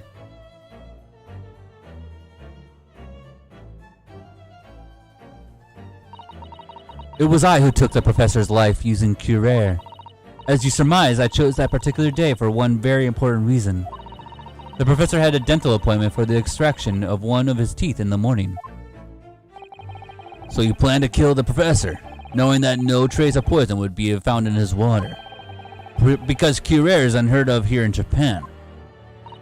Yes. Of course, I never intended to remain in the restaurant for as long as I did. I only needed to see the professor take one tiny sip of his water, and it would be all over. All be over. I would place a steak I had ordered in front of him to make it appear as though he had been dining alone, and leave immediately. However, before any of that happened, there was an unexpected visitor at the professor's table. That would be me, I suppose. Yes, you. Who else?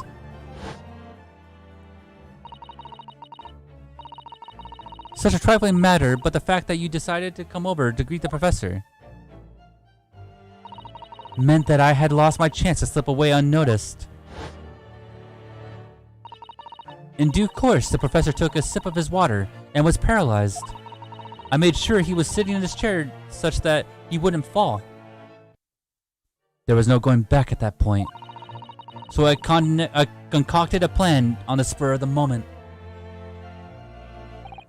It planned to pin Dr. Wilson's murder on this innocent man.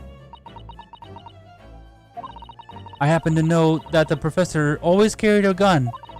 I decided to use that fact to my advantage. I had the bottle of Curare in my handbag, and my own pistol concealed under my skirt. Under your skirt? So I was right. There was 2 guns. Yes. And then I finished my coffee and got up to leave. That's when I noticed the professor's gun, which you had presumably placed on the floor. Place where you were sure that I would notice it. And everything went accordingly to plan.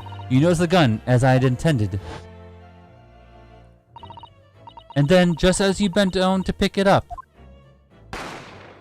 bang.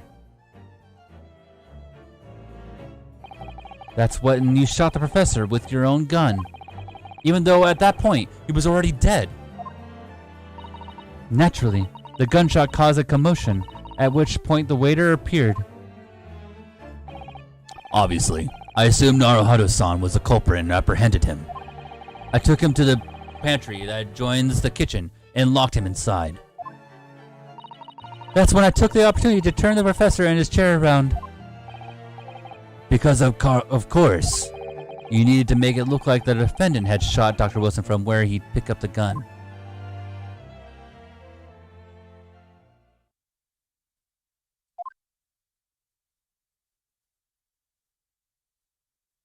But why? So there you have it. That is the entirety of my misdemeanor.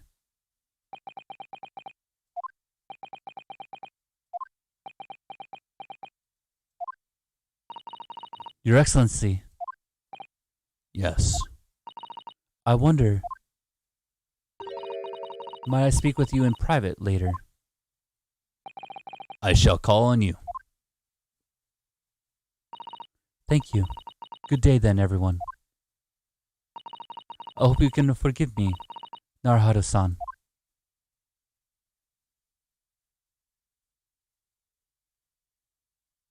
Yeah, rest in peace, Doctor.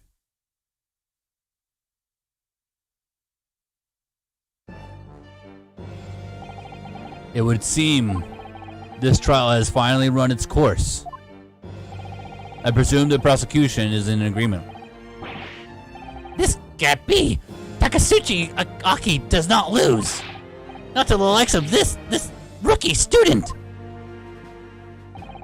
You'd better start getting used to tough opposition. Arrgh! Rhinosuke Naruhado! What? Yes?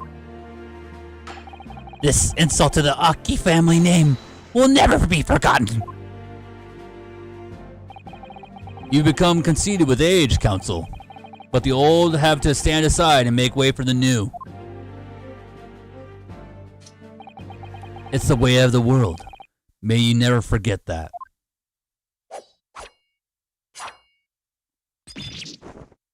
Ooh. Damn.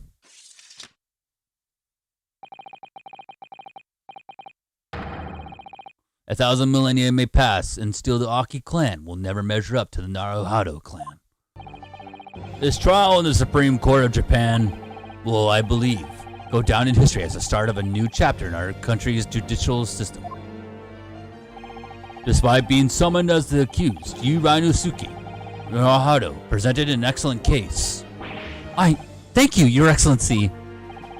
The use of evidence and deduction to unravel the truth is a modern methodology. After all, it has only been a few short decades since our country opened its doors to the wider world. But the Western ideas of science are rapidly gaining acceptance here. I feel sure that science will soon bring new methods of investigation and new procedures of justice. A new future of law awaits, but what it will look like, I cannot begin to imagine. That is for the young to pursue. Kazuma Asogi. Yes? After this trial, you are set to embark on a journey of discovery to the illustrious British Empire. Learn all you can, absorb everything of the wider world that you are able to. And do not forget to fulfill the mission imposed upon you. I understand, Your Excellency. What was that about? Why do you look so grave all of a sudden? Ah, never mind. As for you, Rhinosuke Naruhado. Oh, yes? In you, I sense, how can I put it, unusual potential. And I very much look forward to seeing how you could carry that onwards. Thank you, Your Excellency.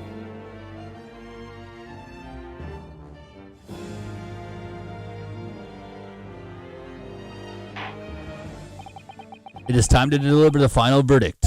I hereby find the defendant Rhinosuke Naruhado not guilty. Yeah! We did it! Woo! Innocent man would be behind bars. True. This court is now adjourned. Wow.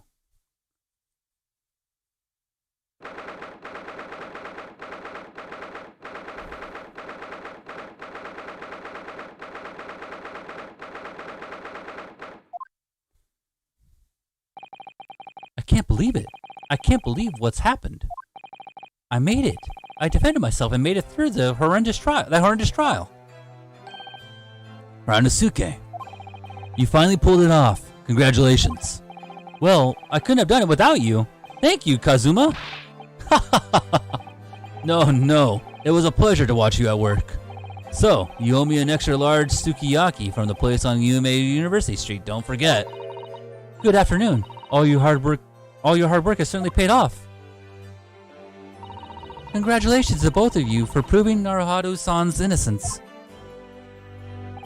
Ah, our trusty judicial assistant. You worked hard for that result too, didn't you know? Oh no. If we hadn't had that research report of Miss Brett's, I don't know how things would have turned out. Your kind words should really be for my father. I was simply doing as he asked. It was his idea for me to go to the university and investigate. Your father? Ah, yes, of course. Forgive me for my intruding on court proceedings, Your Excellency. Susato Mukutoba, Judicial Assistant to the Defense. Speaking of Mukutoba. Ah, there you are. I believe congratulations are in order. Naruhado, you did an excellent job. Thank you, Professor. Oh no, it is I who should be thanking you. After all, your efforts exposed the true criminal that took the life of my good friend. Good friend? Oh yes, you mentioned that before. It was you who actually invited Dr. Wilson to it was you who invited Dr. Wilson to Yume University, wasn't it? Yes, that's right. Professor Mikutoba studied overseas himself. He went to study forensic medicine in Great Britain. Presumably, that's when you met Dr. Wilson. Exactly. In those days, we worked together in some hospital. Oh, you worked together? I've never heard you mention that before. Well, it was a long time ago now. Besides, it's your turn as Sogi. Huh? Great Britain is a magnificent country. It leads the world in science, medicine, engineering, culture, and of course, in law. Watch and learn, my boy. See what's happening in the world's largest melting pot. I will. I'll learn all I can. I swear on this, the spirit of the Sogi clan. You're not taking that sword to Great Britain, are you? Of course I am. A Japanese man's katana is a soul. This blade shows me where I need to go. And it cuts down anything that's in my way. Yes, I've definitely seen how sharp it is already with my own eyes. That reminds me, what's happened to the woman? Giselle Brett, I mean. After all, she's guilty of murder. Ah, yes, her. It's not easy to tell you this, but... What do you mean? Surely she's going to face trial herself now. She's a true culprit after all. She will be leaving Japan in the very near future. For Shanghai. What? Shanghai?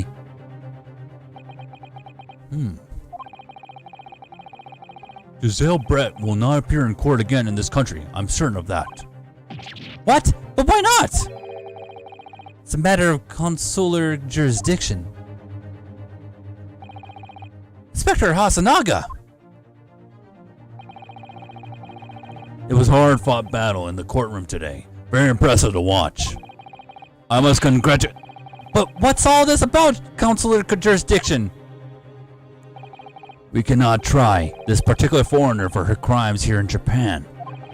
What? We can't try her? But then who? Who's going to bring her to justice?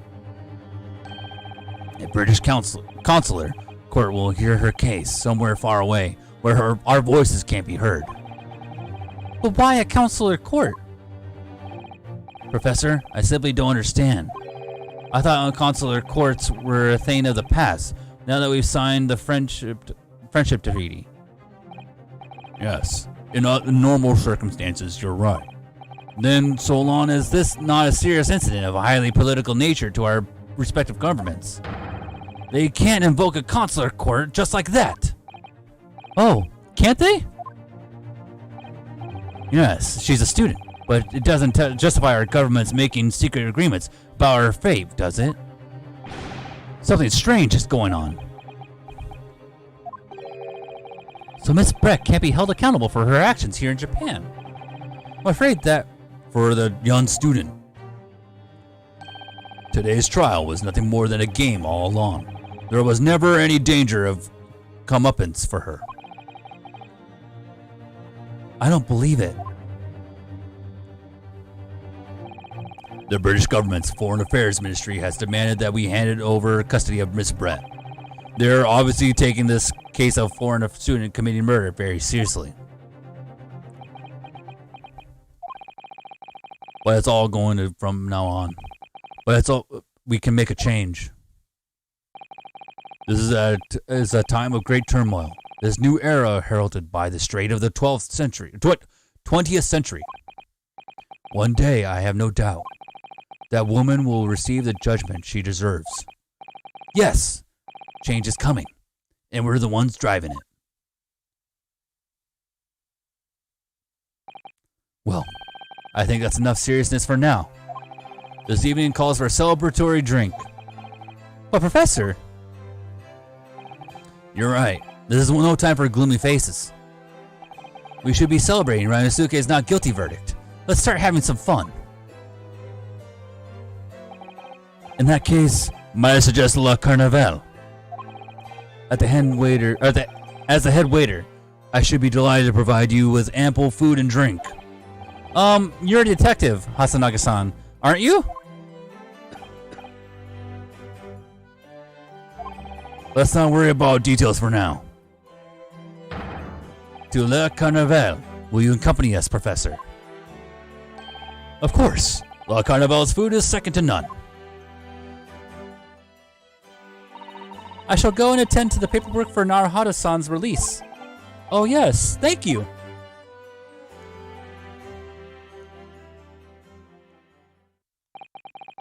Just a jailed brat won't be tried here. I suppose that means I'll never know. I'll never find out why she killed Dr. Wilson. Kazuma. Yes, Ryunosuke? I just wanted to say thanks again, that's all. You really saved my skin today. I didn't do anything. You were the lawyer in there, weren't you? The defense was all your own work. Your skills made the difference, though. One day, I bet you'll be the best lawyer in the world. I'm not sure about that. To be honest, something kept occurring to me over and over again during the trial. I couldn't help thinking that maybe you're the one destined to become a great lawyer, not me. What? Come on, be serious. If I helped you today, it was only right after the very start of the trial. But you have a natural talent for it. For being a defense lawyer, I mean. Oh no, not me! All that tense verbal comment? I never wanted to go through that ever again. I did what you told me to do, that's all. Because I knew I could trust you. That's the point. Sorry? What do you mean? That's the point. Listen, Ryunosuke. Do you know what the most crucial weapon is that any lawyer needs in order to win?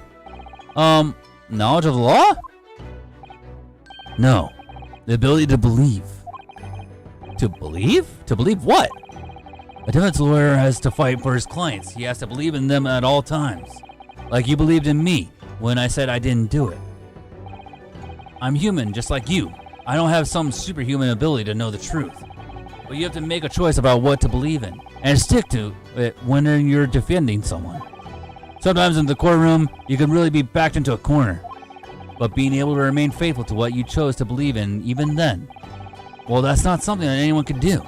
It takes a special kind of person. Well, even in your client. Just look at today's trial. I'm a student lawyer with precious little real experience, but you never stop believing in me. Well, You face seemingly hopeless situations time and time again, but you never stop looking for the truth. And in the end, you found it through your own efforts, and because you never stopped believing in me.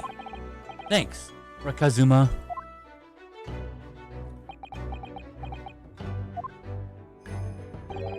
There's something I wanted to ask you, actually, Ryunosuke. Well, it's a favor, really. Something very important to me. It sounds serious. What is... You're still here, are you? Oh, Inspector Hasanaga. I've arranged some rickshaws for us. Let's go. Thank you. We'll be right there.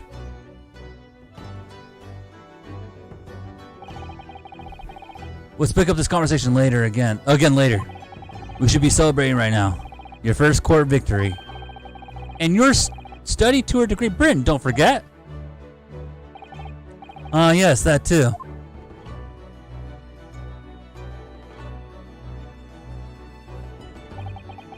So my very first trial came to an end. Kazuma. Professor Mikotoba. Susato-san, who acted as my assistant. Inspector Hasanoga, who didn't really play much of a part, but still... It was because of the help and support of all these people that I managed to get through that trial. But more importantly, Kazuma hadn't yet managed to ask his favor of me. Little did I realize just how much it would change my life. Wow.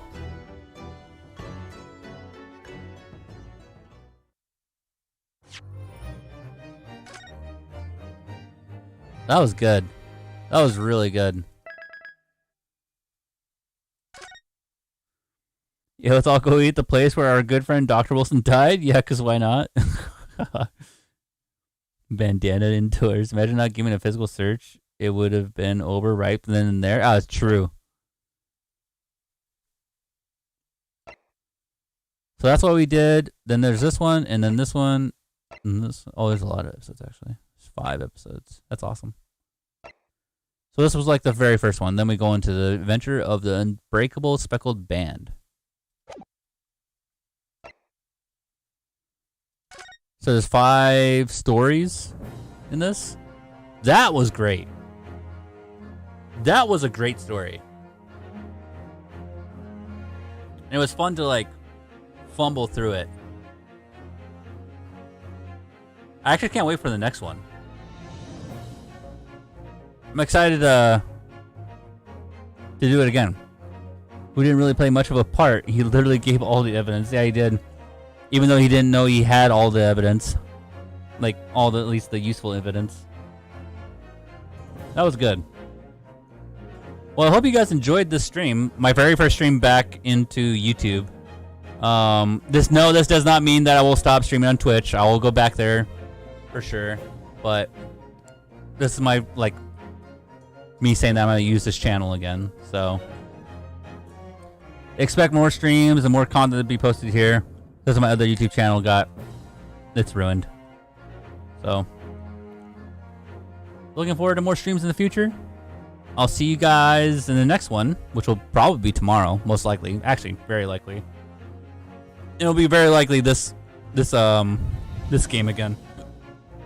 Doing more stories. Alright guys. Thanks for watching. Hope you enjoyed. Have a good night. It's actually 1 a.m. for me. Holy crap. And probably really late for you guys now. Yeah, thanks for staying up. Looking forward to the next one. No more Dr. Arcanine? Nah, we're just Murder Face now. Alright. Bye-bye. Bye. Bye-bye. Bye.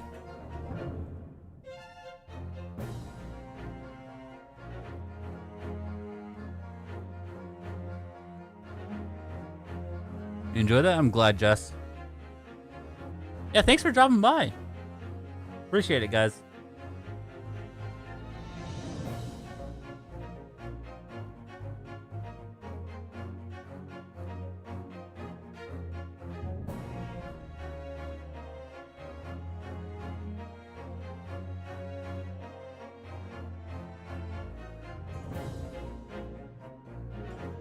Yeah, have a good night.